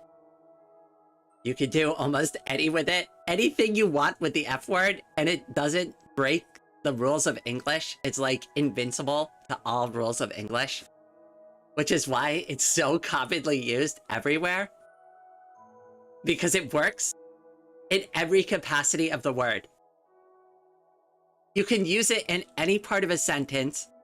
You can use it as an adjective, you can use it as a noun, you can use it as a pronoun. I mean, it's just, you can't, there's no wrong way to use the F word. You can use it as part of a new word. You can insert words into the middle of the F word too, and vice versa, and it still works.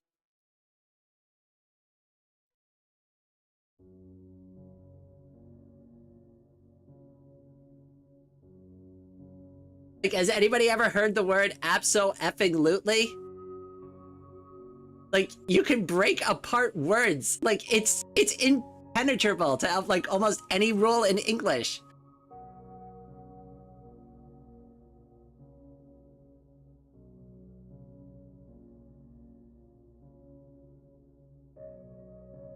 Lazy Fair sounds like the name of an anime. I'm in bed. I need someone to jam. Gotta get that caffeine straight to the veins, Rogue. Lazy Affairs courtroom anime? Okay, we're going somewhere. We're pitching a really good idea here.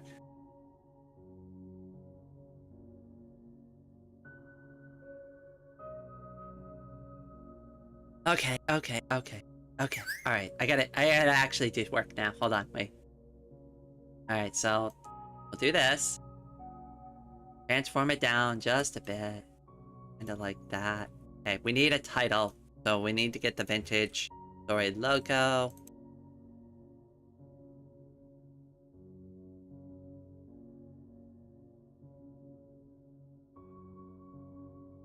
Ooh. Oh, I like that. So we'll grab that. That looks really cool. We'll stick that in here. Uh-huh. Okay. I don't know if this actually belongs. It looks like it does. Ooh.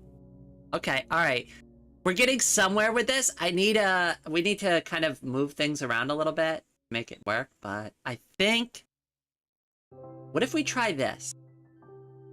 Kind of blend it.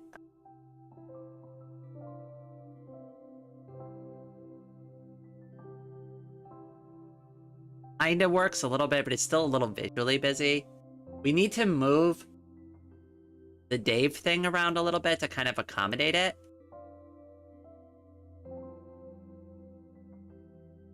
Maybe if it comes up from the bottom.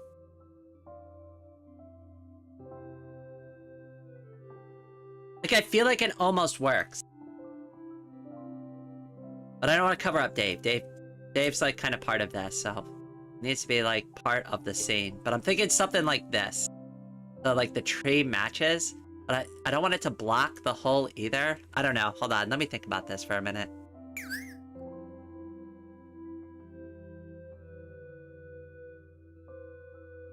The arrow pointing at the tree graphic with the text saying I was forced to live on a tree and even I survived? Ooh, I like that. That's actually a good recommendation.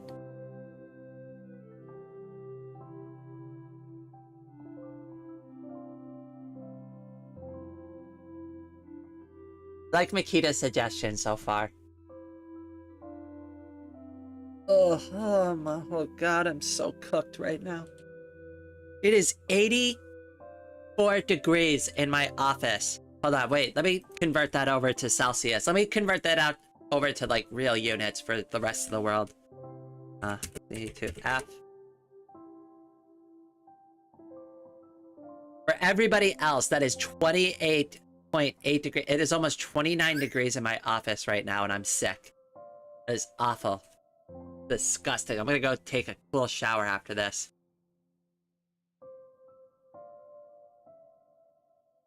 Octavia, you are the closest without going over.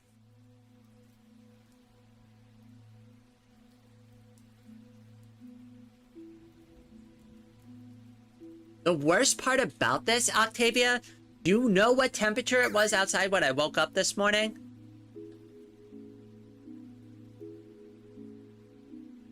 It was like 55 degrees this morning, which is why I felt sick, because I fell asleep with the windows open again. So that's 12 degrees Celsius when I woke up. And now it's almost 29, and I feels like crap. And that's part of the reason why I don't feel good. I have no air conditioning in my office. Well, it's not even my office anymore. It's my bedroom now. I converted my office to my bedroom. I still call it my office, even though I live in this room. So, whoops.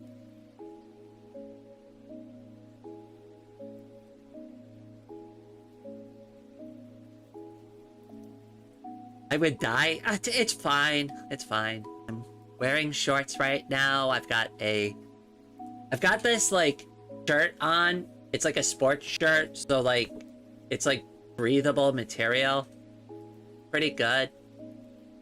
I remove a lot of my body hair, so that helps. I know that sounds a little weird, but you'd be surprised how much heat body hair holds in. That's why you have it.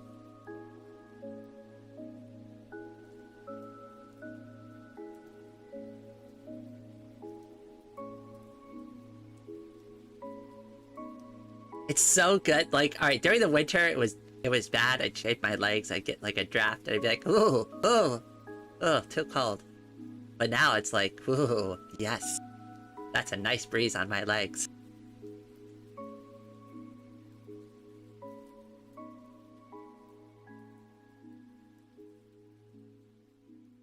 My mother always used to say she hated having her hair down in the summer. Oh, so God. The worst part about it is, okay, look at my look at my avatar right now on screen to get an idea of like what my hair is really like right now. See how I have it? See where like my hair is? So like if I were to like kind of visualize it, my hair goes down to about right here, and my bangs go down about this far on my eyes right now, but it's not long enough to put up in a ponytail.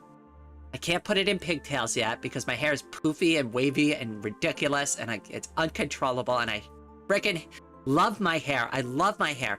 I love how soft it is, but it's like uncontrollable right now. It's like in this weird medium state that I can't do anything with. I can't brush it because it gets more frizzy, right? I can't tie it up. I can't get it out of my ears. It's always constantly inside of my ears all the time. Every time I put my headphones in my ears, part of my hair gets stuck inside of it.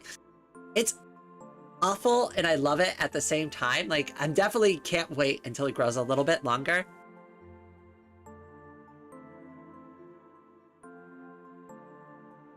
If I got those like really tiny rubber bands, I might be able to do like 2 or 3 small ponytails with my hair right now, but like I wouldn't be able to do one big ponytail.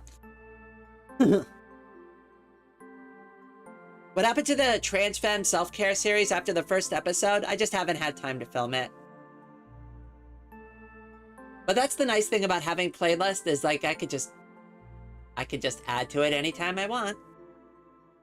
But so many things are changing with the channel. My live streams are proving to be much more popular than my long-form content is. Not to say that my long-form content doesn't do well, but like people really like the live streams. So I've been putting a lot of focus on that. And like my YouTube shorts don't really go anywhere. So I've been lamenting about how horrible it is to do YouTube shorts. And oh, the one I did for Miku, that one did well. So everybody who went and watched that for me and liked it and chucked out that YouTube short, thank you. Because finally one of my YouTube shorts broke over 1,000. Yay! I think it almost got 2,000 views. So thank you. That really helped.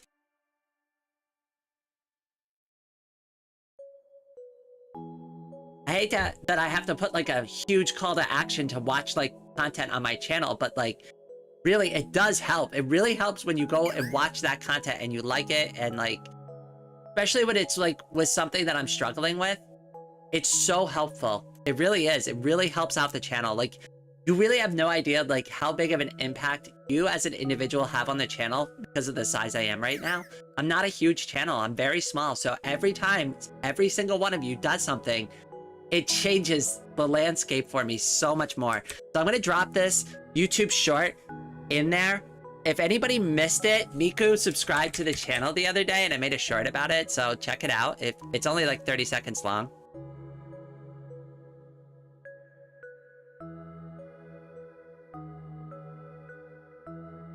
And I'm gonna unpin this one.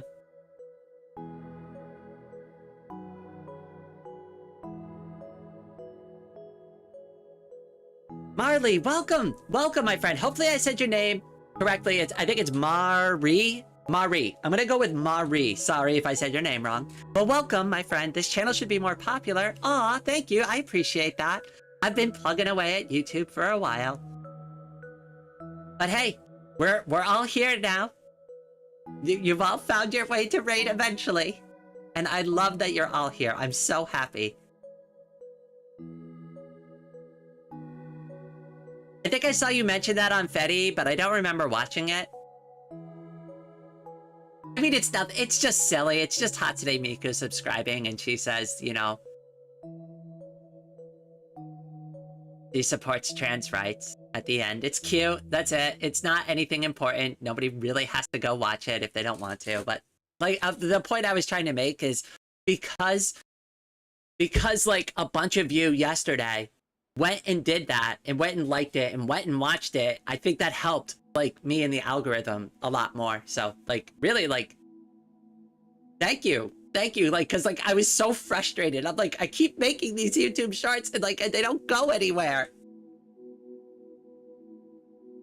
It was kind of a big win for me yesterday. It's only 2,000 views, but hey, I'll take it. I'll take the wins when I can get them.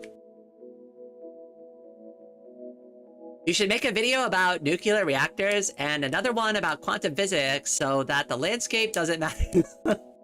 I'll just do everything on this YouTube channel. I keep making that joke, but it's like, you know, a lot of YouTubers go, oh, I need to hack the algorithm. Well, I confuse the crap out of the algorithm. I do art, I do gaming live streams, I do Linux content, I do pretty much everything. I do whatever the hell I want on here, and nobody knows what the hell to expect. Nobody knows what they're even subscribed for.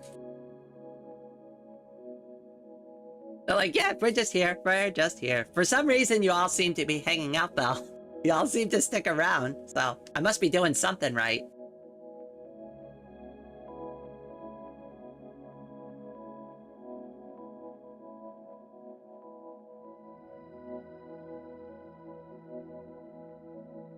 Next week, Raid puts out an 18-part hour series of the Iliad. We can read it on live stream, and then I just cut it up into like a video series. There you go. Now we're killing. Now we're working efficiently. Honestly, one of the biggest holdbacks for this channel. I'm gonna throw this out there. I need help editing. I need help clipping my content. I really do. I really do. I wish I had the money to hire an editor.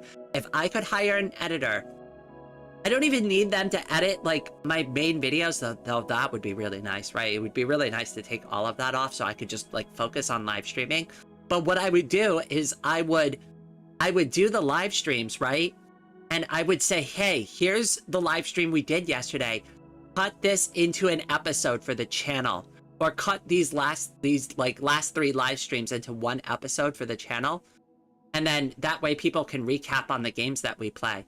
And that would be super efficient. And that leaves me the capabilities to be able to make the long form videos about topics that I'm really interested in, because now all I have to do is worry about like editing stuff like that. Or they could do all the YouTube shorts for me because I suck at making YouTube shorts. So somebody else should really be doing that because I don't know what I'm doing. But like if I could afford an editor for the channel, oh my goodness, I think it would be a huge game changer. So as soon as this channel makes any kind of like realistic revenue. It's going right back into the channel in the form of an editor.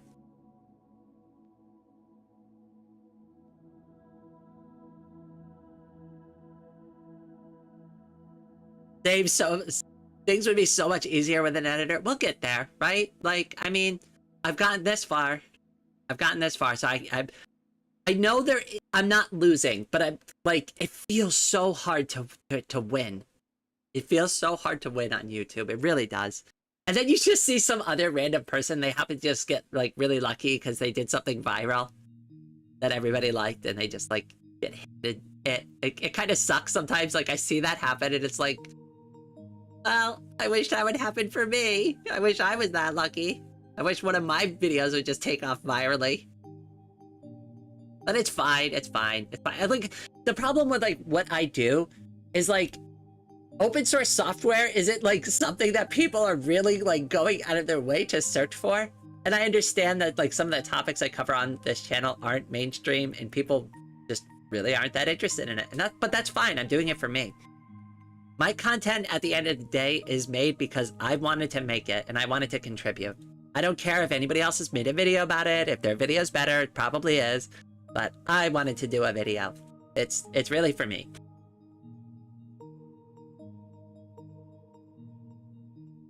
I know of somebody who might be able to help if they would accept. Well, I mean, you can throw the offer out there. Unfortunately, I don't have the means to pay anybody. That's the real problem. And here is the thing. I know for a fact how difficult it is to edit. I know how hard it is to draw. I know how hard it is to make music. Okay? I would not really feel comfortable accepting free help from somebody. Like, they have to get something out of it. Something. It has to be fair to them in some capacity.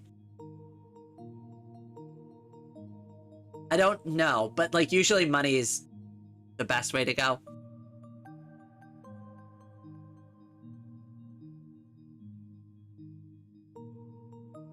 I should show you a video of one of my favorite content creators from like 10 years ago to show you how they have grown into one with hundreds of thousands of subs, but their editing still kind of sucks. I mean, I think at the end of the day too, like it's really just about like making that connection with people. And like all of us seem to have like shared interests. We all have like kind of similar like ideas and goals in our life. And I think that's like really at the end of the day, that's what matters most. It's less about like what we're doing and it's about like the time we spend together. I think I've only just started doing these chatting live streams, but that seems to be what I'm picking up on. Doesn't really matter what we're talking about or doing. It's that we're doing it together and having fun. And for me, my long-term strategy is just exposure. Over time, more people are going to find it. More people are going to share it. I mean, if you all share it and like it, that helps. But like over time, people will find me. And they'll make that decision for themselves if they want to hang out or not. Honestly, I see a future you as a streamer with a powerhouse of a chat and community doing lots of things together with viewers. Doug comes to mind as a famous example, probably. Aw. I mean, that would be a dream come true for me, honestly, at this point in my life. Like, the nice thing about, like, content creation is that it affords me the flexibility in my life to be able to do things when I need to. I could schedule things as I need to schedule them, right? I can stream for as long as I feel, and then I can stop. I could work on art and stop when needed. Whereas, like, with other things, like, in life, like most other jobs, I'd have to like work an 8-hour shift, and there's really no getting around it. Like I have to go and do it. They're not going to accept, oh, hey, Rain's really not feeling too good today. Do you mind if I just work 4 hours? Right? Like, doesn't work like that in the real world. So it would be a dream come true, but like, I'm not there yet. It's going to be a while before I get there, but that's okay. That's okay. Because at the end of the day, like I said, we're doing this because it's fun and we want to be here.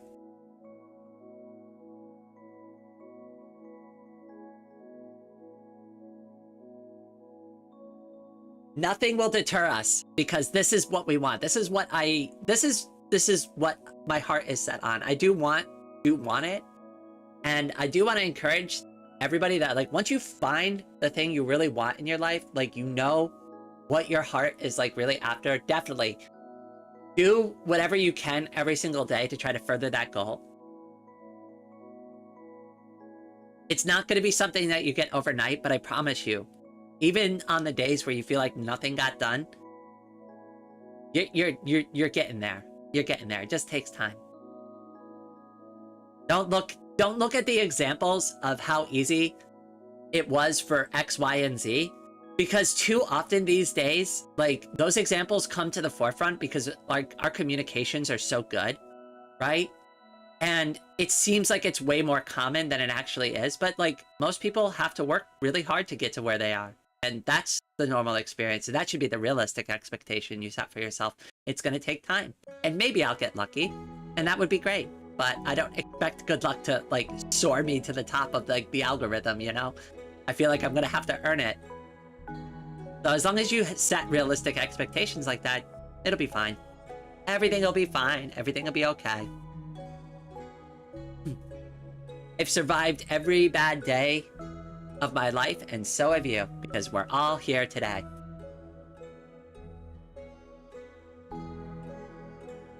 Sadly, I will probably not start my career till after my economics degree. Yeah, that's all right. Just live your life, enjoy, learn. This is the best time of your life to just kind of take in new information, new knowledge. And even if you never do anything with economics, because, you know, actually I know a lot about economics too.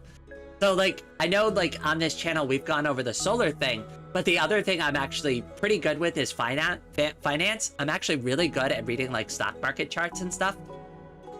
Like really good at it. Like really good. I like technical data. Kind of a nerd for it. I'm weird. I love it though. I love looking at a good chart. Sipping on a cup of coffee. I'm like, yeah, so how screwed is this company? Oh, this company's pretty screwed. This technical data isn't really panning out well for them on the long-term charts. The thing with like technical data is those, right? Like you can make predictions with it, and you can be accurate with it, but remember, like real life events like impact your forecast on the chart. So like if the company like randomly releases a really popular product, it doesn't matter what you charted on your stupid chart. That outweighs like whatever your freaking forecast was. I think too many people get like too married to technical data. Okay, like we've gone into another rabbit hole where I'm just gonna start info dumping stuff, so like I gotta be careful.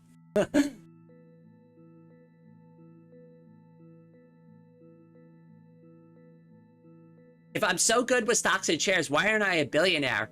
Okay, I will give you a realistic answer to this. A realistic answer. I am not good with stocks and shares. I am not a great day trader. Just because you can read a chart doesn't mean you are good at timing the market or understanding the nuances of what type of contract to buy. It is extremely complicated. In fact, it is something that I do not recommend somebody casually do.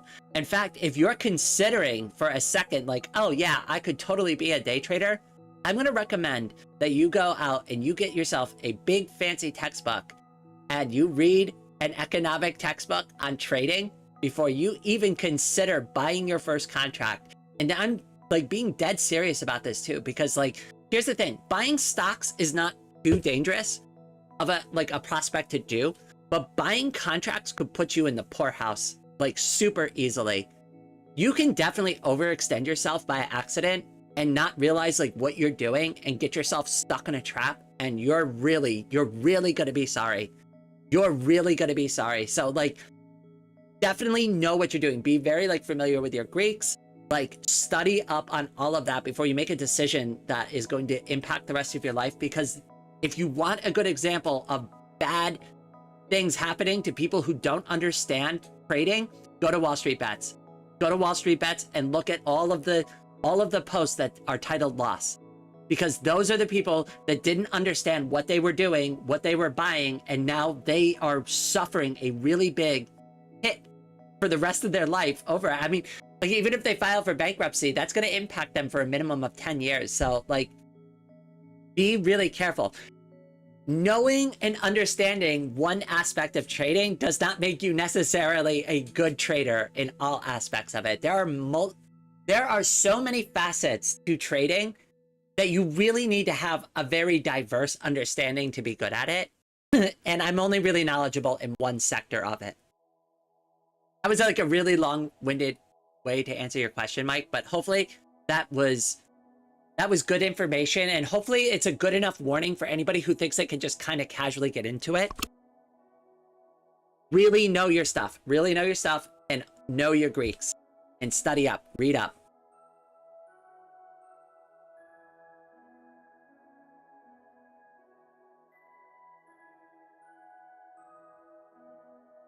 There's a reason they call it due diligence, right? Like, they throw that term around very loosely in trading, but like, do your due diligence is such, it's common advice, but it's like, you really need to. If you're not doing the work yourself, you're already kind of screwing up. If you're going to somebody else's due diligence and reading their due diligence, you didn't do your own due diligence.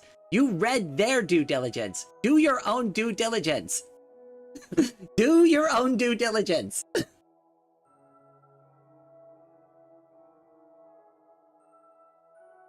Anyways, there you go. Thank you for coming to my TED Talk.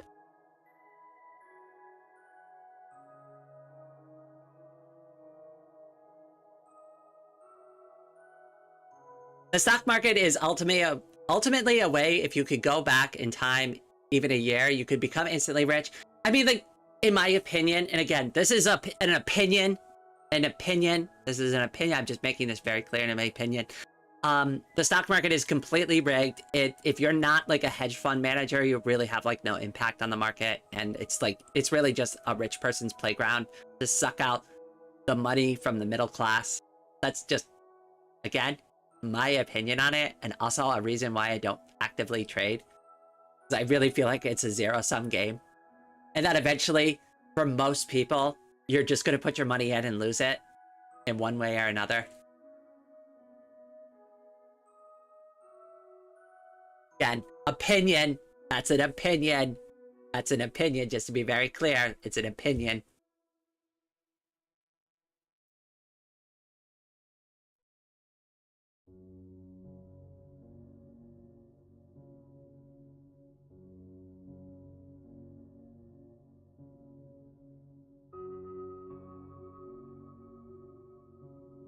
Oh, you already see it in the crypto space, B-Tran, with the AI. Just look at how often, like, they'll release like a new meme coin and just like look at like the buy and like sell patterns on it. Like, I mean, it's all bot traded. They're all bot purchases. The crypto is so cutthroat too. Like, I don't trade crypto, but I've watched like some of the charts for some of these meme coins. It's so ridiculous. Everybody's just trying to rug pull each other. It's a race to suck up everybody's money and get out the front gate. Like, I mean, here's the thing. Like, imagine if like an entire room of people, like you set an entire room on fire and there's one exit and 50 people needed to exit with all the money. That's what it feels like when I'm watching those charts. That's what a rug pull feels like from my perspective when I'm watching them. Somebody got out though. Somebody got out with all the money. Somebody won. Everybody else got locked in the room, though.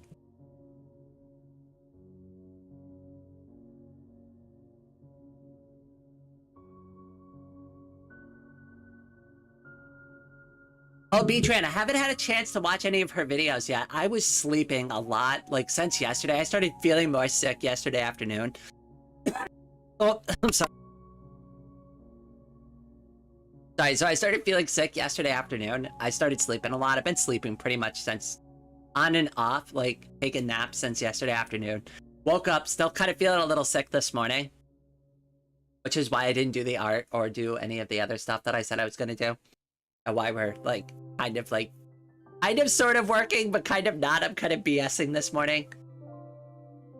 Like, the whole plan for today was like, okay, well, I don't want to not live stream, but I also have all this other stuff I was supposed to do last night for the channel. Might as well just do it with you all. You can all just watch me. Right? Doesn't matter. So like that's kind of where we're at today.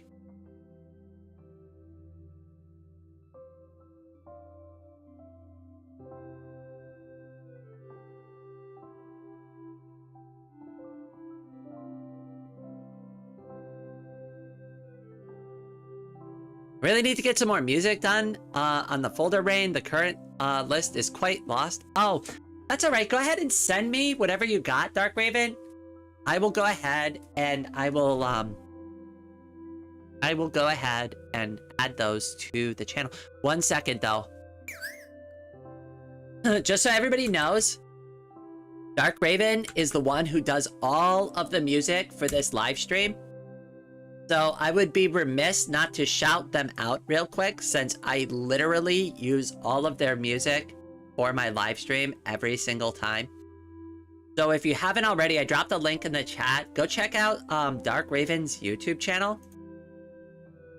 Here it is. I pulled it up on screen for you, Dark Raven. Go ahead and check out Dark Raven's YouTube channel. They do all the music I use for this stream comes from them. And I'm gonna drop a bunch of hearts in the chat for Dark Raven. Thank you, my brother. You have always been so kind to me. Dark Raven was one of the first people who showed up to my live stream when I was like first getting started back as numbers. Dark Raven has been around since basically the beginning. They were like the first person to come consistently to my live streams. And they have been a huge part of this channel in the background. And that's the thing that's great about Dark Raven, is they're very modest and they do all of these wonderful things and they're so helpful and all of this awesome stuff, right? But like, you know, their attitude, Dark Raven is a wonderful person. So definitely go check out their music. If you love video game style music, definitely check them out. If you love the music in this live stream, go check them out because all the songs are there. All the songs should be there.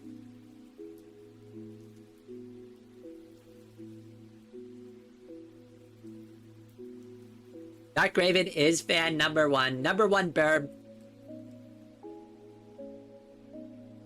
I'm gonna drop some ravens in the chat. Hold on, wait. Where is it? Bird.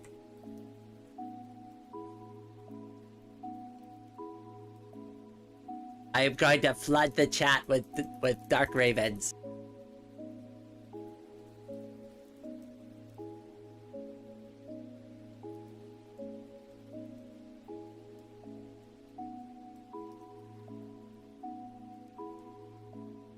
Oh, and his bro loves turnip. Yes, Dark Raven, you missed it the other day during the Stardew Valley live stream. I was like, Dark Raven, where are you? Your brother is here eating my turnips.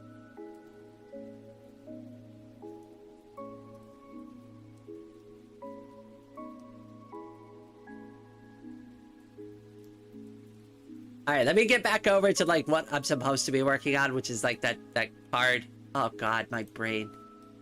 Goodness, rain is a mess today. Rain is a mess. That should have been the title of this stream. Watch rain crash out on and off for several hours.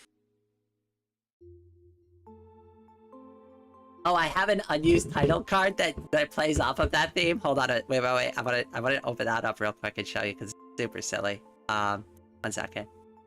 File, recent. Where is it? Open.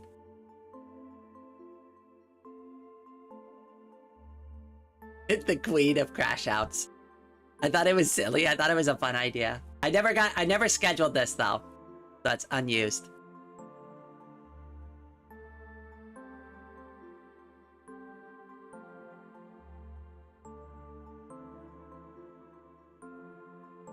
I thought it was good though. I thought it was a good use of the crown. Oh goodness, I am feeling so sleepy.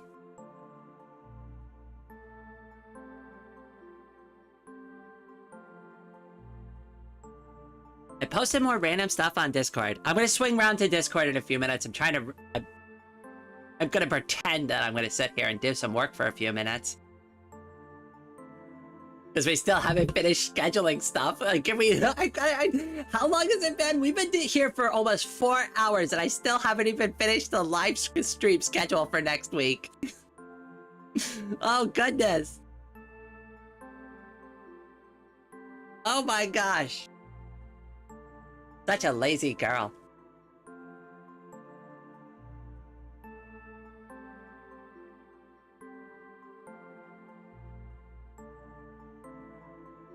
Oh, you thought you were actually going to get things done while I'm sitting here pretending like I will?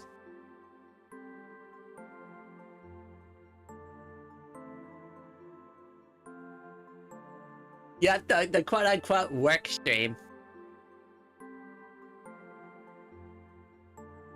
That somehow has 186 views? Are we serious about this? Like, I haven't really been paying attention to the stream numbers of anything. Really? 186 people have showed up to watch this? That's pretty cool, I guess. Yay. I don't know why, but yay.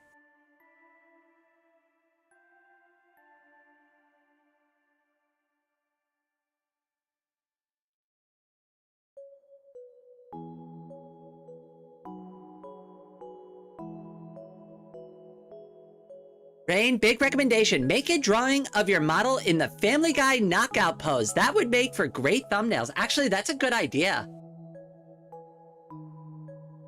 I should do that. I can do that too, because I'm very good at referencing. Hold on, let me go back to my, let me go back to my art real quick.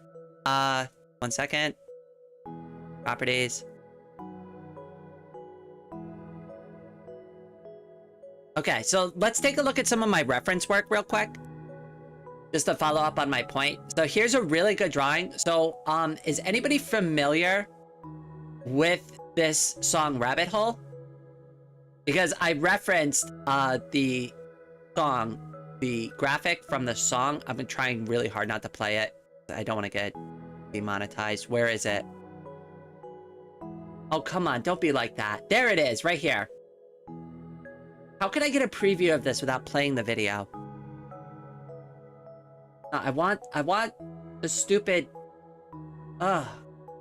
Hate this. Okay, hold on a second. YouTube, title, card, downloader. Jesus Christ. Thank you. Yes, take that. Thank you. File, open, in a new tab. Oh, come on. Why is it gotta be microscopic? Hate that. You really can't do a better job than this? Ah, alright, whatever, fine. Screw it. At least we got something.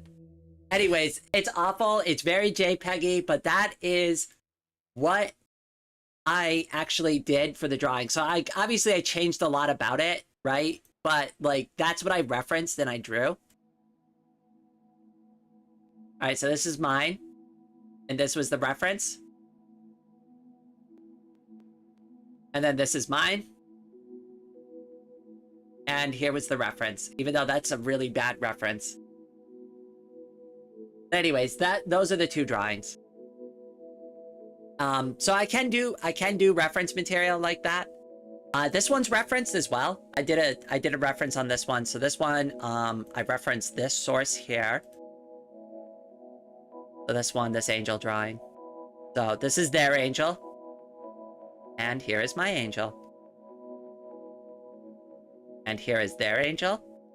And here is my angel. And this is how I practiced and kind of got good at doing stuff like doing body and art and understanding proportions, was like finding something I really like this, changing a little bit about it, kind of just learning as I go. And if you do stuff like this, make sure that you always give credit where credit is due.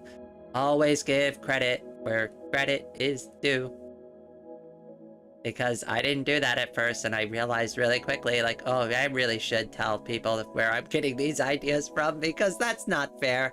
That's not fair to them. So definitely go check out Days Rosie, because they're really good artists. They're definitely, I mean, this is so beautiful. But that's why I wanted to do something similar to it, and it was good practice for me. A lot of my drawings are like that. So like this one is, from the song Override. It's one of the poses from the song. Heto. But I just redrew my character over the top of it for practice. This one was one of my ideas, so I came up with that on my own. This is one of my ideas, came up with that on my own. This is one of my ideas. I referenced the hand and the angle of the body for this, but like the rest of it I came up on my own. Like all of these are original ideas here. This one is referenced and this one is referenced. This is obviously OC. Then we get down to like Vocaloid, Ame, stuff like that. These are obviously all referenced. Miku, stuff like that. Hey, this one is OC. Obviously, I'm using Teto, so it's not my character, but this is OC. I came up with this idea on my own. Some of these are, like, definitely 100% mine. Like, they use a character I don't own, but, like, I came up with the idea of them. So, like, Warsong. Warsong is one of my favorites, because it's cute. She's singing, but she's going to war.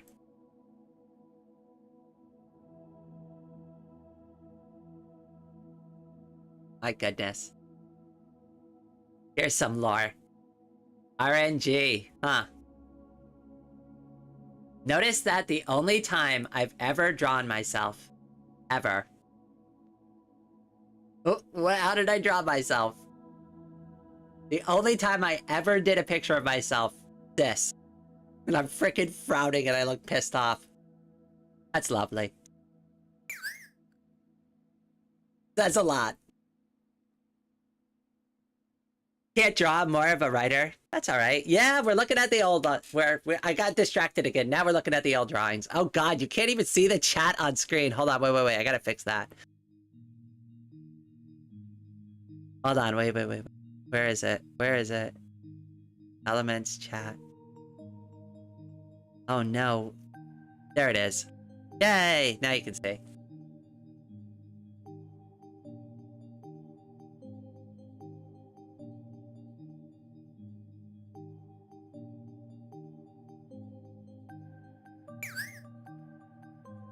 This one right here. So I just wanted to, like, this one I made very clear. I did this because it's a tracing. I did this because I suck at using the drawing tablet. So I traced this one. I traced this one. This is a drawing I did before, but I traced it. Where is it? It's this one. I traced this drawing digitally again. This is a graphite drawing I did. And then I traced it because I suck at drawing on a drawing tablet.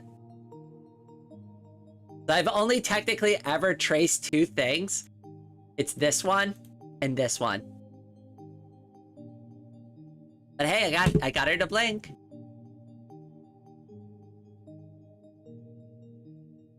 I mean, you can kind of tell too, because like it's such a different style of drawing from like what I usually do. Like here, this is clearly mine, right? Like you could tell I drew all of this. Whereas this, it's like, almost looks like a different artist did it. But that's because technically a different artist did do it. Oh, this is one of my favorites. I have this hung up like right next to my bed. I love this drawing. So many good memories for this. I will always love this drawing.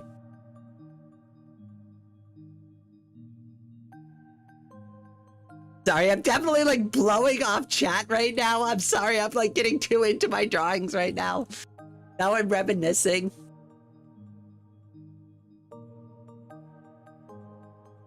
When did I do that? 6/22? Oh my gosh. This drawing is almost a year old. Can you believe it? This drawing is almost old enough to have a birthday cake.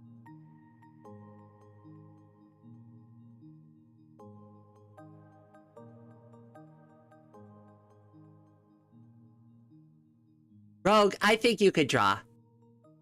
You want to see my first drawings? You want to see mine? Oh yes, Needy Streamer Overload! Yes, we need to do that. We need to do that. We need to do that. Okay, we're gonna do Vintage Story, Genshin Impact, and Needy Streamer Overload next. Obviously, I love Needy Streamer Overload. Ame is my favorite. So if people don't realize this already, like, you have not been paying attention on this channel.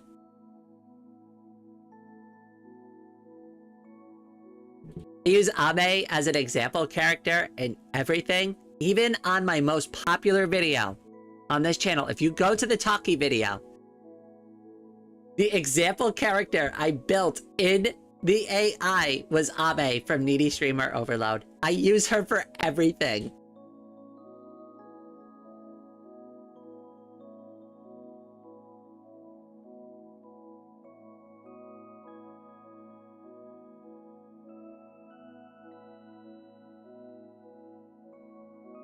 Oh, I understand. I try to be encouraging though, because a lot of people are like, oh, I can never draw. And I used to be one of those people too. And I was like, I can never draw. And like a bunch of people are like, you could draw, you could definitely do it. But like my first drawing that I ever did was the result of just basically trying to show people that I can't draw. So I just doodled a bunch of things on a piece of paper. Here it is. And here's the funny thing about this. So this is actually drawn on the back of a letter from the IRS. It was just a stupid like thing for my social security card that I just needed to get mailed in. So anyways, it was like a throwaway part of the letter. So I just used that since I didn't have any paper and I didn't have anything to draw with. So I used a permanent marker and I was just like, here we go. I'm going to show everybody that I can't draw. So I drew these like 4 things on a piece of paper and I showed it to the artist and they're like, yeah, you know what? That's actually not that bad. You should try drawing again. But you can do a little bit better than that, right? You can put a little more effort into it. I'm like, I mean, yeah, I could definitely put a little bit more effort into it.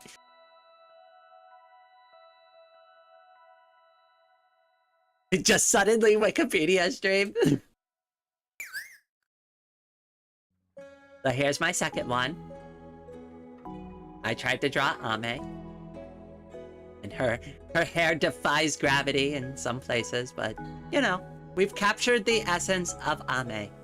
So she was my first real drawing of any character that I've ever done, ever, was Ame. Because I love Ame. Ame is my favorite.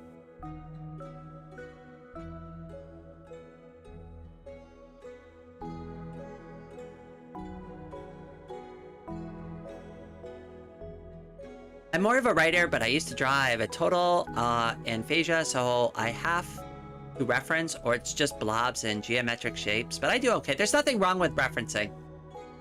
There is nothing wrong with being a reference artist. That's why they say it's a reference artist. You're a reference artist. It's totally valid.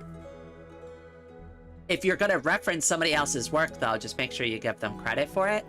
That's it. But otherwise, yeah, just... It's totally fine. It's totally fine. It's totally fine to be a reference artist.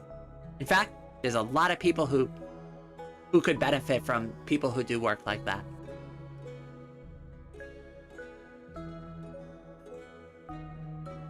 My biggest trouble writing is I suck at describing words. I literally can't imagine things visually, so it takes 5 pages of reference and ages to work off of. So just like kind of try to imagine yourself in the environment that you're in. And like, as you're walking through it, right? So like, let's say you're like in a new alien world, right? And the spaceship opens up in front of you for the very first time. And you put your arm up in front of your eyes because we're closer to the sun here. And the glare from the inside of the helmet intensifies the light that's hitting our eyes. And then once that haze like dissipates a little bit, see the very rich purple sky and green clouds above your head. And it's so alien and it's so foreign. And you start to shrink and feel small because where are you? What is this world that I'm in? And you look down to the dirt below your feet for some sort of hope, some sort of normalcy in this very foreign landscape that you find yourself in. But like, everything's different about the ground. I don't know. I've already lost my improvisation for it, but like, that's what I mean. Try to like go through an exercise like that in your head with whatever you're working with and really put yourself inside of the character's perspective. Like you were gonna do it and then try to describe it that way. Scapegoat super Oh my goodness! 78 Scapegoat, thank you so much for the donation. Today, people hugging smiling Hugs face with for open everyone hands, open who hands, needs people one hugging today. Oh smiling my goodness. face Well, I with definitely open need hands, hugs and open headpats. hands. I'm going to drop a bunch of hugs into the chat on behalf of Scapegoat. Thank you so much, my friend. Pay it forward. Everybody pay it forward. If somebody else in your life, you see them having a rough day, you go ahead and you give them a head pat or a hug, whatever they need.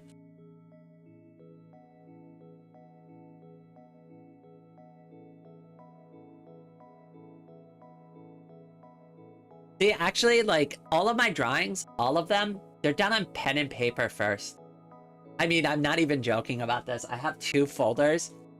They are ridiculously overfilled with drawings, just endless drawings. So every single one of my drawings are done on a piece of paper first, then I scan them in digitally.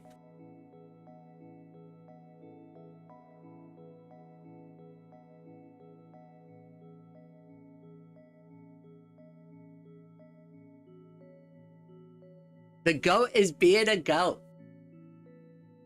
Well said, my brother. Well said. I need to sleep eventually. All-nighter working on stuff is catching up with... Oh, goodness. Dude, that's the funny thing is I've been sleeping a lot. I'm already like, yeah, I need to sleep too. I'm very sleepy. I can't do digital at all. I really struggle with it. And that's why I traced those like 2 drawings. Because like I really... The thing for me is like it's a texture thing. And it's also like a hand-eye thing. Because I'm drawing on the screen. So like the drawing tablet I have doesn't have a screen on it. So I've got to look at my computer monitor and I got to draw like flat on the table, but then look at the monitor in front of me. And I think that really screws me up.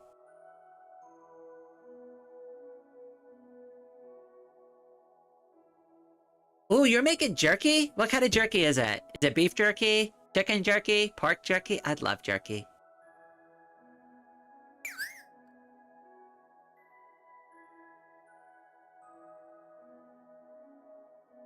This is actually a really good drawing of Ame that I did. Holy smokes.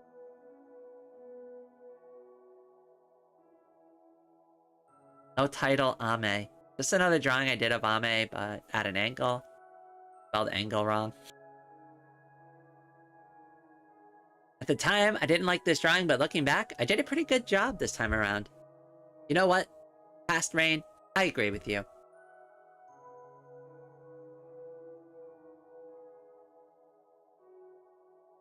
I like this one too. This is one of the first ones I did where I was like, okay, maybe I don't suck at drawing. Because I like captured an emotion I wanted to capture.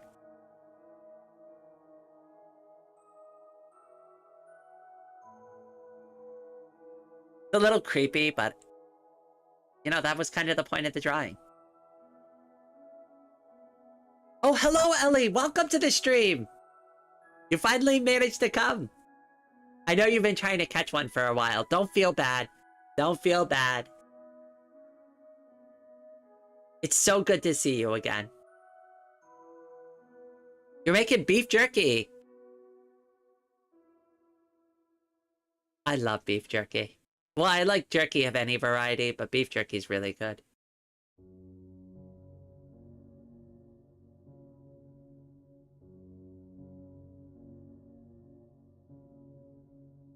What else we got?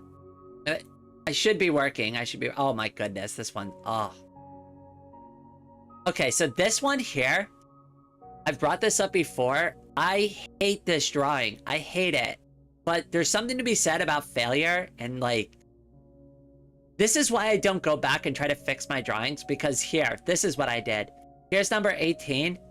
I practiced, I practiced, I practiced, I practiced, I practiced, I practiced, I practiced, I practiced, I practiced, I practiced, I practiced.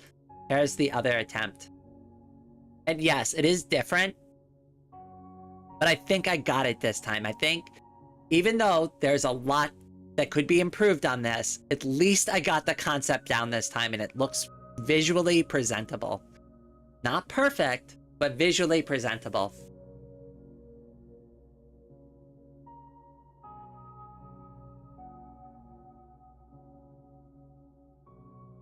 Oh, I love Vegeta. Vegeta's one of my favorites.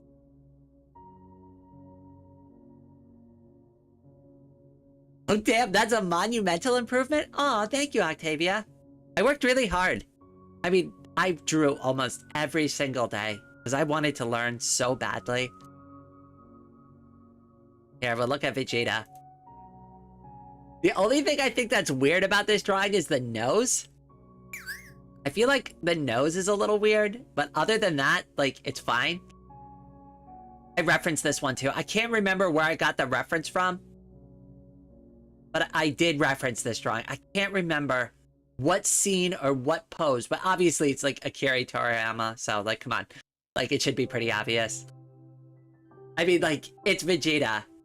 You know it's not my character. I didn't come up with this.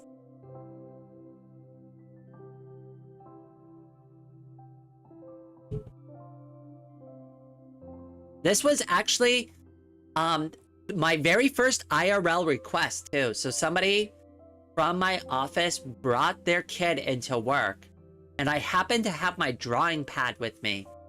And they were like kind of like meandering around the office. I was like, what, are you bored? And they're like, yeah. And I'm like, well, I draw. Do you like anime? And they're like, yeah, I love anime. And I'm like, well, I draw anime. You want to look at my drawings? So they actually, like, I thought they would just like kind of go through it for a minute. They sat there for like an hour looking at all my drawings quietly, didn't say anything. And then, like, when they were done, they're just like, Vegeta's my favorite. Can you draw Vegeta? I was like, well, yeah, of course, I'd be happy to. So obviously I didn't see them again, but like 2 or 3 days later, I go to her mom's desk and I was like, oh, here's the drawing your daughter asked for. And she's like, oh, she asked for a drawing? And I'm like, yeah, she said this was her favorite character. So, you know, here you go. You can give this to her.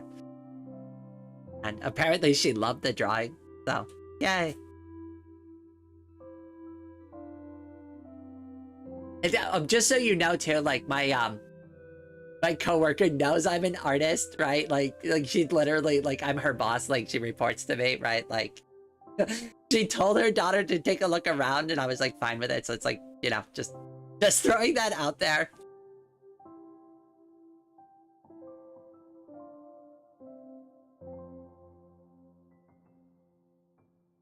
Like, if you walk into my office, you'll see some of my drawings on the wall. Not like a lot of people came into my office. Most people came into my office when they needed something done. They didn't really care.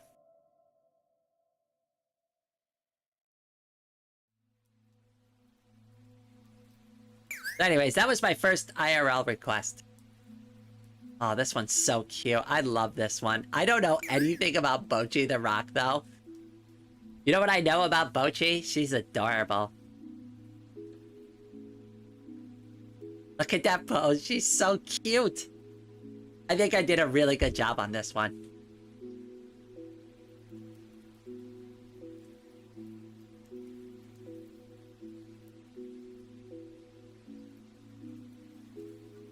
Trying to get the Vegeta physique. I just don't want his hairline or his height. So technically, like, if I, like, cut my hair, I have widow's peaks like that. But my hair grows long enough where it covers it, so it's fine. I was really worried about that, though. Like, when I first started growing my hair out, I was like, oh god, I really hope I get, like, decent-looking hair. It's shaping up okay. It's a little wild sometimes, but, you know, my hair's decent. I prefer a Bulma physique. Yeah, me too. Ooh, or Android 18, because she's tough. She's made of metal. Was it Android 18 or 19? I can't remember. Which one had the blonde hair? I think it was Android 18. I can't remember. It's been too long.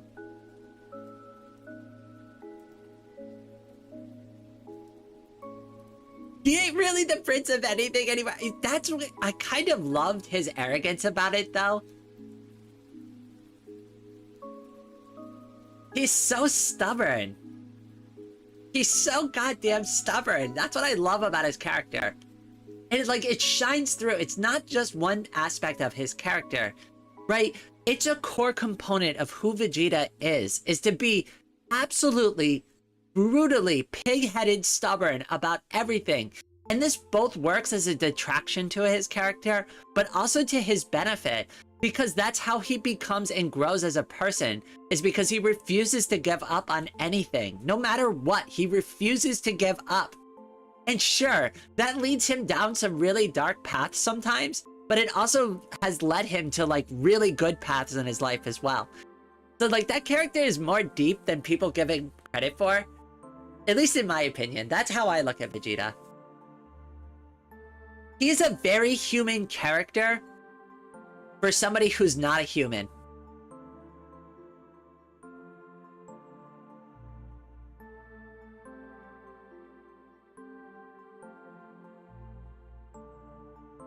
Well, you know, there's confidence and then there's bravado, right? There's a big difference. It's good to be confident in what you do, but like then you got people who just talk shit. And it's like, you know they're talking shit. Like, okay. Show me what you got, tough guy.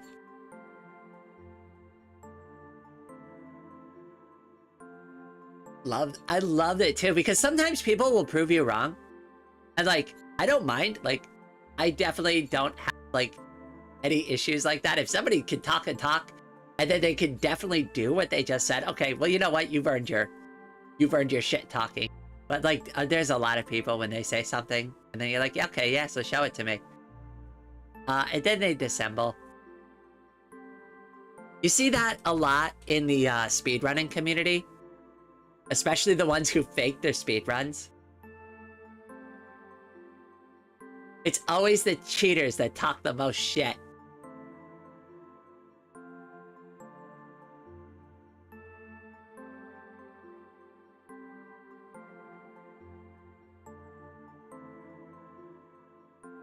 Oh my goodness. Give me 2 seconds. I'm gonna go get a refill of water. It is so hot in here. Oh my goodness. It's just getting hotter and hotter.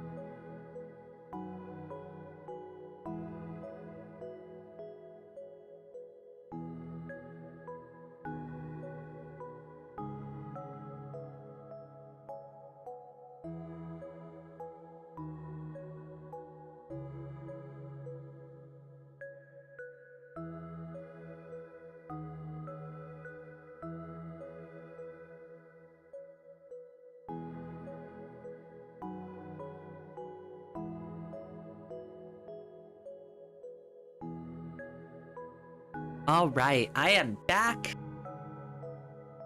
Oh, okay, I probably should work on something. Jesus. Can I screw around any harder? Jeez, Rain, all you gotta do is one card. You gotta do one card. Can you get something done today? Jeez. Okay, all right. All right, what are we doing with this?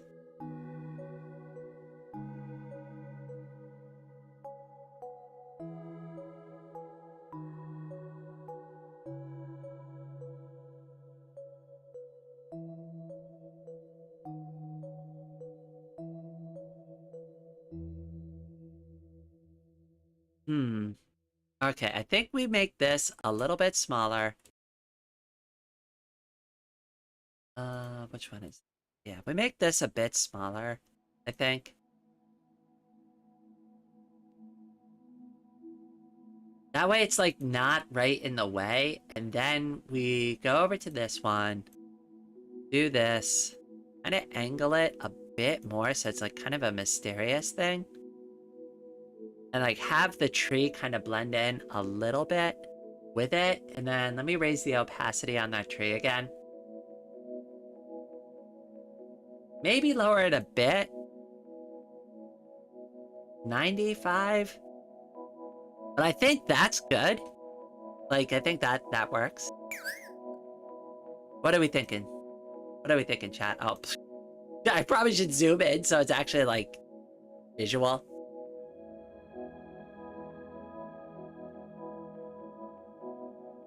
I really could cook, not great, like, you know, cooking for speed. I'm good home cook. Can make food that's as good as fancy restaurant. Really better. I'm a good cook too. I'm sure we would get along in the kitchen. That would be a lot of fun. I miss cooking with people. I used to live with my best friend for a while, and we would cook. Like, we would like whip out the cookbook, and I didn't know how to cook at that point. So like for me, it was a learning opportunity. They knew how to cook, but they were also still learning, and like we would cook some really good things. It was awesome. And we would take turns, so it'd like be my turn to come up with an idea, and they would do one. Those were the good old days.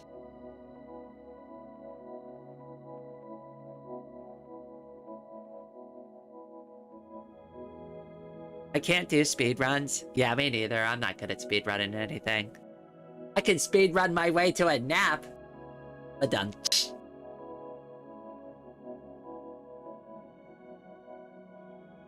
I don't know how people manage to prepare and cook their meals in time.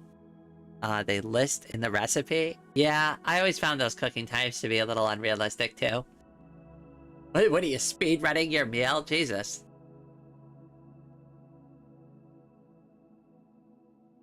I despise sharing a kitchen. I just get claustrophobic. Well, that's why you need a good kitchen with like a kitchen island.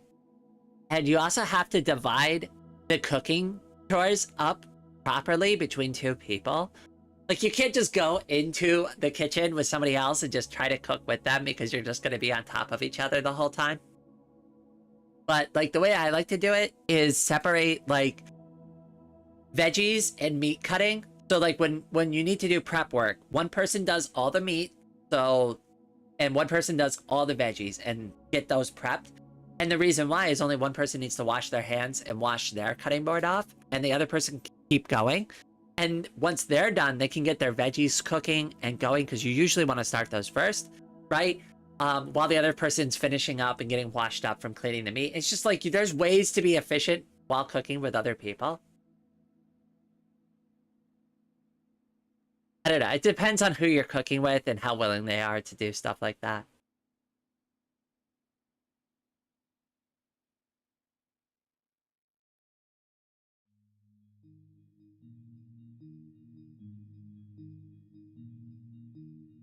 Speed waking up. 5 hours is a long sleep for me. I only get like 2 to 4 hours of sleep every night. Yesterday and like the other night, I got like really good sleep. So yesterday I slept pretty much all afternoon, and I slept pretty much all night last night too. So I got a lot of good sleep. But most days I only get like 2 to 4 hours of sleep. And even when I do sleep for a long time, I'm like constantly waking up the entire time. It sucks. It just absolutely sucks. All right, I'm gonna send it for this card. I think I'm happy with it.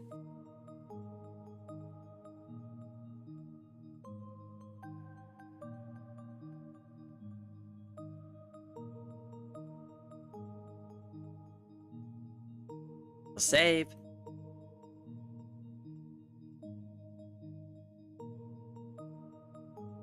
All right, let's go back to the live stream schedule. Properties. There we go. All right, let's get Vintage Story up there. So let's schedule. We'll reuse this. And let's see here. So this is going to be Vintage Story. All right, change that. Do this. What was that title recommendation somebody gave earlier? I forgot what it was. Oh no, I should have written it down. trying to remember what that title recommendation for the stream was, because it was pretty funny.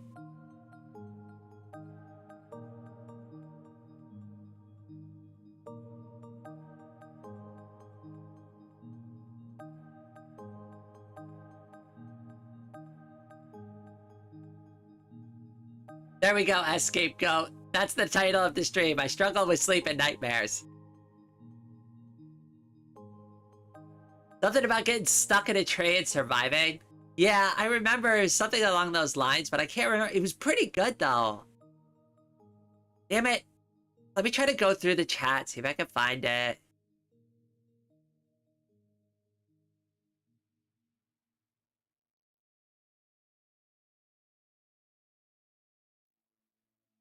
Oh, goodness. Where was it? So goddamn far away.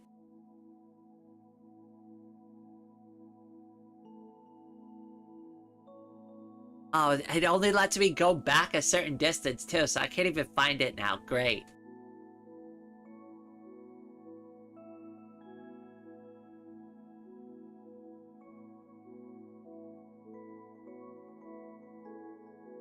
Yeah, that I just ran into the same problem too. All right, well, we're gonna go with I struggle with sleep and nightmares.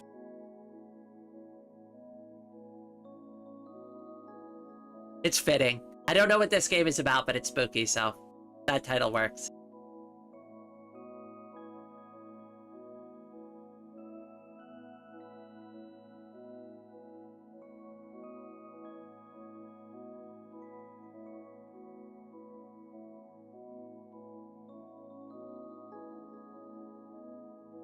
Come on.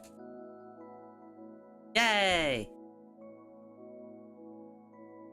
Alright, we're all done. We finally did it.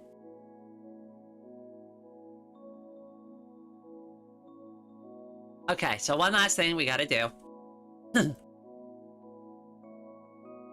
You don't have to do this, but if you want to, I'm gonna go ahead and drop this link in the chat real quick.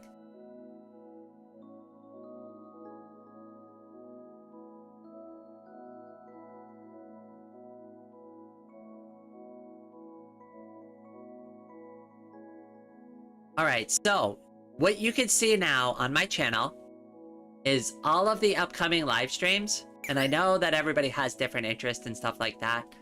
So you see those little notify me buttons? If you are interested in that live stream topic, if anything happens, I'm not going to delete the streams. If I need to move it or reschedule it or anything, and you clicked one of those buttons, you will be notified of that live stream when it goes live.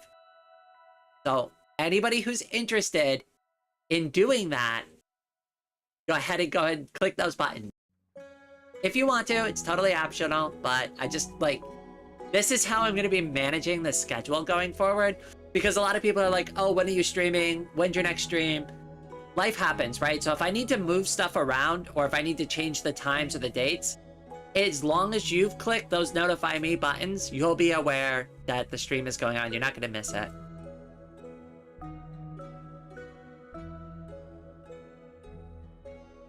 And it also does help too. So if you go in there, you hit notify me, you like that stream ahead of time, that's really helpful to me too. So if you do want to help out, that's also a way to help this channel. Mike Harvey super chatted $27. Oh my gosh, Mike! Thank you so much! It's about time I did this again! Oh my goodness, Mike! Bless you. You have been one of the longest supporters of this channel. And from the bottom of my heart, thank you. You know, you were one of the people too that I was a little worried about, when I was first transitioning. And I was like, you know, because here's the thing, when we first met, obviously we've been friends, right? But I know you so much better now. But obviously I was scared to death. And I was like, I wonder what Mike's gonna think. I wonder if Mike's gonna say anything, you know? Because we were still friends, and I was so worried about everybody's opinion, you know. But I don't know. But anyways, you've always been here. You didn't even blink a single eye at it. I was so nervous, and like, I don't know, you've always been so good to me. So thank you. And yes, we're gonna be doing more Genshin Impact. I gotta get that on the schedule. Mike loves Genshin Impact. No problem. I've had trans friends in the past. I know it's like, but like coming out of your shell, like literally, it's such a good analogy because coming out of your shell is so scary. You've got to face people. You've got to like own up to it now. It's like, it's so terrifying. And you handled it perfectly, which was like literally doing nothing. You're just like, yep, okay. We're still doing it. We're still friends. I didn't even miss a beat. It wasn't even a thing. Like, thank you. There's, you know, our like my core like group of like people that like I'm really close with, you know, and like all of you were really great about it. I'm not gonna like mention them specifically on a YouTube channel, but like you know what I mean. And like those core people were the people I was like the most concerned like about like them knowing about it, even though like all of them were like, oh my goodness, yes, or like I kind of knew the whole time.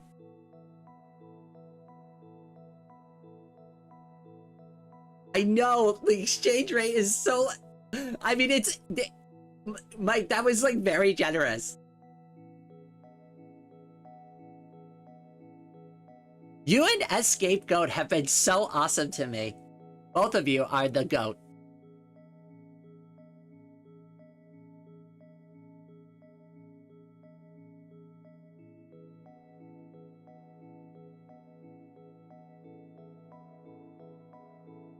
Just be yourself. That's all that matters. Yeah, I know. I was just scared. I was just scared because I'm like, oh my gosh, I'm really a girl. Am I really a girl? Yes, I am. Oh my god. Why? What's going on? Some of us sort of had an advantage in figuring it out. It wouldn't be the fact that I only drew girls all the time. Cute, adorable girls. It wouldn't have anything to do with it. Or the fact that I only hung out in like trans spaces. And all of my friends were like basically transgender. But nope. I'm the odd one out, right? I'm cis. I'm totally cis. Don't mind me. I'm just kind of just chilling over here in the corner. Like looking back on it, it's like it's very silly. It's very like it's a little ridiculous to an extent, at least from my perspective.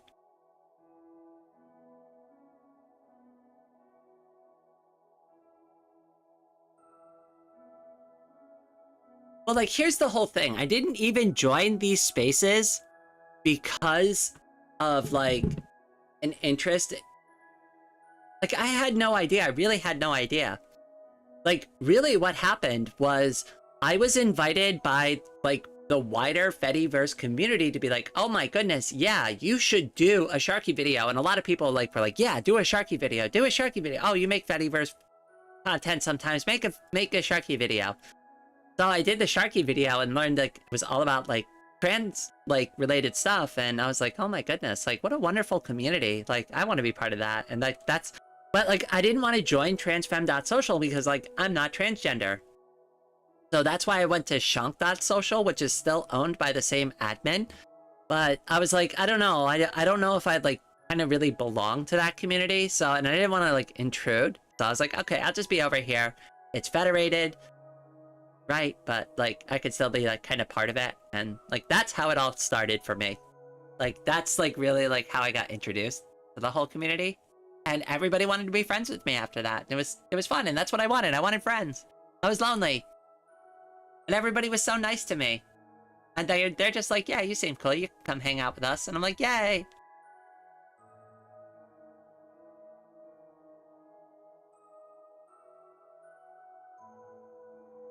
That's all I really wanted.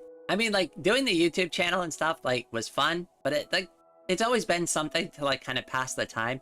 Really, what I was after with my social media account was to meet friends. Like, obviously, I need to further, like, the goals and dreams in my life, but, like, I was so happy to finally meet, like, have a place where I can hang out with people and, I don't know, just be friends with them.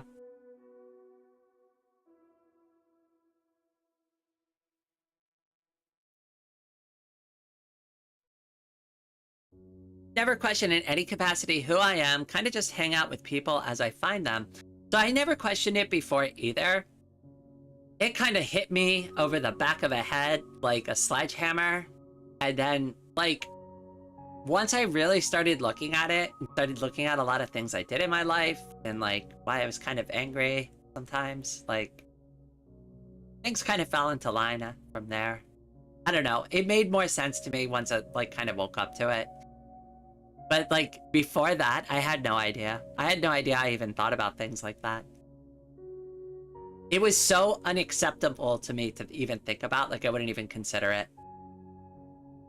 But being introduced to friends who did opened my eyes that I might be able to do it for myself. But, like, really for a long time, I was like my perspective was so good for them. So good for them. They get to do that. They get to, I can't do what I want to do in my life, but they can do it. I'm so happy for them. Like, want to be supportive of them. And, like, that was, like, a lot of my perspective of, like, oh, these people are so brave. They're so brave. And it's so true, too. Like, a lot of, like, you see, like, what people go through. And, like, I don't know. That's what really opened my eyes to it. I was just, like, I don't know, kind of woke me up. Without getting, like, super into the details. Like, obviously, I don't want to be, like, going through people's, like, personal stuff, right? But, like, you know what I mean, though, right? Like, you see it. You see the things they struggle with. And if you open your heart to it, right? Like, you know, like, you really get an understanding for, like, how difficult it is to transition and, like, how hard it is to have, like, a gender identity issue. And mine's, like, a bigger scope than that, too. It's not just a gender identity issue. I've also had, like, kind of an identity issue, like, my whole life. But, like, that's a whole other box of worms that, you know, we probably are gonna get into. I want to hang out with these trans people for some strange reason, but I don't want to intrude. I remember feeling that way. Exactly. Yeah, I just, like, I don't know. I very cautiously accepted the invitation to the community. Okay, folks, it's been fun, but my stomach is demanding food, so I have to love you and leave you. Mike, it's been so good to have you here. Sorry if I missed you. I hope you have a wonderful evening, my friend. I'll see you again soon. Oh, hello, Ollie. Welcome to the stream, my friend. You're making breakfast. Yum. What you cooking? Yeah, there tends to be a subconscious thing a lot of the time. Also, seeing others transition and struggles helps with our own. I mean, it really did open my eyes to it. And Octavia, like, I think a long time ago, too, you were like, you know, if you have questions about this stuff, I'm going to say my old name, Numbers. You're like, Numbers, you know, if you have questions about that stuff, you can ask me. And I'm just like, I literally was like, nope, I'm good. I'm good. I still wasn't ready, Octavia. I wasn't ready. I wasn't ready to take you up on that offer. I was just like, I don't know if, like, in that moment too, like, it was one of those things where I was, like, thinking about it, and I'm like, I can't take the first step. I am not allowed to take the first step. It's a weird, like, psychological thing I was doing to myself.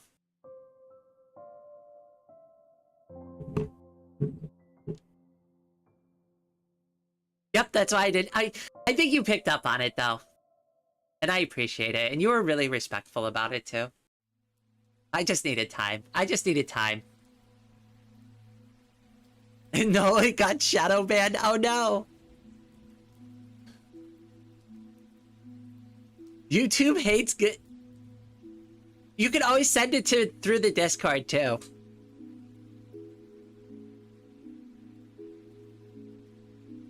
Rain tends to forget some things from time to time. I do. I really do.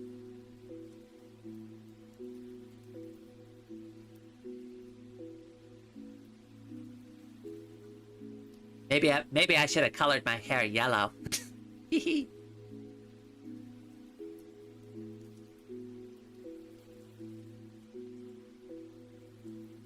Being yourself is all. That's like really the bottom line there. As long as you're happy with yourself and you're happy with who you are, that's it. For me, I wasn't happy with who I am But my perspective was like, I don't get that. I don't get to be happy. That's you. Like, that was literally how I looked at my life before. It's like, I don't get to be happy. Everybody else gets to be happy. I'm just kind of here to like help everybody else along. Like, my perspective on life was, you know, well, that's how it goes, you know? Not everybody gets to win at life. Some people just die unhappy. That's me. That's gonna be my life. I'm just gonna die miserable. But I'm so glad all of these wonderful people get to, you know, be who they want to be. Like, that literally was my perspective on it before.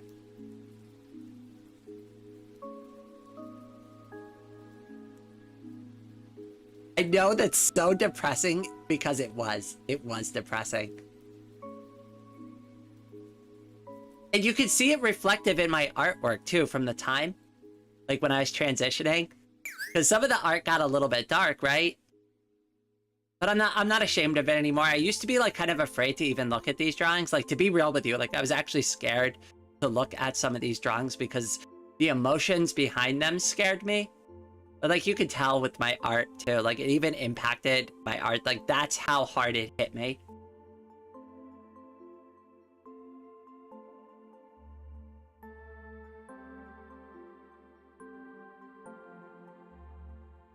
The Bochi drawing is so cute, wasn't it, Ollie? But I mean, we went from like really cute to adorable to like dark and depressing. Oh, hey, wait. Let's look at this one. This one's a good one. I love this one. This one's so good.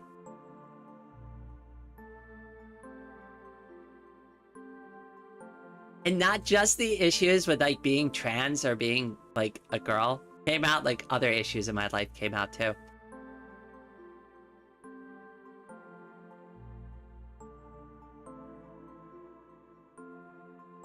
Yeah, these pieces were very raw emotion pieces.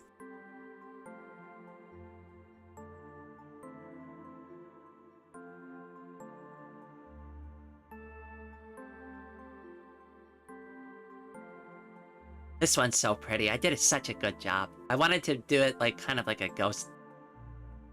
ghostly thing, and I feel like I nailed it.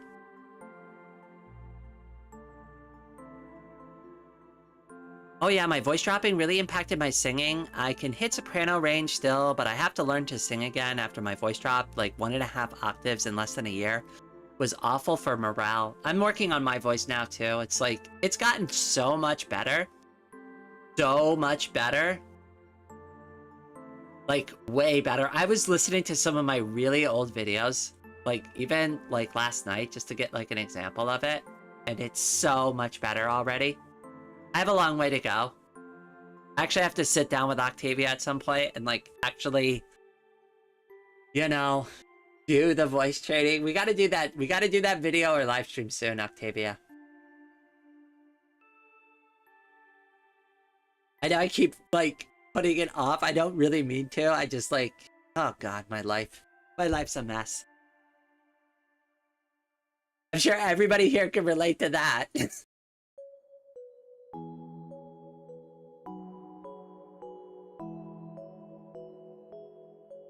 No worries, right? All right. We'll get to it though. I really want to do it, and there's a lot of interest behind it. It's just, it's one of those things that it's going to be technical. We're going to have to set it up, but like, I think I'm ready to do it. And I know a good way for us to actually cross stream and get both of our VTuber avatars on the screen at the same time. So it'll be good. It'll be good. For your version, I'll be sitting like right next to you in your like little library. It'll be awesome. Maybe you can even get like a little chair graphic for me. So it looks like I'm sitting down next to you. You're teaching me.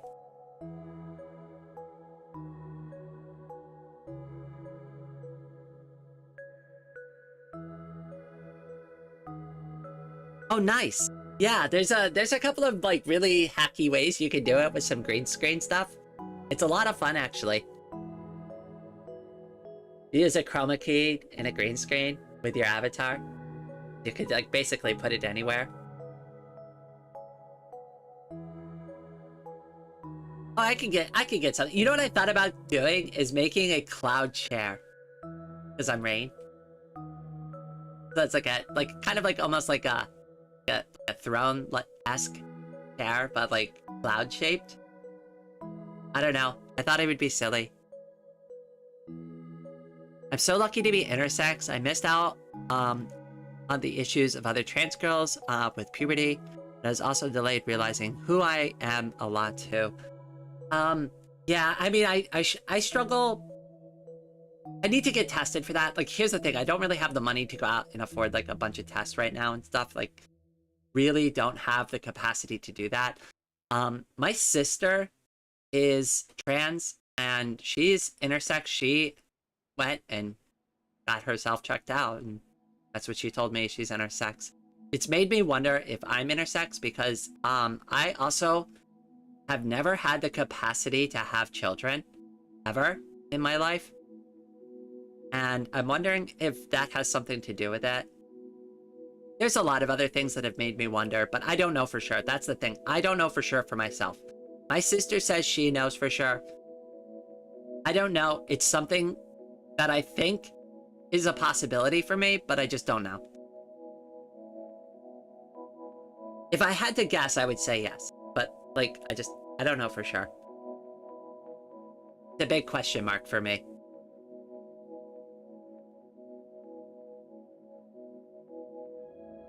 Hey, sometimes do you think you could do a stream playing Team Fortress 2 with viewers? Yes. So with the community, yes. I'm not going to be playing online randomly because there's too many aimbots. But if we can get a group together for Team Fortress, we will do Team Fortress.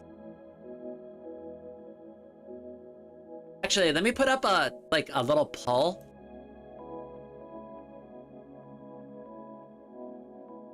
Would you play TF2 with me on?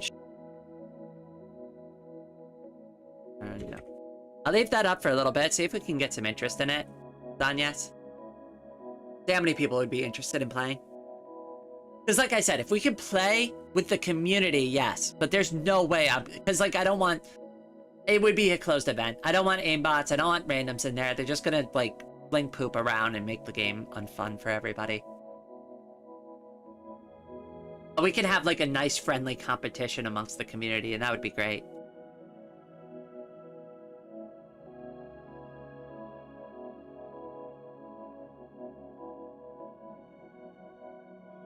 Okay, seriously, and for reals, I should probably rest in the Discord now. Have a great day, Mom, Ame. Aw, thank you, Rogue. It was so good to have you here. I hope you get some rest. Sleep well. I am gonna see you again soon. Don't you worry. Rainy's not going anywhere. Not yet. Despite the world trying their best, Rain has persisted. I'm stubborn like that.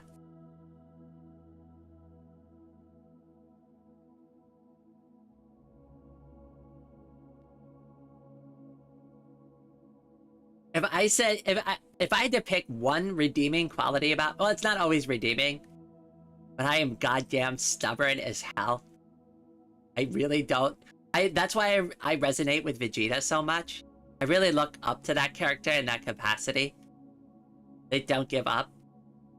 And the reason I look up to Ame from Needy Streamer Overload in a similar manner is because she also doesn't give up.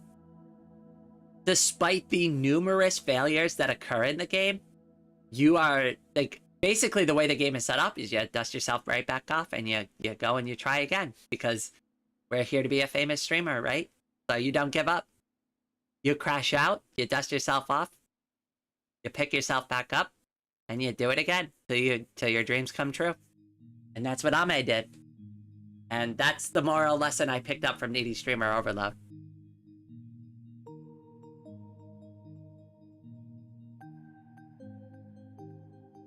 I'm probably most definitely not intersex. I mean, you don't need to be intersex to be trans, but, you know. For me, I'm unsure. That's it. That's all I was really saying there. Hey, at least we got the schedule done. This one's cute, but I forgot to draw her neck. I like this one. This one's cute.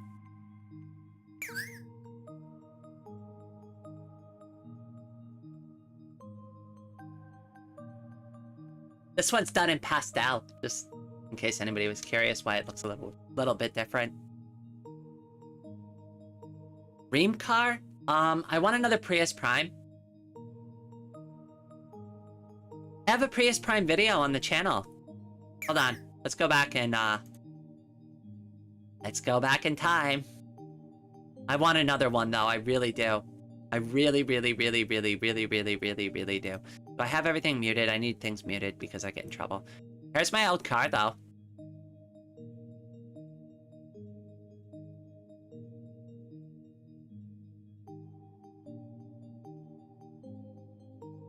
So this was the Toyota Prius Prime No Gas Challenge. And the reason why I need to mute it is because this video also got demonetized because apparently even though I bought the license to this song, the company still went and like struck it anyways, and then I lost for some reason. So whatever, screw 'em. I don't get paid for this video. If I play it on live stream, they're gonna demonetize the live stream, so I gotta mute it. Even though it's my own content, it sucks so much.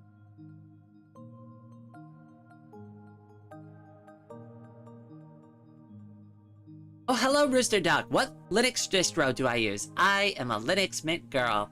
I love Linux Mint. I even have a pin on my chest. That's how much I love it.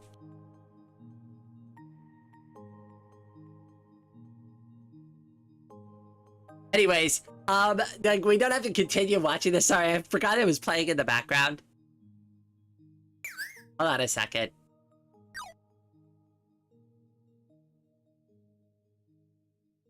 One second.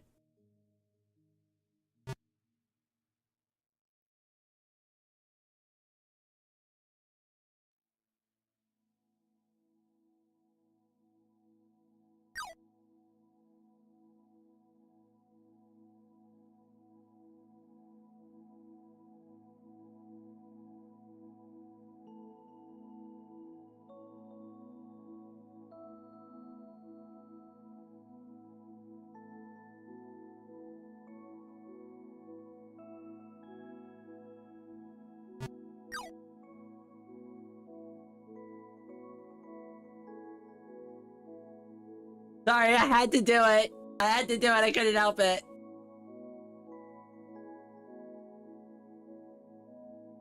This is high fetch for anybody who is curious.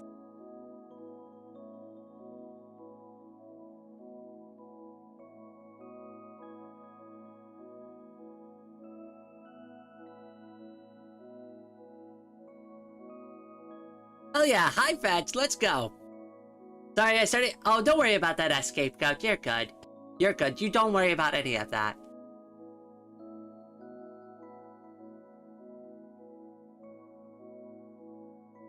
Anyway, so anybody's curious about what I'm running, here you go. Do you like my Angel Internet Yamero? Persistent little thing that I've got going on over there? Is this Linux? Yes, it is. It's Linux Mint. With a super cool trans flag. This entire channel is run on open source technology. Everything. Everything I do is open source. Krita is open source. My operating system is open source. All the games we play are on some sort of open source operating system. This is a Linux channel. That's my medication alarm.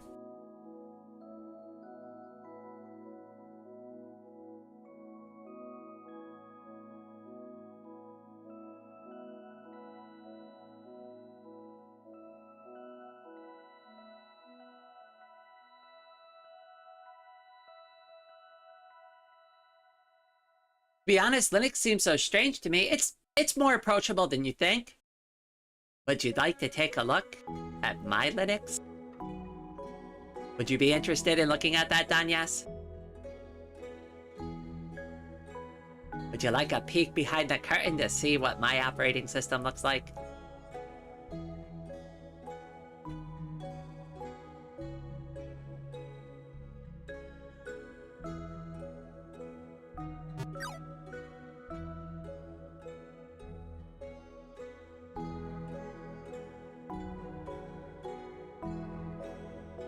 So pretty. I love this. I made it look like rain. This is C Matrix for anybody who's curious.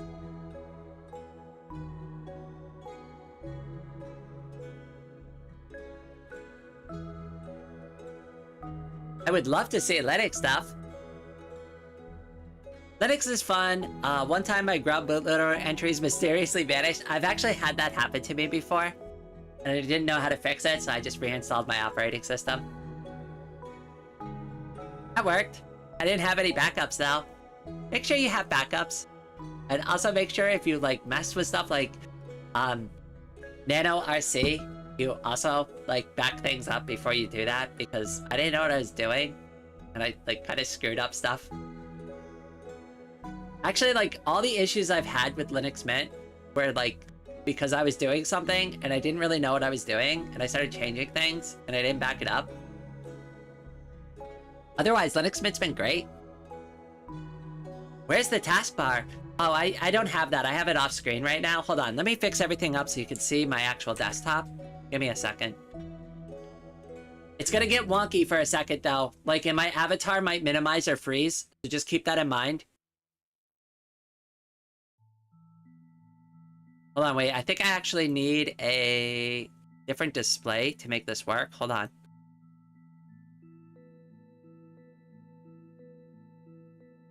It's not window capture, it's display capture. Yay.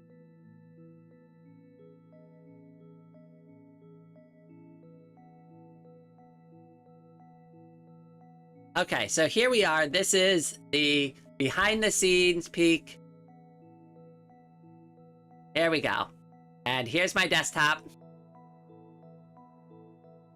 And here's the taskbar. I have my little Yamero taskbar, but this is set up pretty much like Windows 10. So, I mean, it's if you're familiar with Windows 10, you're pretty much familiar with like Linux Mint. You can customize all of this stuff.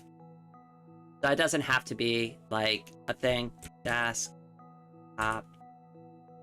So what is it? It's backgrounds. Like you could go through here, you could change all of these settings. You could change like, do you want your desktop to be like a slideshow? Stuff like that. It's like all like very set up like Windows 10, if you're familiar with that.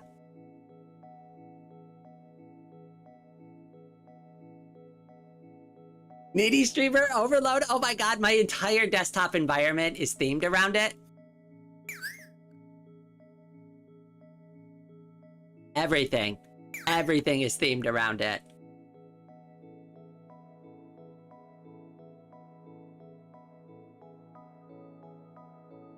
When I Linux, I want every part of every facet of my like operating system to be like needy streamer overload themed. So that like was my goal. That's why everything's pink, or it follows like the Windows 10 XP format.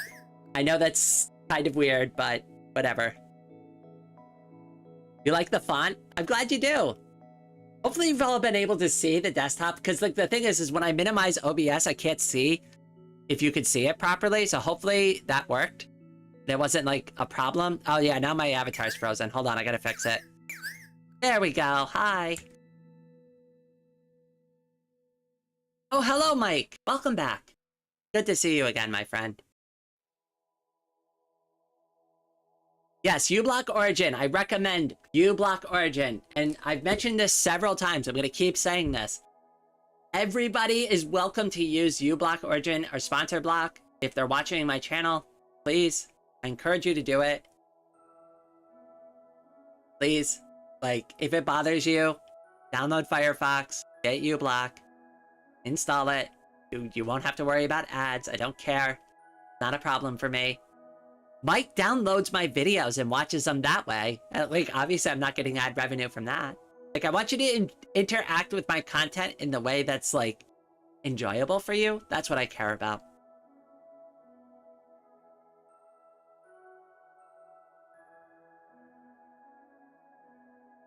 Libre Wolf is alright.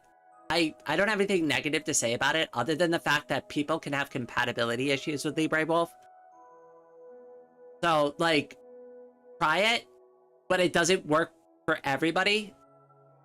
But Firefox, generally speaking, works pretty well across the board.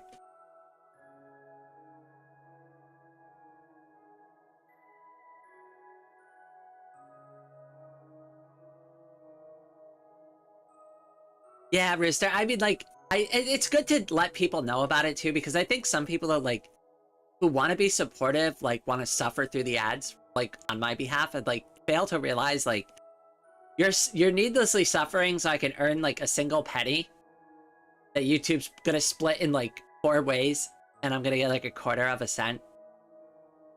Like, don't do that. Don't do that. I'd rather you just have a good time.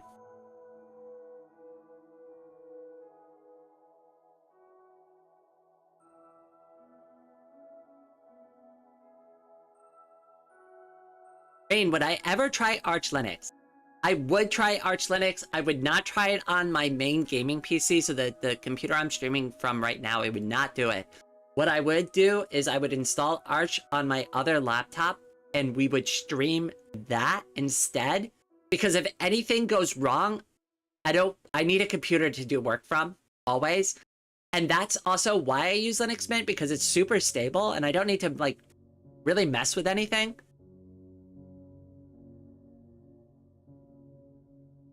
Oh, it's gonna zero it out, Danyas. You're gonna want to go into the Discord to drop links. All the links in YouTube, except for the ones I post, get zeroed out.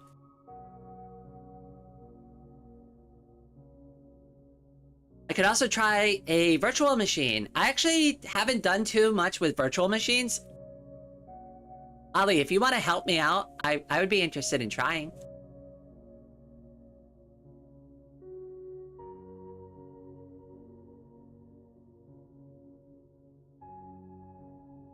Just DM me for the... Alright, I will, Danyas. Sorry about that. But you know... You got it. Like, I brought this up earlier too, but like, you know, the reason those like filters are turned on is because if I don't, like, this chat's gonna just be like a bunch of like bigots throwing poop at me. It's not gonna be fun for anybody.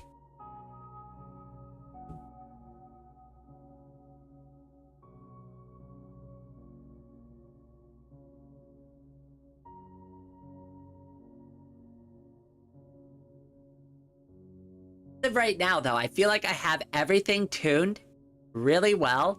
I know it's a little annoying for the chat experience, but, you know, like, we really don't see that many transphobic comments get through the chat. And, like, I have moderators here, right? But, oh, Rose, sorry, I almost missed your, I almost missed ya. Welcome to the stream. Or welcome back. Sorry, I almost misread it, too.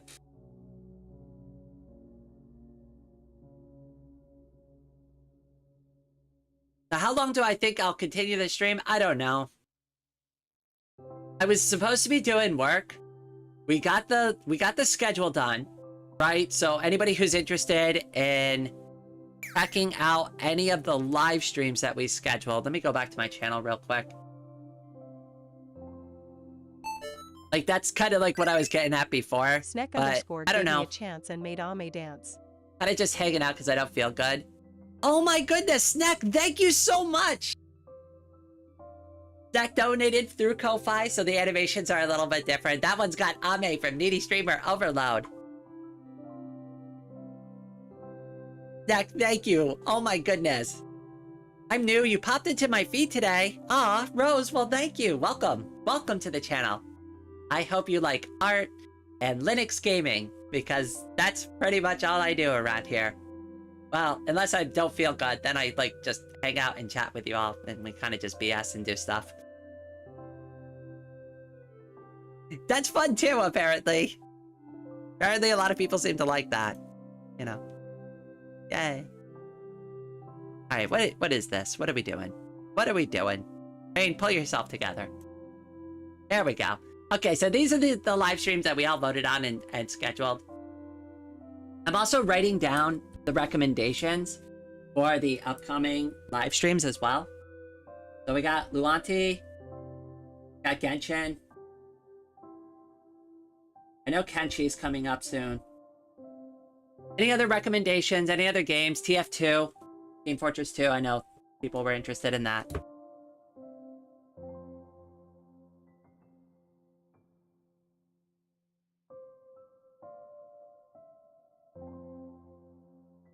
My username on the blue app, but not the bird one, is Danya7. Oh yeah, I do have a I do have a Blue Sky account,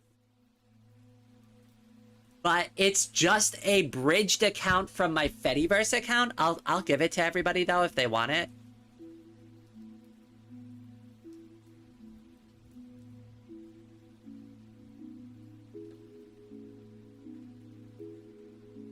Maybe more Morrowind? We could do more Morrowind or our Elder Scrolls Online. But we already have that scheduled. We could do like Morrowind, a Morrowind stream. Let me write that down. We'll vote on all of this too. So I'm just getting like recommendations right now.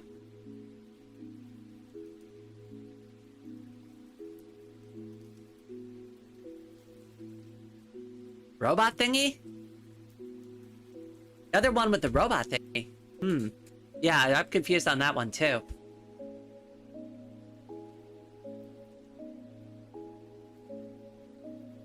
I'd never bridge my Fedi account. Too much there, not suitable for Blue Sky. I really don't give a crap, honestly. Like, I know my posts look super unhinged on Blue... Actually, let me just... Don't let me just tell you. Let me show you how my posts look on Blue Sky. Hold on a second. Let's go to my profile. Okay, so here is my Blue Sky account. Open.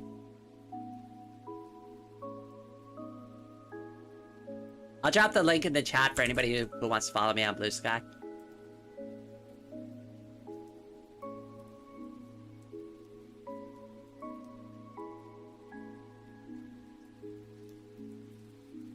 But because of the way I use my emojis, most of my like messages look super unhinged because all the emojis get written out and all of like the formatting on a lot of my like posts.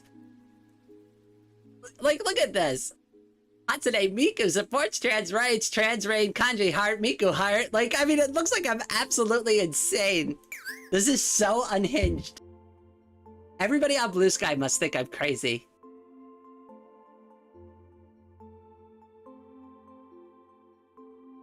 They look great on Fedi. Like, you go to that post on Fedi, right? And it looks fine. Hold on, wait. Let me find it on my Fediverse account.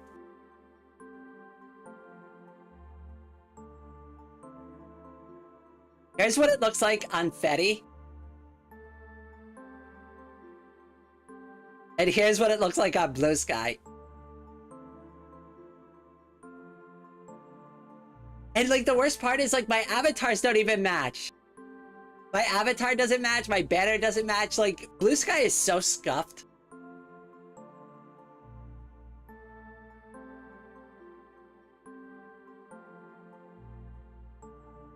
There's nothing wrong with being crazy. I'm glad you believe that, Mike. Some people might not agree. But hey, if you're having fun with my level of crazy, you're welcome to stay along. So I can't follow anybody on Blue Sky. That's the problem, like with having a bridged Blue Sky account. I can't follow anybody. People can only follow me. Because all it really is just like, it just forwards my post from Fedi over to Blue Sky so that you can see a copy of what I'm doing.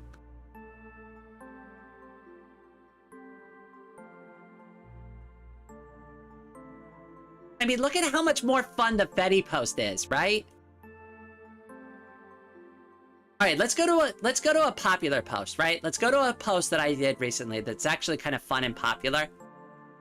Let's go to... Which one was it? There it is. So this one was really, really popular that I posted recently. It's like, you have no choice, accept your fate, cutie. And then it wrote out cute and Menahera smug, right? And it says, being cute isn't your choice, it's mine. You're cute now. I got 3 reposts and 1 like. Got a couple of comments on Blue Sky, right? Kind of okay, right? But let's look at the Fediverse version. Where is it? I can't even find it now. There we go. Now, like, don't even worry about, like, the numbers. Just look at how much more fun the presentation is. And look at all the reactions that everybody can do because we're using Sharky. I'm gonna boost that again.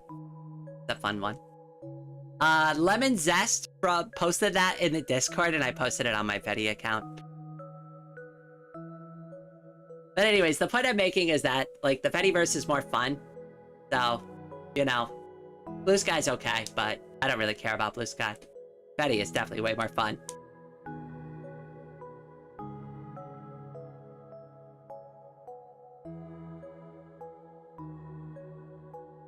Fetty got more interaction than any Blue Sky post that I've ever posted. Same, Octavia.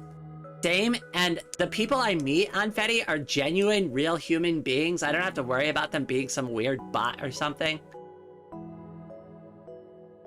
Like, almost everybody I met is some kind of genuine, actual person. I don't even notice any crazy, to be honest. Yes, I'm ADHD and autistic. Why do you ask?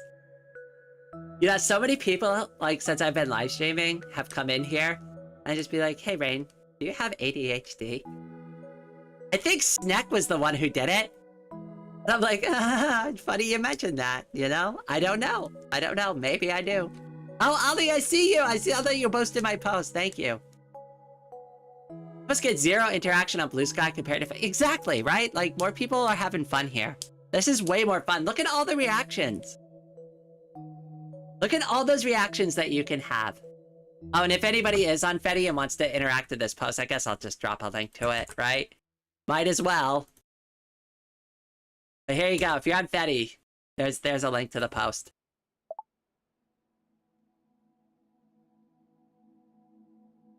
And here's the thing, too. Like, you can view this post through a Mastodon. You could view it through a Coma. There's, like, so many different Fediverse softwares, but this can be presented to all of those softwares at the same time. I mean, look at my instance cloud above my head. Most of it is Mastodon, right? Which is very similar to Blue Sky. Which, if you wanted an experience like Blue Sky, just get a Mastodon account and you can still have more fun with me on the Fediverse than stinky old Blue Sky. Or Twitter. I'm never calling it X. Twitter. Ugh, Twitter sucks.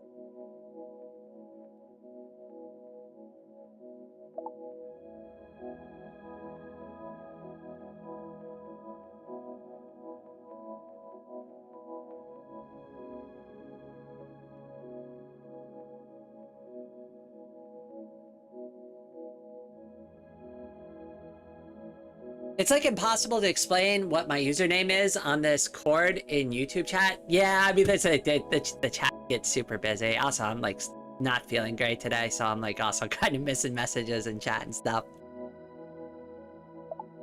You're gonna have to chalk that up to Rainy not feeling great today. Dark Raven's got the right energy. That's the bad kind of bird. Dark Raven's the good kind of bird. Where did you get the instance cloud thing? Oh, I'll show you, Mike. So you go to edit widgets, which you can't see because my big fat stupid head's in the way. Hold on a second. Let me minimize my avatar. Okay, there we go. So you go down here to edit widgets. Okay. And this one is called Instance Cloud. So you just go up here. And you go to this drop-down menu. And you can pick from all of these different ones. So you just find the one that says Instance Cloud. And you click on it. I'm going to click on a different one because I already have Instance Cloud set up. So I'll just pick something different. I'll pick Calendar to add. And there you go.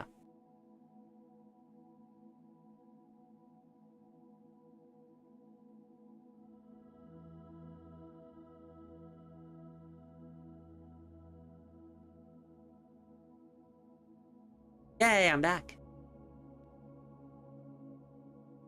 Danyas 7. Okay, I've got it written down, Danyas. Don't you worry. I wrote it down. It's on my piece of paper right in front of my eyes.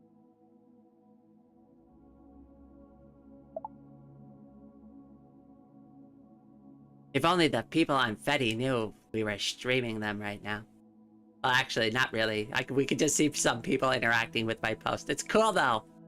I'm sorry, but Fetty is so much cooler than, like, Mastodon or Not Fetty. Sharky is so much better than Mastodon or Blue Sky. Like, I will not use anything that's not Sharky software.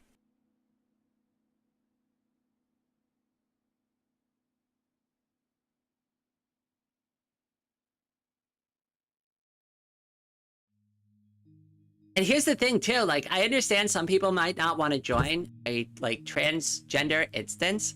Hold on a second, though. So let's go over to FettyDB.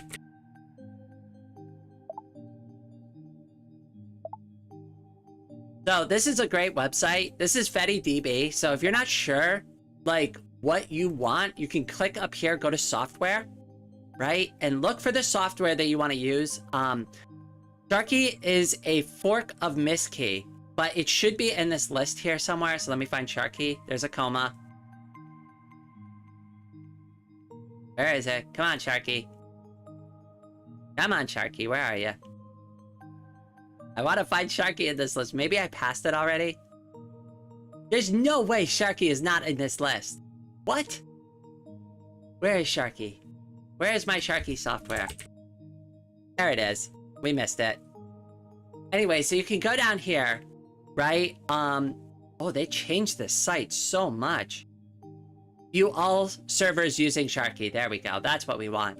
So if you don't know where to get started, there is a website available to you that will give you a list of all of the different instances that you can potentially sign up for. This is a really good one right here. I know it's like really hard to say, but this is a great instance. Hold on, we'll visit. Oh wait, I can't visit that one because I have an account there. Hold on, we got to do it in a different window. But this is a good one.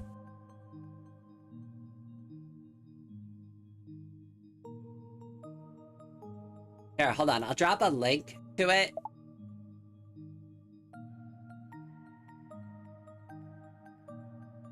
In the chat for anybody who wants to try out Fetty. Wants to try out Sharky.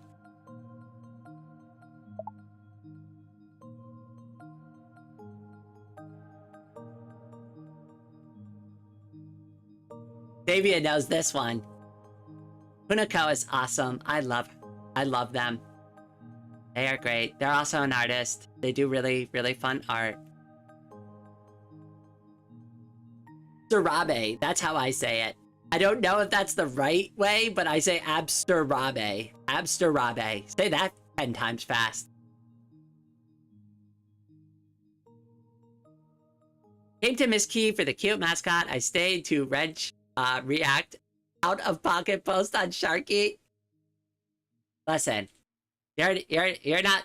There's no key like Sharky, okay?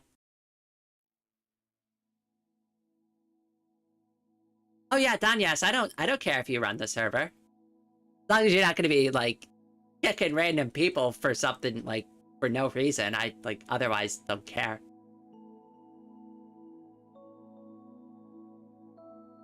Like the only people that get kicked, like even in my live streams, the only people who ever get kicked are bigots. Bigots and transphobes, that's it. Like those are the only people I don't want around.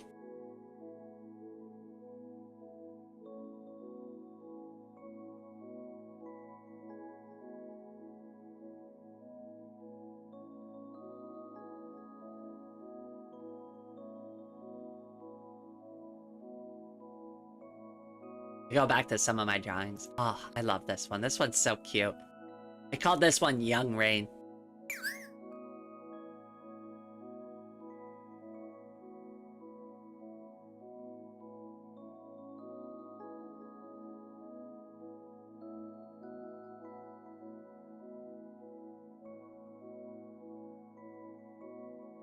Note that I'm only really available 12 p.m. and onward. Yeah, but that's okay. We could schedule it. We could schedule around that. That's fine. Don't overthink it. Just because I usually stream at 8 a.m. doesn't... I mean, like, you've seen how long I could stream for. Like, that's fine. As long as it's during the day, that's when I'm available right now. If anything ever comes up, though, like, let's say, like, I do end up getting, like, a part-time job. Like, finally somebody wants to hire Rain, right? Like, I will... just change when I live stream to fit that schedule, but that's kind of why I want to do this. And I want to get people in the habit of looking at my channel and like looking at the live stream schedule. That way, like, they're used to it, and that way if anything comes up, I could just move stuff around and nobody misses the things they want to see.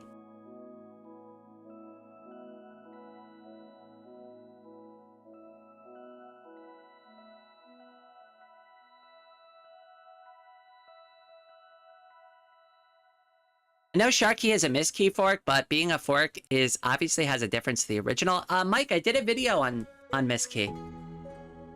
Hold on, I could pull it up. In that video, I know the music is fine on it, so I don't have to mute that one. I have a miskey video. Here it is. I almost missed out on miskey. There, now we can listen to my old voice. Miskey, an interplanetary microblogging platform.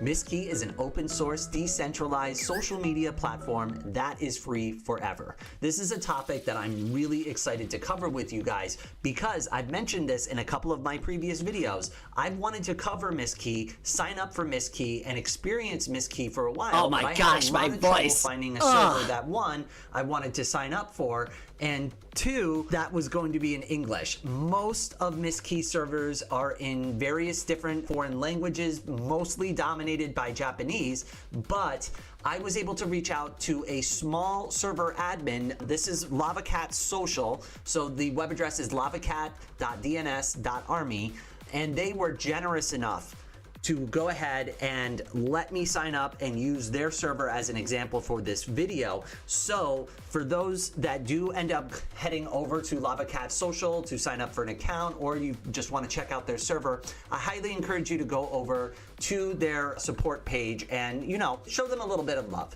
Without any further ado, let's go ahead and let's actually check out what Miskey is all about. All right, so we have now landed on the main page for LavaCat Social, which is still the... Yeah, right, Snack? Isn't it like even me, I'm listening to it right now and I'm like, did I really sound like that? Was that really me? Is this really me? I guess I sounded like the robot that I used to pretend I was. The above comment is, don't worry about it. I understand, Ollie. It's totally fine. I rarely comment, reply on YouTube, but someone recently replied saying my username is funny. I like your username. I think it's cute. I like your avatar too. Ollie's a talented artist as well.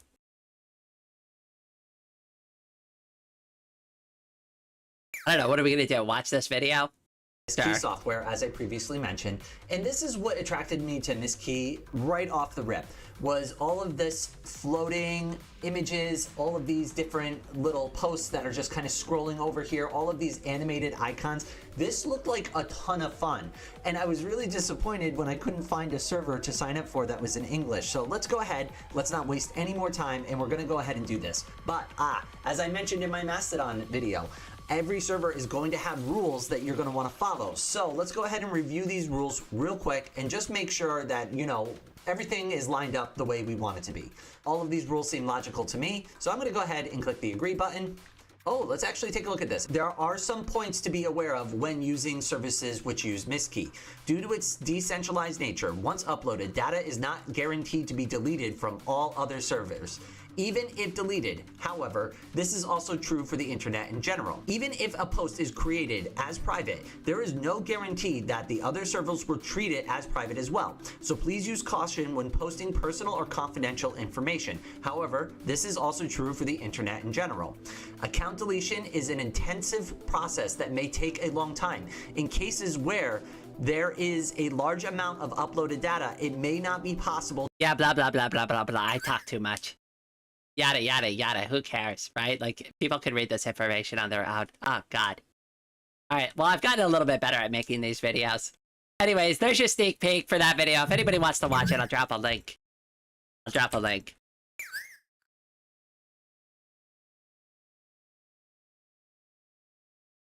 Hi, Ferret. Welcome to the stream. Sorry if I missed you earlier. I was a little distracted. Oh, hello, Satsukin. Welcome. Welcome to the stream, my friend. I hope you're doing well.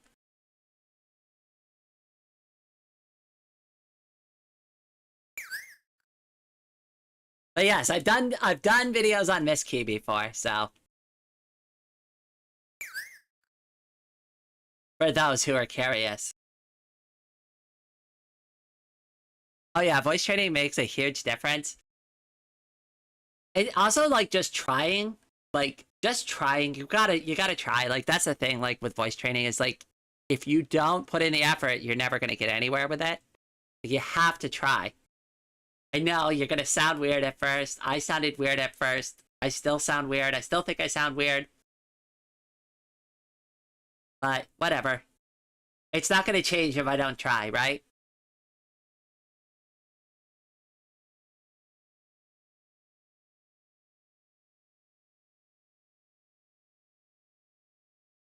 Also, I hope you feel better soon, Rain. Aw, thank you. I mean, I still feel like crap, but at least, like, I have positive energy. Like, my spirit is high. So if nothing else, that's making me feel better. I have a little bit of a headache, though. I feel exhausted. It's so hot right now. Like, right now, what's the temperature? Oh, jeez. Hold on a second. Like, C to F. So right now, in my room, it is 30 degrees now. Almost 31. 30 and a half degrees Celsius. It is super. It's getting toasty in here.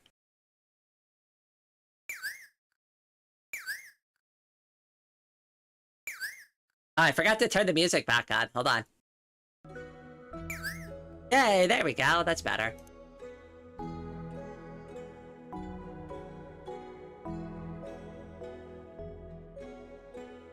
Oh, hello, Ari. Welcome back to the stream. I'm also, like, to circle back on the voice thing, though, I'm still, like, I don't know. I hear my own voice. I can't believe that was me. I can't believe I used to speak like that. Almost feels like a completely different person. Yeah, it's getting pretty warm in here. Not gonna lie. Little uncomfortable. I mean, there's nothing I can do about it, though. I could complain. I guess that's something.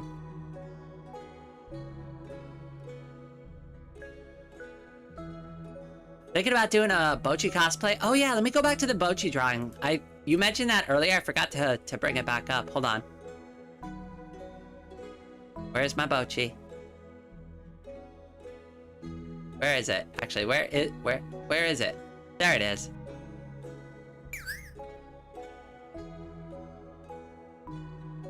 Friends, I have to depart the stream. Enjoy the rest.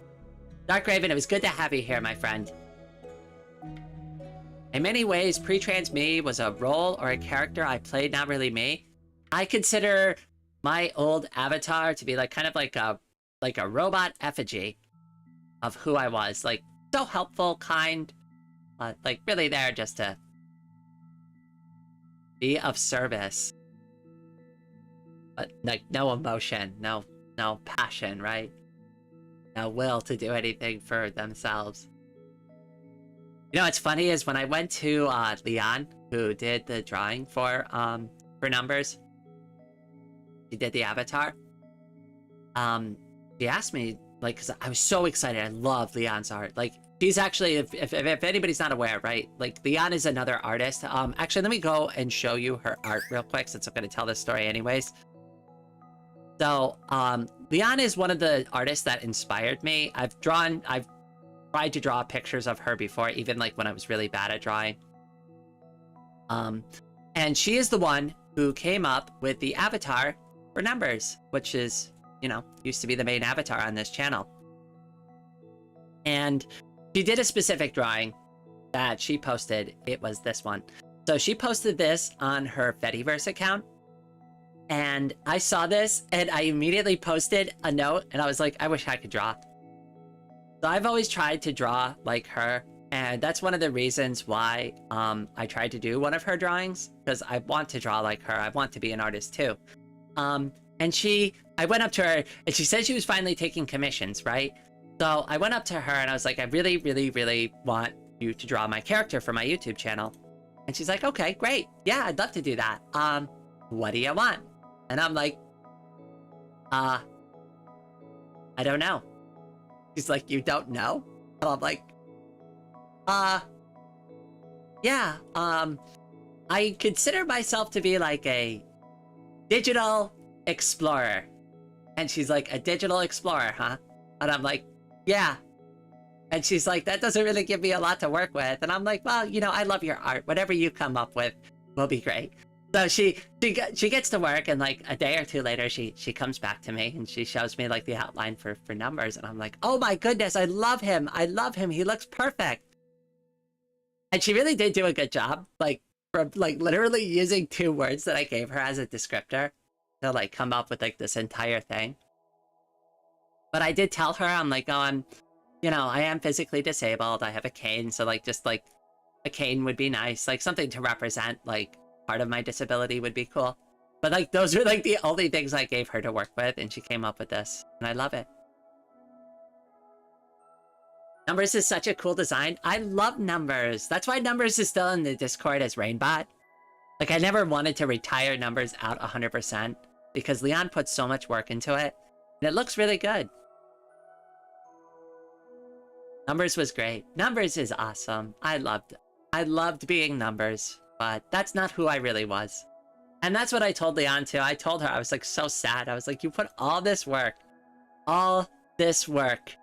into doing like these avatars for me, and like they're basically gonna go unused for the rest of time now because like I'm not Numbers anymore. And she's like, it's totally fine. She's like, you use them. You use them for what you needed to use them for. And she's like, that's like the best thing you can do with my art. And I'm not gonna lie, I cried. I was like, oh my god, thank you. You're so good. You've been so good to me. You've taught me so much about art. Thank you. I feel bad because like I draw my own art now. Like I do all my own artwork now. I do like still get help from some artists. Like, so like this avatar was drawn by another artist. I do link down to their page in the description below for the person who helped me out with my VTuber avatar. But like obviously for like all the drawings on my Ko-Fi, like those are all mine. Those are all the drawings I did. So I don't really need Leon to draw things for me anymore. So I kind of feel bad, but like she kind of taught me herself out of a job because now I don't need her to draw things for me now. Oh, and I feel so bad. But she's so good. She's such a sweetheart. She should really be an art teacher. She's so good.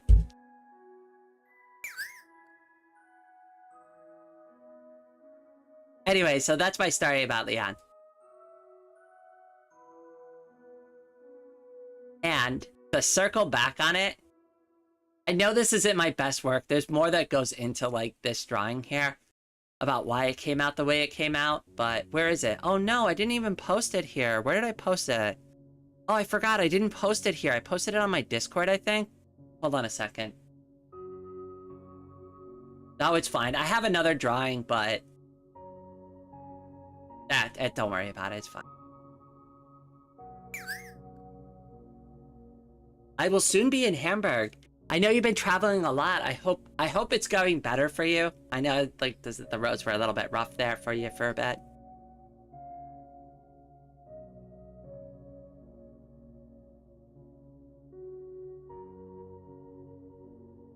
And my condolences, by the way. I know these are not travels under good times, so I hope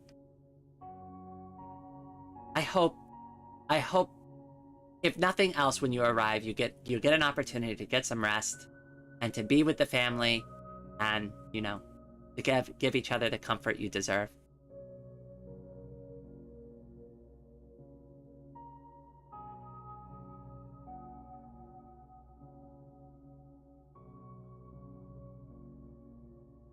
HR2 will do you a favor, but to support the HRP effect, you need training. I mean, I kind of see it that way. I'm only like 6 months into my 1-year plan. I kind of look okay. I definitely look like I'm only half done, like IRL.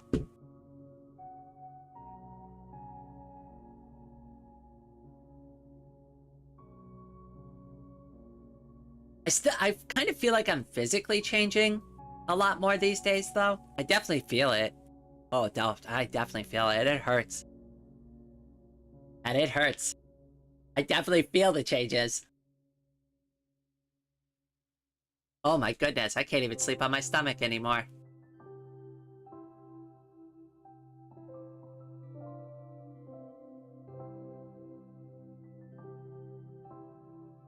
Yay, thanks!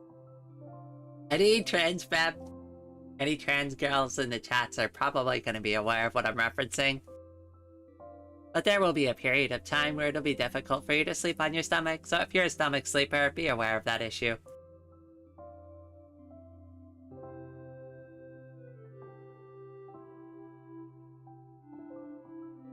Me, I'm a trans femme.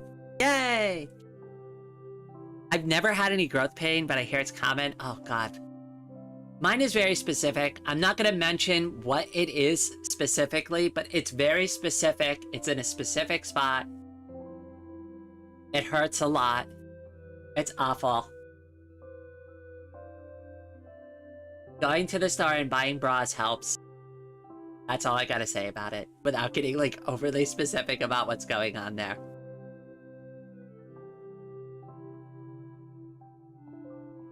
It's the hair, it hurts to grow? Yes, it's my hair. My hair is killing me.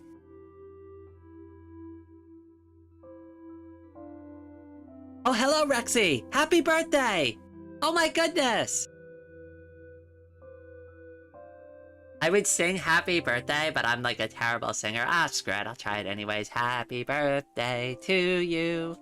Happy birthday to you. Happy birthday, dear Rexy. Happy birthday to you. Okay, that was probably really bad, but whatever. Yay!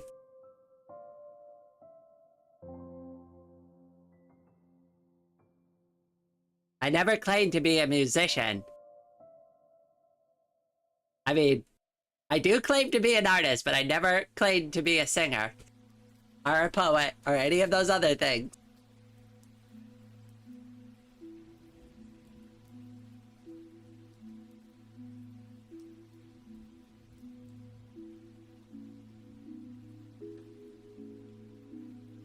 And the face is strange. Chase.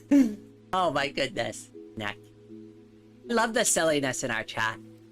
That's the one thing I hope never goes away. If I need to fine-tune my, like, filters to make sure that we always have a good chatting experience like this, that's, like, the #1 most important thing to me.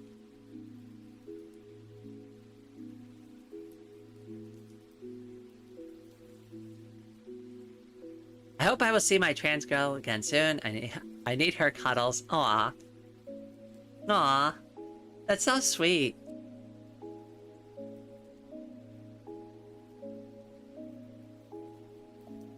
Also, it's really hard for me to comment on something. I brought this up so many times to, like, people before, but it's like, the one thing that's really hard for me to do, because I'm demisexual and I'm demi-romantic, right?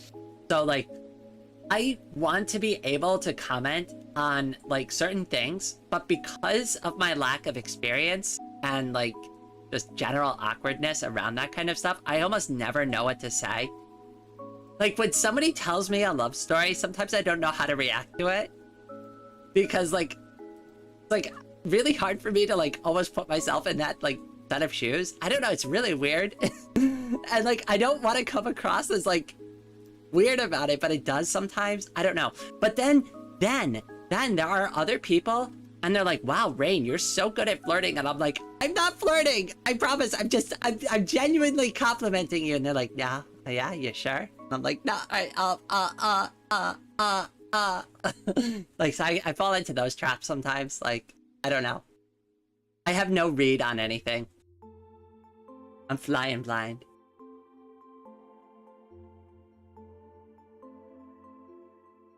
It's really hard too, because, like, I'm sure a lot of other people are like, wow, you're weird. And you'd be right.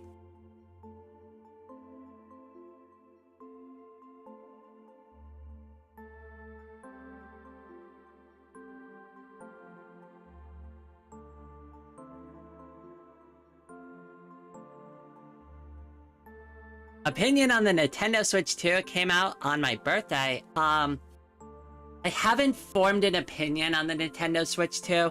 I know a lot of people are pissed off about the price. But if we're talking just about the gaming specs, to be honest with you, I haven't really looked into it. Not interested in purchasing a Switch 2 as of right now. That's where I stand. Because I'm big into PC. Obviously, like, this is a Linux gaming channel. right? So like really big into that. I have a Nintendo Switch. I very rarely play it. I really only got it for Animal Crossing while I was still like in recovery. And I played the crap out of Animal Crossing. That was fun. I loved Animal Crossing. That was a great game.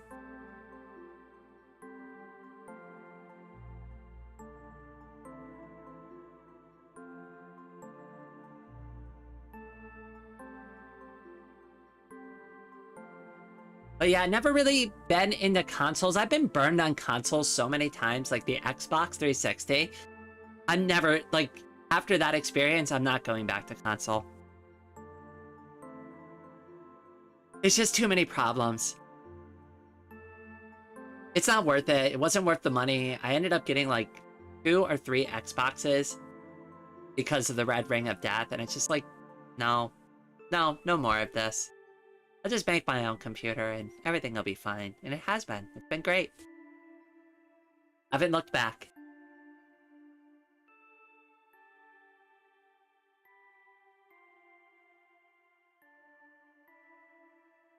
I love Linux.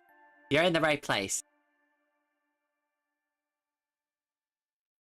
If you love Linux, this is the channel for you. Because that's all I do is apparently nerd out about open source software. And play Linux-based gaming. Or something like that. I don't know. Oh, goodness.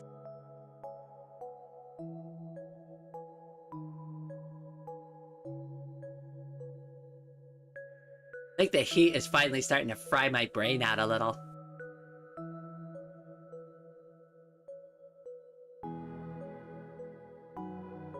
There's an end-of-life update, question mark? For the Nintendo Switch? Oh, wait. I misread that. I read the chat out of order.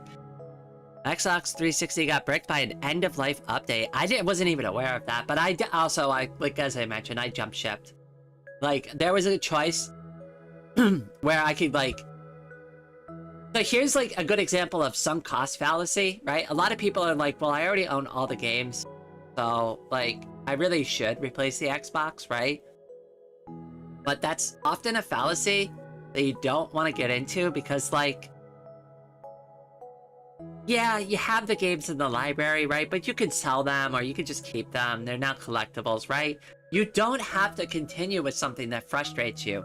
You can just buy yourself out of the situation. And that's exactly what I did. And I was happier for it. And yeah, it sucks because I did spend all that money and I can't play those Xbox 360 games without an Xbox 360.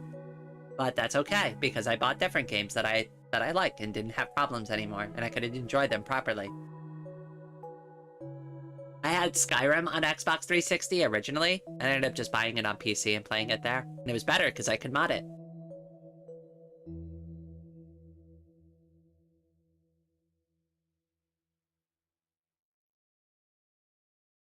Dang, 5 hours of it. Has it really been 5 hours? Oh my goodness, it's actually been like 5 hours, 5.5 hours? Oh my goodness. I've lost track of time completely. I'm supposed to be working on stuff for the channel, like, while I'm chatting with you, and all we've done is look at my art and, like... Yeah. We looked at my art. Oh yeah, we scheduled some live streams, I guess, so, like, I got something done. I mean, I guess how productive did I expect myself to be? Not feeling well, and also, like, chatting with everybody and doing stuff like that.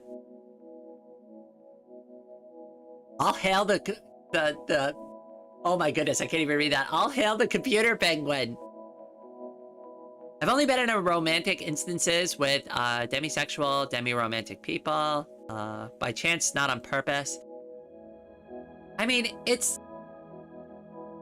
Like, that's the problem. I don't even have, like, advice to give about even being in a relationship with somebody like me. I don't know, I just usually opt out of relationships. Not that I've ever had any good luck with them. Like, most of my relationships usually don't end very well. I don't know. Again, I'm not very good at relationships, so... Probably better if I just don't.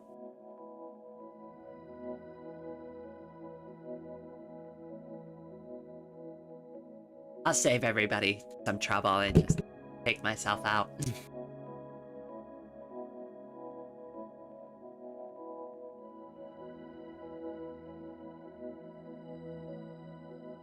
Well, and the problem too, and this is something kind of like hard for me to bring up a little bit because it's very personal, but like I've had issues already with people like from YouTube crossing boundaries with me online, and like that sucks. That's something that if you become a live streamer, you become like a content creator, you build an audience, like be ready for something like that. Parasocial relationships do form with people. And you may not be aware of their interest in you and how interested they've become in you. You may not even know who they are at all. And until like they make themselves known to you, and it sometimes isn't great when they do. So just something to throw out there. Actually, until recently, that was a big issue for the channel, which is why I like wasn't live streaming consistently. But you know, that issue's resolved now.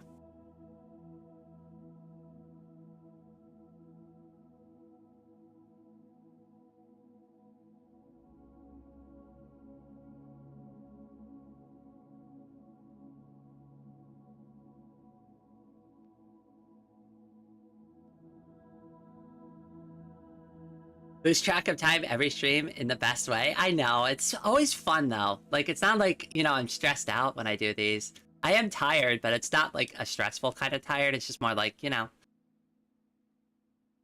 used up all that energy. Not in a bad way, so I don't know. I'm happy with it. Yeah, it can be a struggle. Like, being friends is one thing, but anything over that gets mucky real quick. Yeah, it's tough. It's really tough. If you're wondering about the game I'm calling, Mindustry. Oh, Mindustry. I've played Mindustry on this channel before. Hold on, wait. Let me show you. I've done it. We've played Mindustry. Where is it? I know it's here. Where's Mindustry? Come on. Show me Mindustry. There it is. I've done Mindustry before. We can do Mindustry again. Mindustry's fun.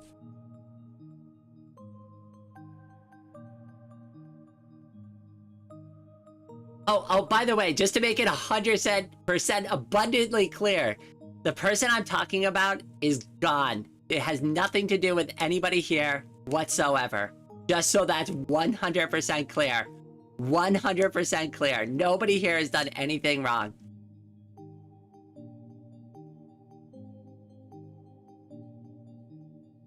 Situation is well resolved now, and I made sure of it.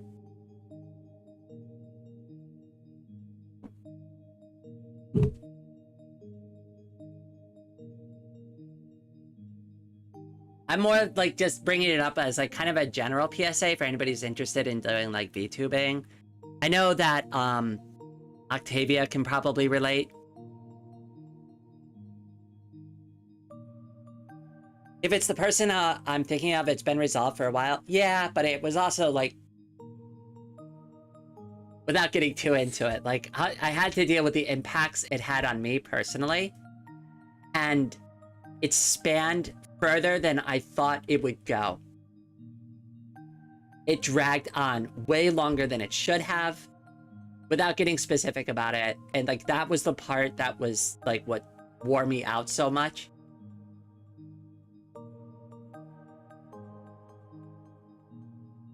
And of course, I had to protect the entire community too, right? Like, so it's not just me that I'm trying to protect. I have to shield the entire community from stuff like that. Because, like, you know, it has nothing to do with them.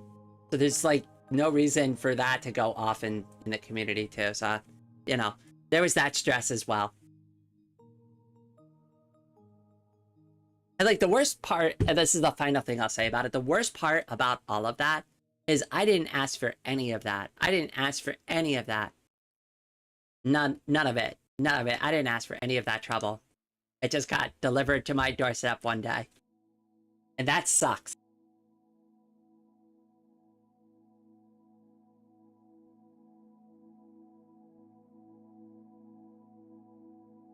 been a while since I played Ministry. I might as well return to Ministry. I'll do another Ministry stream soon. We've got next week's schedule planned, but I'll write that down and I'll add that to the list. So, like, we can kind of vote on it. We've got Morrowind, Ministry, TF2, Luani, Genshin, Kenshi. We've got a lot of good games coming up.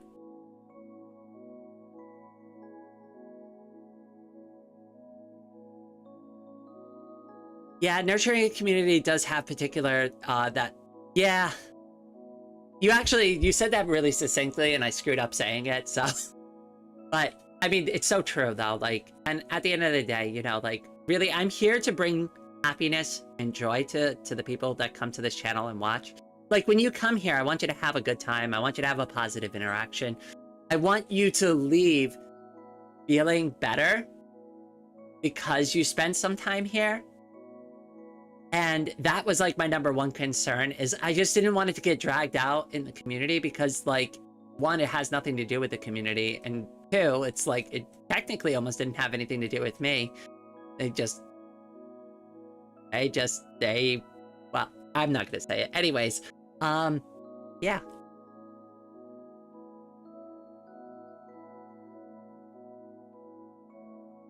Segue left. Anyway, so Ministry's fun. Raid, what about a transport tycoon? It gives trans mods for the game. So I've done OpenTTD before too. I think you can see it on the screen right here, yeah. OpenTTD is going back on the list as well.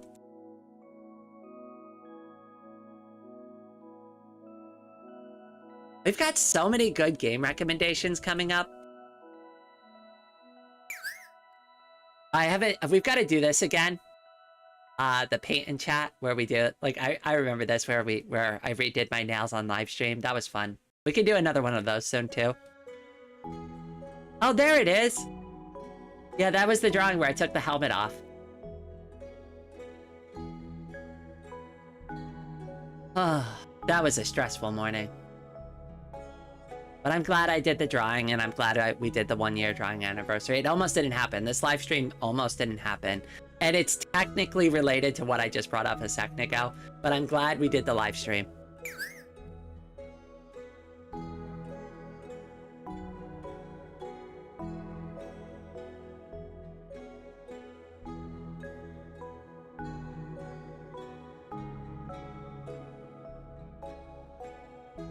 I thought so too. I kind of cheated a little bit. I'm not gonna say how, but I showed another artist how I put that drawing together, and they're like, you know, that's not really cheating because, like, it's all your artwork. And I'm like, yeah, I know. But I kind of feel bad. So, like, what ended up happening is I already drew that, like, body a while ago. So what I did is I found the original drawing that it was, like, in my stack of papers. And I was like, okay. So what I'm going to do is I'm going to redraw this, so technically trace it, but not really. I'm going to rough out the outline. I'm going to modernize, like, this outline to fit more of, like, my modern drawing style. And then I'm going to redraw a new head on top of it, and then move the current head that's drawn on the body down to the arm to simulate, like, the helmet being taken off. That's how I cheated on it. But again, it's like all my own artwork, so it's technically not cheating, but, like, I don't know. I'm weird. I'm glad everybody liked it. That was a fun live stream too. I hate to say this, I was so sad that morning. I was crying right before the stream. Kuru literally, like, had to pep talk me. Kuru is one of the mods. She was here earlier. Like, Kuru was like, you know, you've got to do this. This is your day. You've earned this. You've been drawing for an entire year. This is your victory. This is your moment. Don't let anybody take it away from you. Like, I know, but I just, like, feel so empty.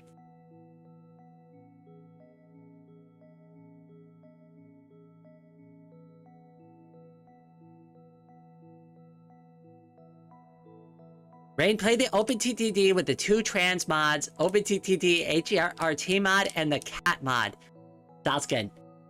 I'm writing this down. Wait, they have an HRT mod for OpenTTD? Really? and the cat mod. I'm gonna look into these right after the stream. Actually, I might dig into that in a few minutes here.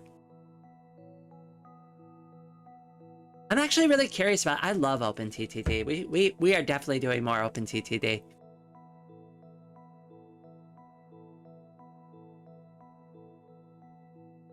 Community is like a tree. To make it big and beautiful, you need strong roots, and you have to prune the branch here and there. Yes, I fully agree with you, Scapegoat. I mean, like, every once in a while, somebody is gonna come into the community, and, like, you know, their intentions are not always going to be aligned with, you know, what we're trying to do here. And for better or for worse, the only thing that we can do in that situation is, you know, ask that person to politely leave the community and to seek the help that they really need to get. That was my approach. I'm glad I stuck to my guns on that one. Hi, Rexy. I see you there. Sorry if I'm not like 100% on chat today because like I'm definitely sick. And it is now 88 degrees in my office. My goodness. Like, the temperature just seems like it's going up by the minute. Look, oh my goodness, we're up to 88. It's gonna be 89 soon, so we're up to 31. 31.1 C in my office. So sorry if my brain is getting a little cooked over here. It's not my office. Why do I keep calling it my office? This is my bedroom. I sleep in here. This used to be my office. I rearranged my house like a couple of months ago, and I don't know why. I'm just stuck in my old ways because I'm weird. All right, hold on a second. I'll be right back in a second. I gotta get more water.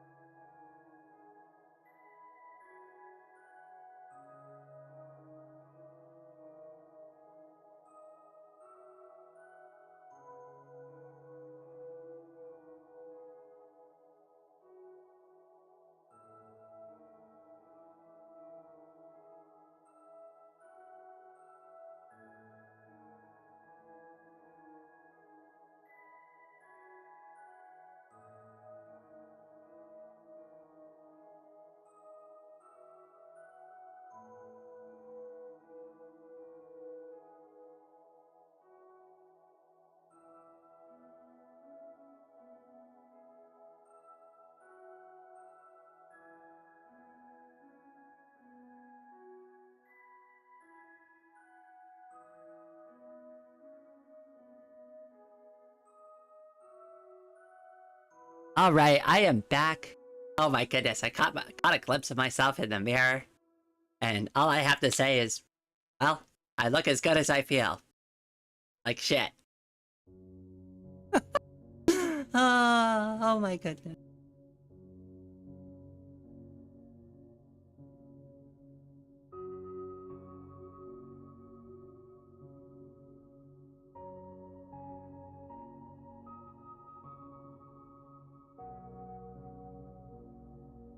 Water is life, water is misty, buy water now.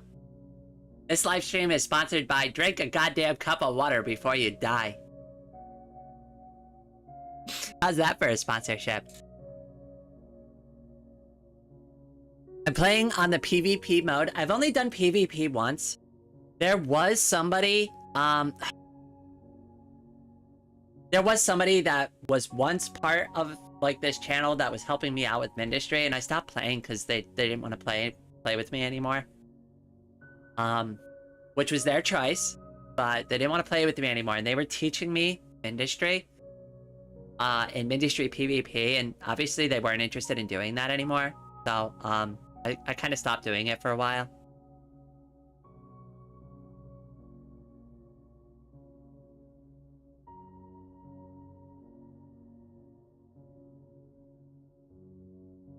I'm decent at PvP, I could train you? Alright, we can get a match going.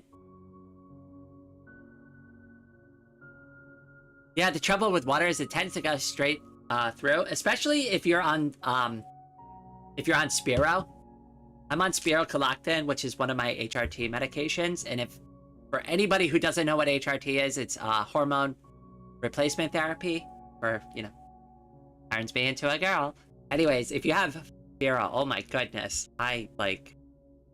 not only do I have to drink more water, but like I just feel like water never stays inside my body anymore. I'm not even renting it, it's like speed running. Ah, good old Spiro. Yep, good old Spiro. Here's the thing, I don't have a problem with it. I haven't tried any other T blockers yet, but like, I don't know, it's working for me. There's no reason to change it. It doesn't bother me enough, like, where I think it's a problem.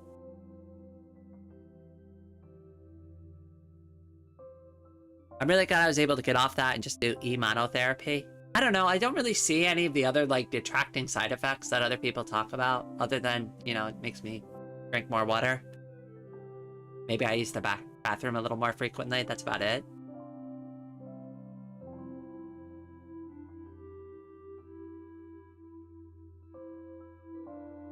But my friend keeps saying, right, it sounds like DM Dokuru. I don't know who that is. Also, my friend is wondering if you take those giant macro dose estrogen pills. I wish. No, but to answer the question on a serious capacity, Ferret. So I do take estradiol, and I take it sublingually twice a day.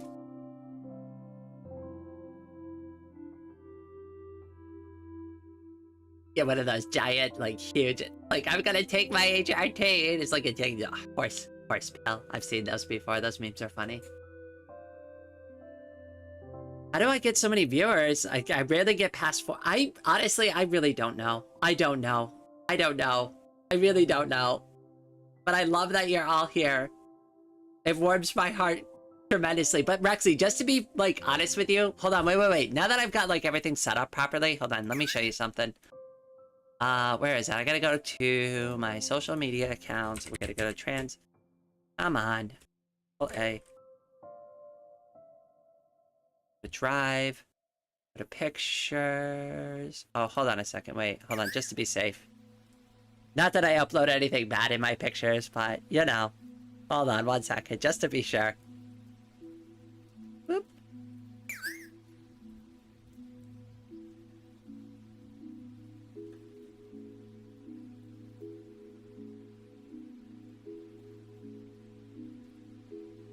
Where is it?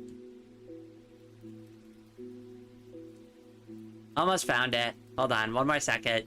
I promise this is relevant. Where did I put that picture?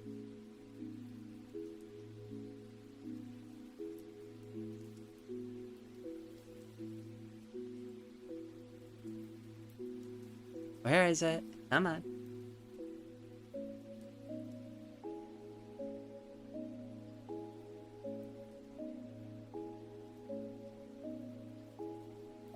There it is, I found it. Alright, hold on, I'll bring it back up. Sorry, that took a second. There we go. So, this was one of my live streams from when I first started. I took a screenshot. Like, I started to get back into live streaming. I streamed for quite a bit of time. Nobody showed up to this live stream. Nobody commented on it. And the only person who liked the live stream was me. I was the only person. It had no views, no average watch time, no peak concurrent viewers. Nobody watched it. Nobody watched this. Nobody wanted to watch it. Nobody was interested. And I was so sad. I was so sad. I remember posting about this, and I was like, I'll never stream this game again. And then one of my friends was like, no, if you like playing it, just keep playing it. And they encouraged me to keep going. And then, like, I did. And then Dark Raven showed up, and then people started showing up. And, you know, it took time, but then people started coming, you know? But, you know, I always hang on to this picture just to remind me of, like, where I really was and where I started, and... You know? Like, I just kept trying. Didn't matter that nobody was watching. But now people do. Now people show up. And I think that's why I'm so grateful. That's why I'm so thankful. Like, every time somebody supports me, or watches, or hangs out with me, like, I am so grateful, because this is where I was. This is where I was. And it was lonely, and it was sad, and I was like, I just want to hang out and play games with people.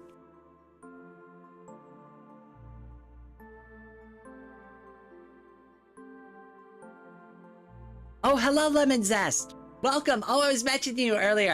I said I stole one of your memes and posted it on Fetty, and it got really popular. I didn't realize that. I was just like, oh, that's really cute. I'm gonna post that. And then, well, holy crap, that like flew all over the place. I've watched some of your Luanti videos. That's how I met you. I'm doing more Luanti soon. Well, Lemon Zest is actually helping me with some information in the background with the video. We're gonna remaster the Luanti video, not only with my new character, but with like new information, new updates, new stuff, like especially about multiplayer and setting up multiplayer servers. That video is gonna take forever to put together, but it's gonna be good. I want to do a really good job with it. But yes, there was a time and a place though, Lemon Zest, since you're here. Nobody watched it. Nobody watched it. Nobody wanted to watch me. I was not interesting. I was not relevant. Nobody cared.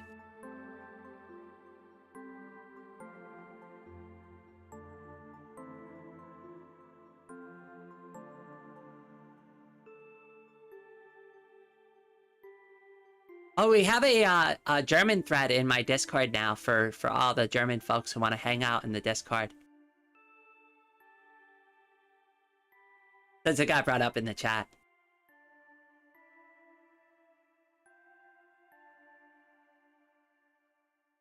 I was so oblivious on the bottom side, I went to check, and then I saw, like, multiple T3s there.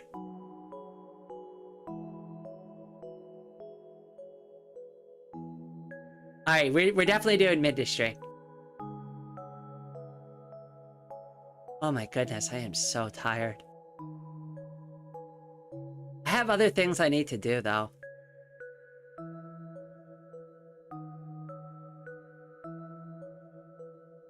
Ugh. Today sucks. Not hanging out with you. Being sick sucks. Being sick today sucks. Let me clarify that statement. Being sick today sucks.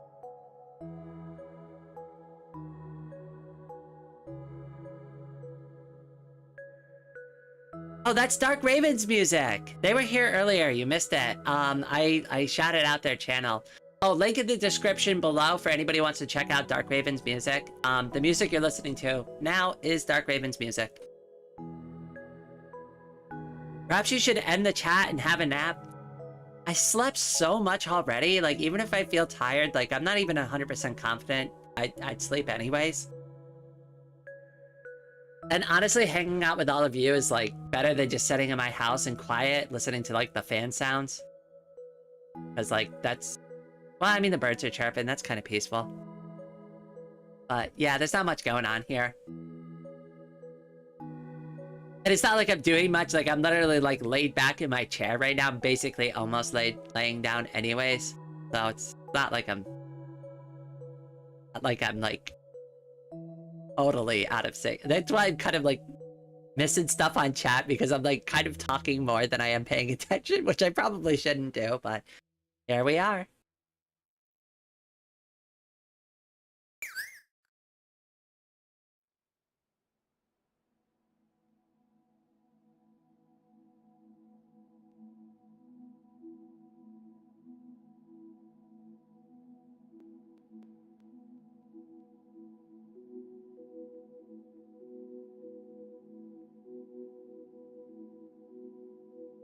Oh, you know what we could do? Let me look at that OpenTTD mod recommendation. Let me get that pulled open. We'll do that real quick. Hold on, let me pause the music. We're not playing OpenTTD right now, so don't get too excited. But we're gonna take a look at that mod. 1 second, I'm just gonna open it up.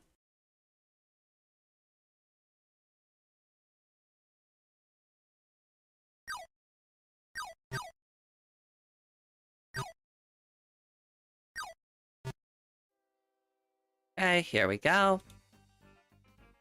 And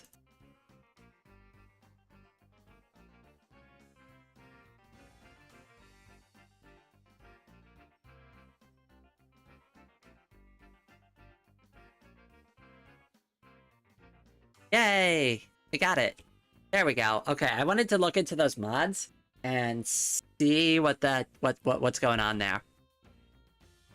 They were being productive. I'm doing something. Yay! All right, check online content.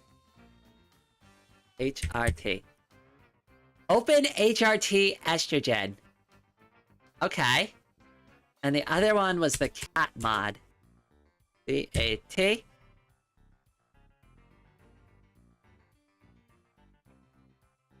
Catastrophe. Cat. Giant cats. I'm not sure what the other one is. Thoughtskid, can you tell me what that other cat mod is since you recommended it?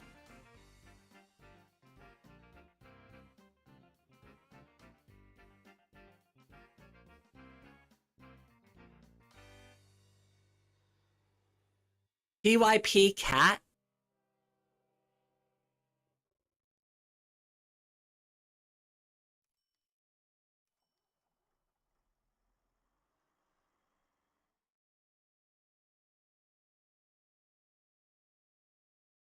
I don't know if I see it. Maybe I'm misreading it. Hold on, let me go back to the chat. Oh, maybe you said type cat. Hold on. Maybe I misread that. Hold on. C-A-T. There we go. This is cat.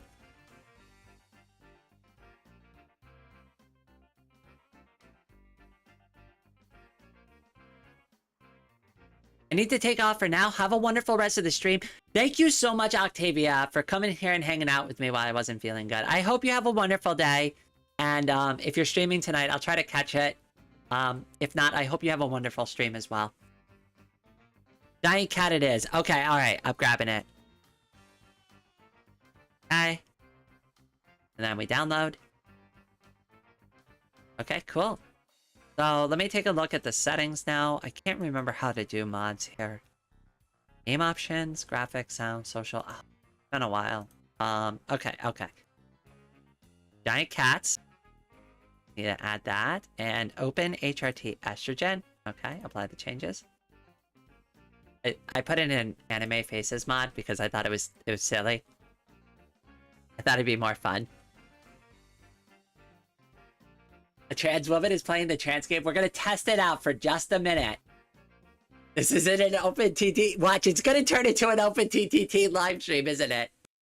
I say I'm not gonna play this game, and then we're gonna get into it, and it's gonna be like an open TTT live stream. Don't mind me, just casually playing open TTT. The first thing I need to fix though, graphics. This needs to be full screen. Hold on, where is it?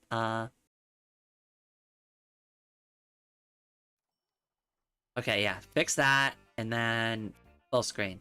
Yay! Okay, that should... Hold on, if I go back over to OBS, does that fix the display issue over on OBS? It does not? Why? Why are you being weird? I don't like that. You're being weird. I have no way to see if this is right or not. It should be full screen, but when I go and check OBS, it seems like it's not full screen. What the... Open TTD, what the hell are you doing? Alright, hold on. I'm gonna check it from my phone. Maybe my phone will tell me the truth. My phone won't lie to me, right? Holy sh... I'm out of battery? Oh, I forgot to charge my phone again because I'm irresponsible.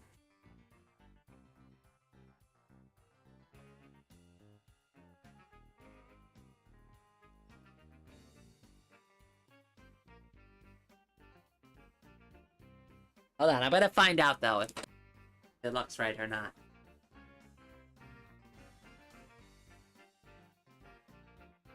Usually I do this stuff like off camera, or I like put up an unlisted live stream so I can like test stuff like this, but you all get to see it now.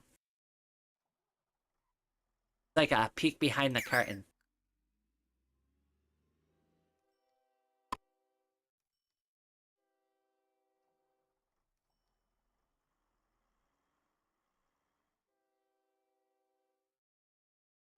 Okay, go to the channel, open up the live stream.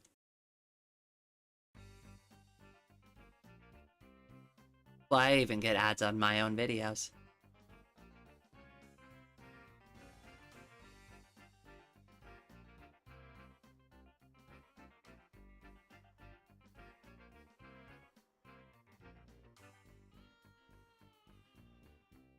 I'm playing the flood mode where I fight the creeper as Ministry units.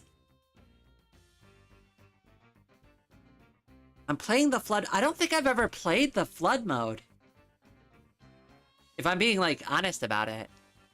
Okay, so it does look, it looks fine.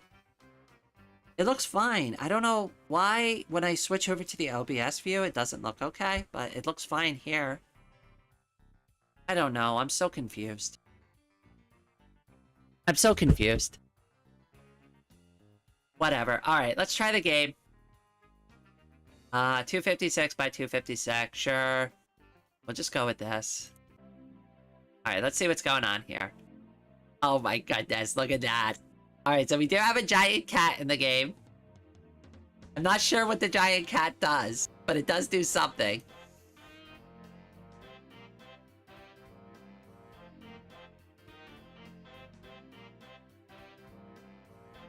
Okay, so what did this mod change? Oh my goodness, there's cats everywhere! This one's adorable though, I love this one. So cute. Okay, so we've got giant cats.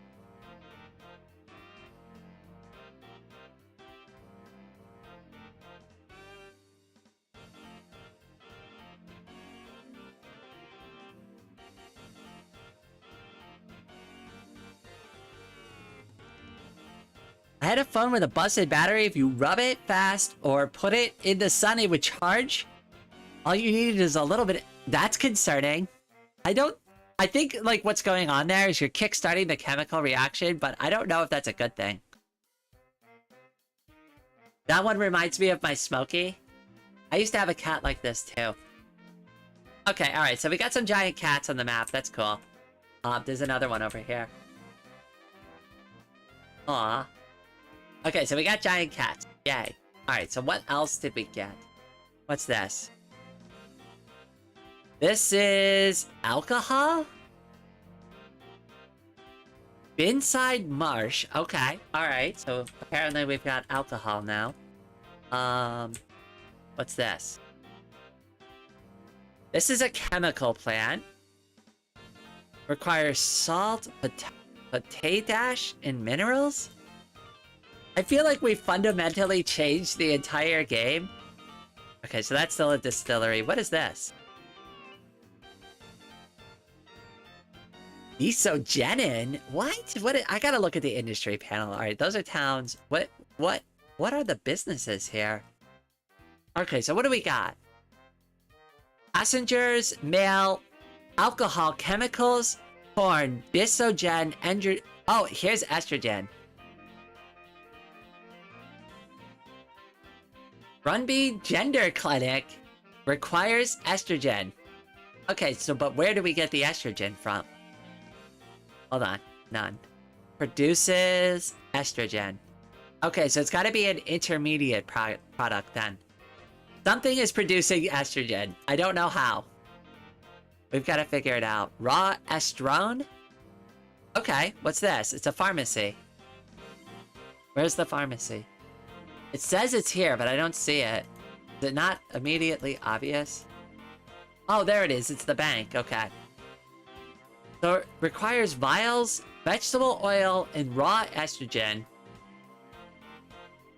Oh my goodness, this is gonna be complicated. Okay, so where do we get raw estrogen from? Wait, raw estrone. Okay, so it's raw estrone. None. None. Okay, so what produces raw estrone? Nothing. Something's producing it, right? It's gonna take a few minutes to figure this out. Wait, did we get another cat on the map? Oh my goodness. It's so cute though. I feel like they're like spawning in randomly.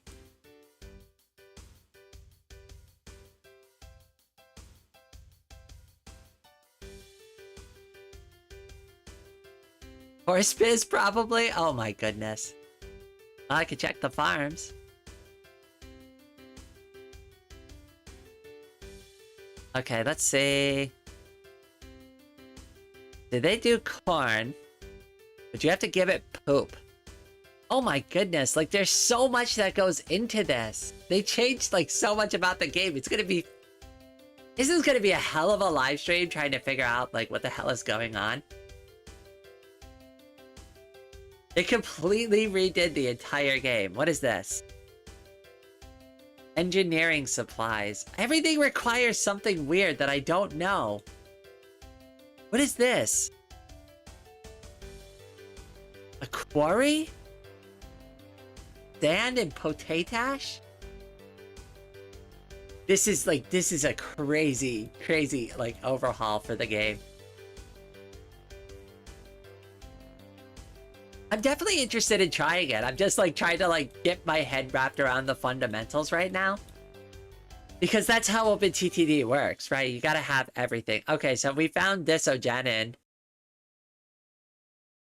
How do you like it for a first look? I like it because it's gonna change everything about how I played the game, which is what I would want in an overhaul mod. And it's like related, so I gotta get a good theme card put together for something like this, but I think it's gonna be a fun stream. It definitely makes it a lot harder. Because usually, like, my first move is to get coal, and once you get coal, you're good, you're just rich.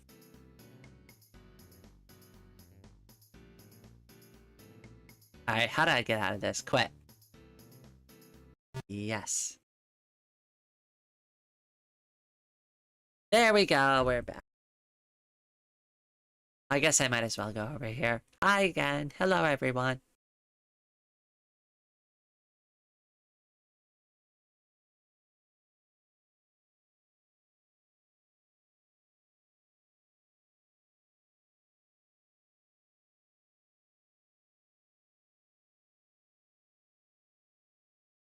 What is add a stream marker?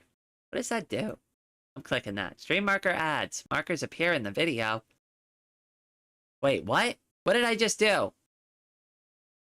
Why did I add it? Wait, I clicked a button and I don't know what that did. Oh my goodness. I hope I didn't do something bad.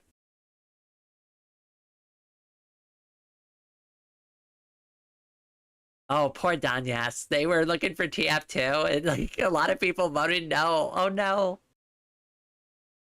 I guess TF2 is just not that popular anymore. That's okay. We'll go ahead and end the poll.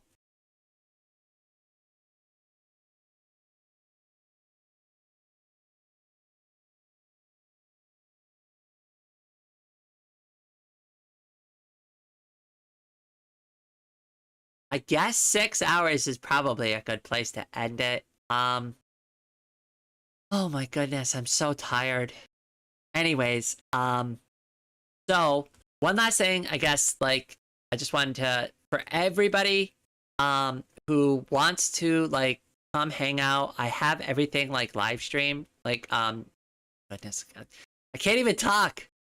Blech. Okay, hold on a second. Properties. Go over to the right thing.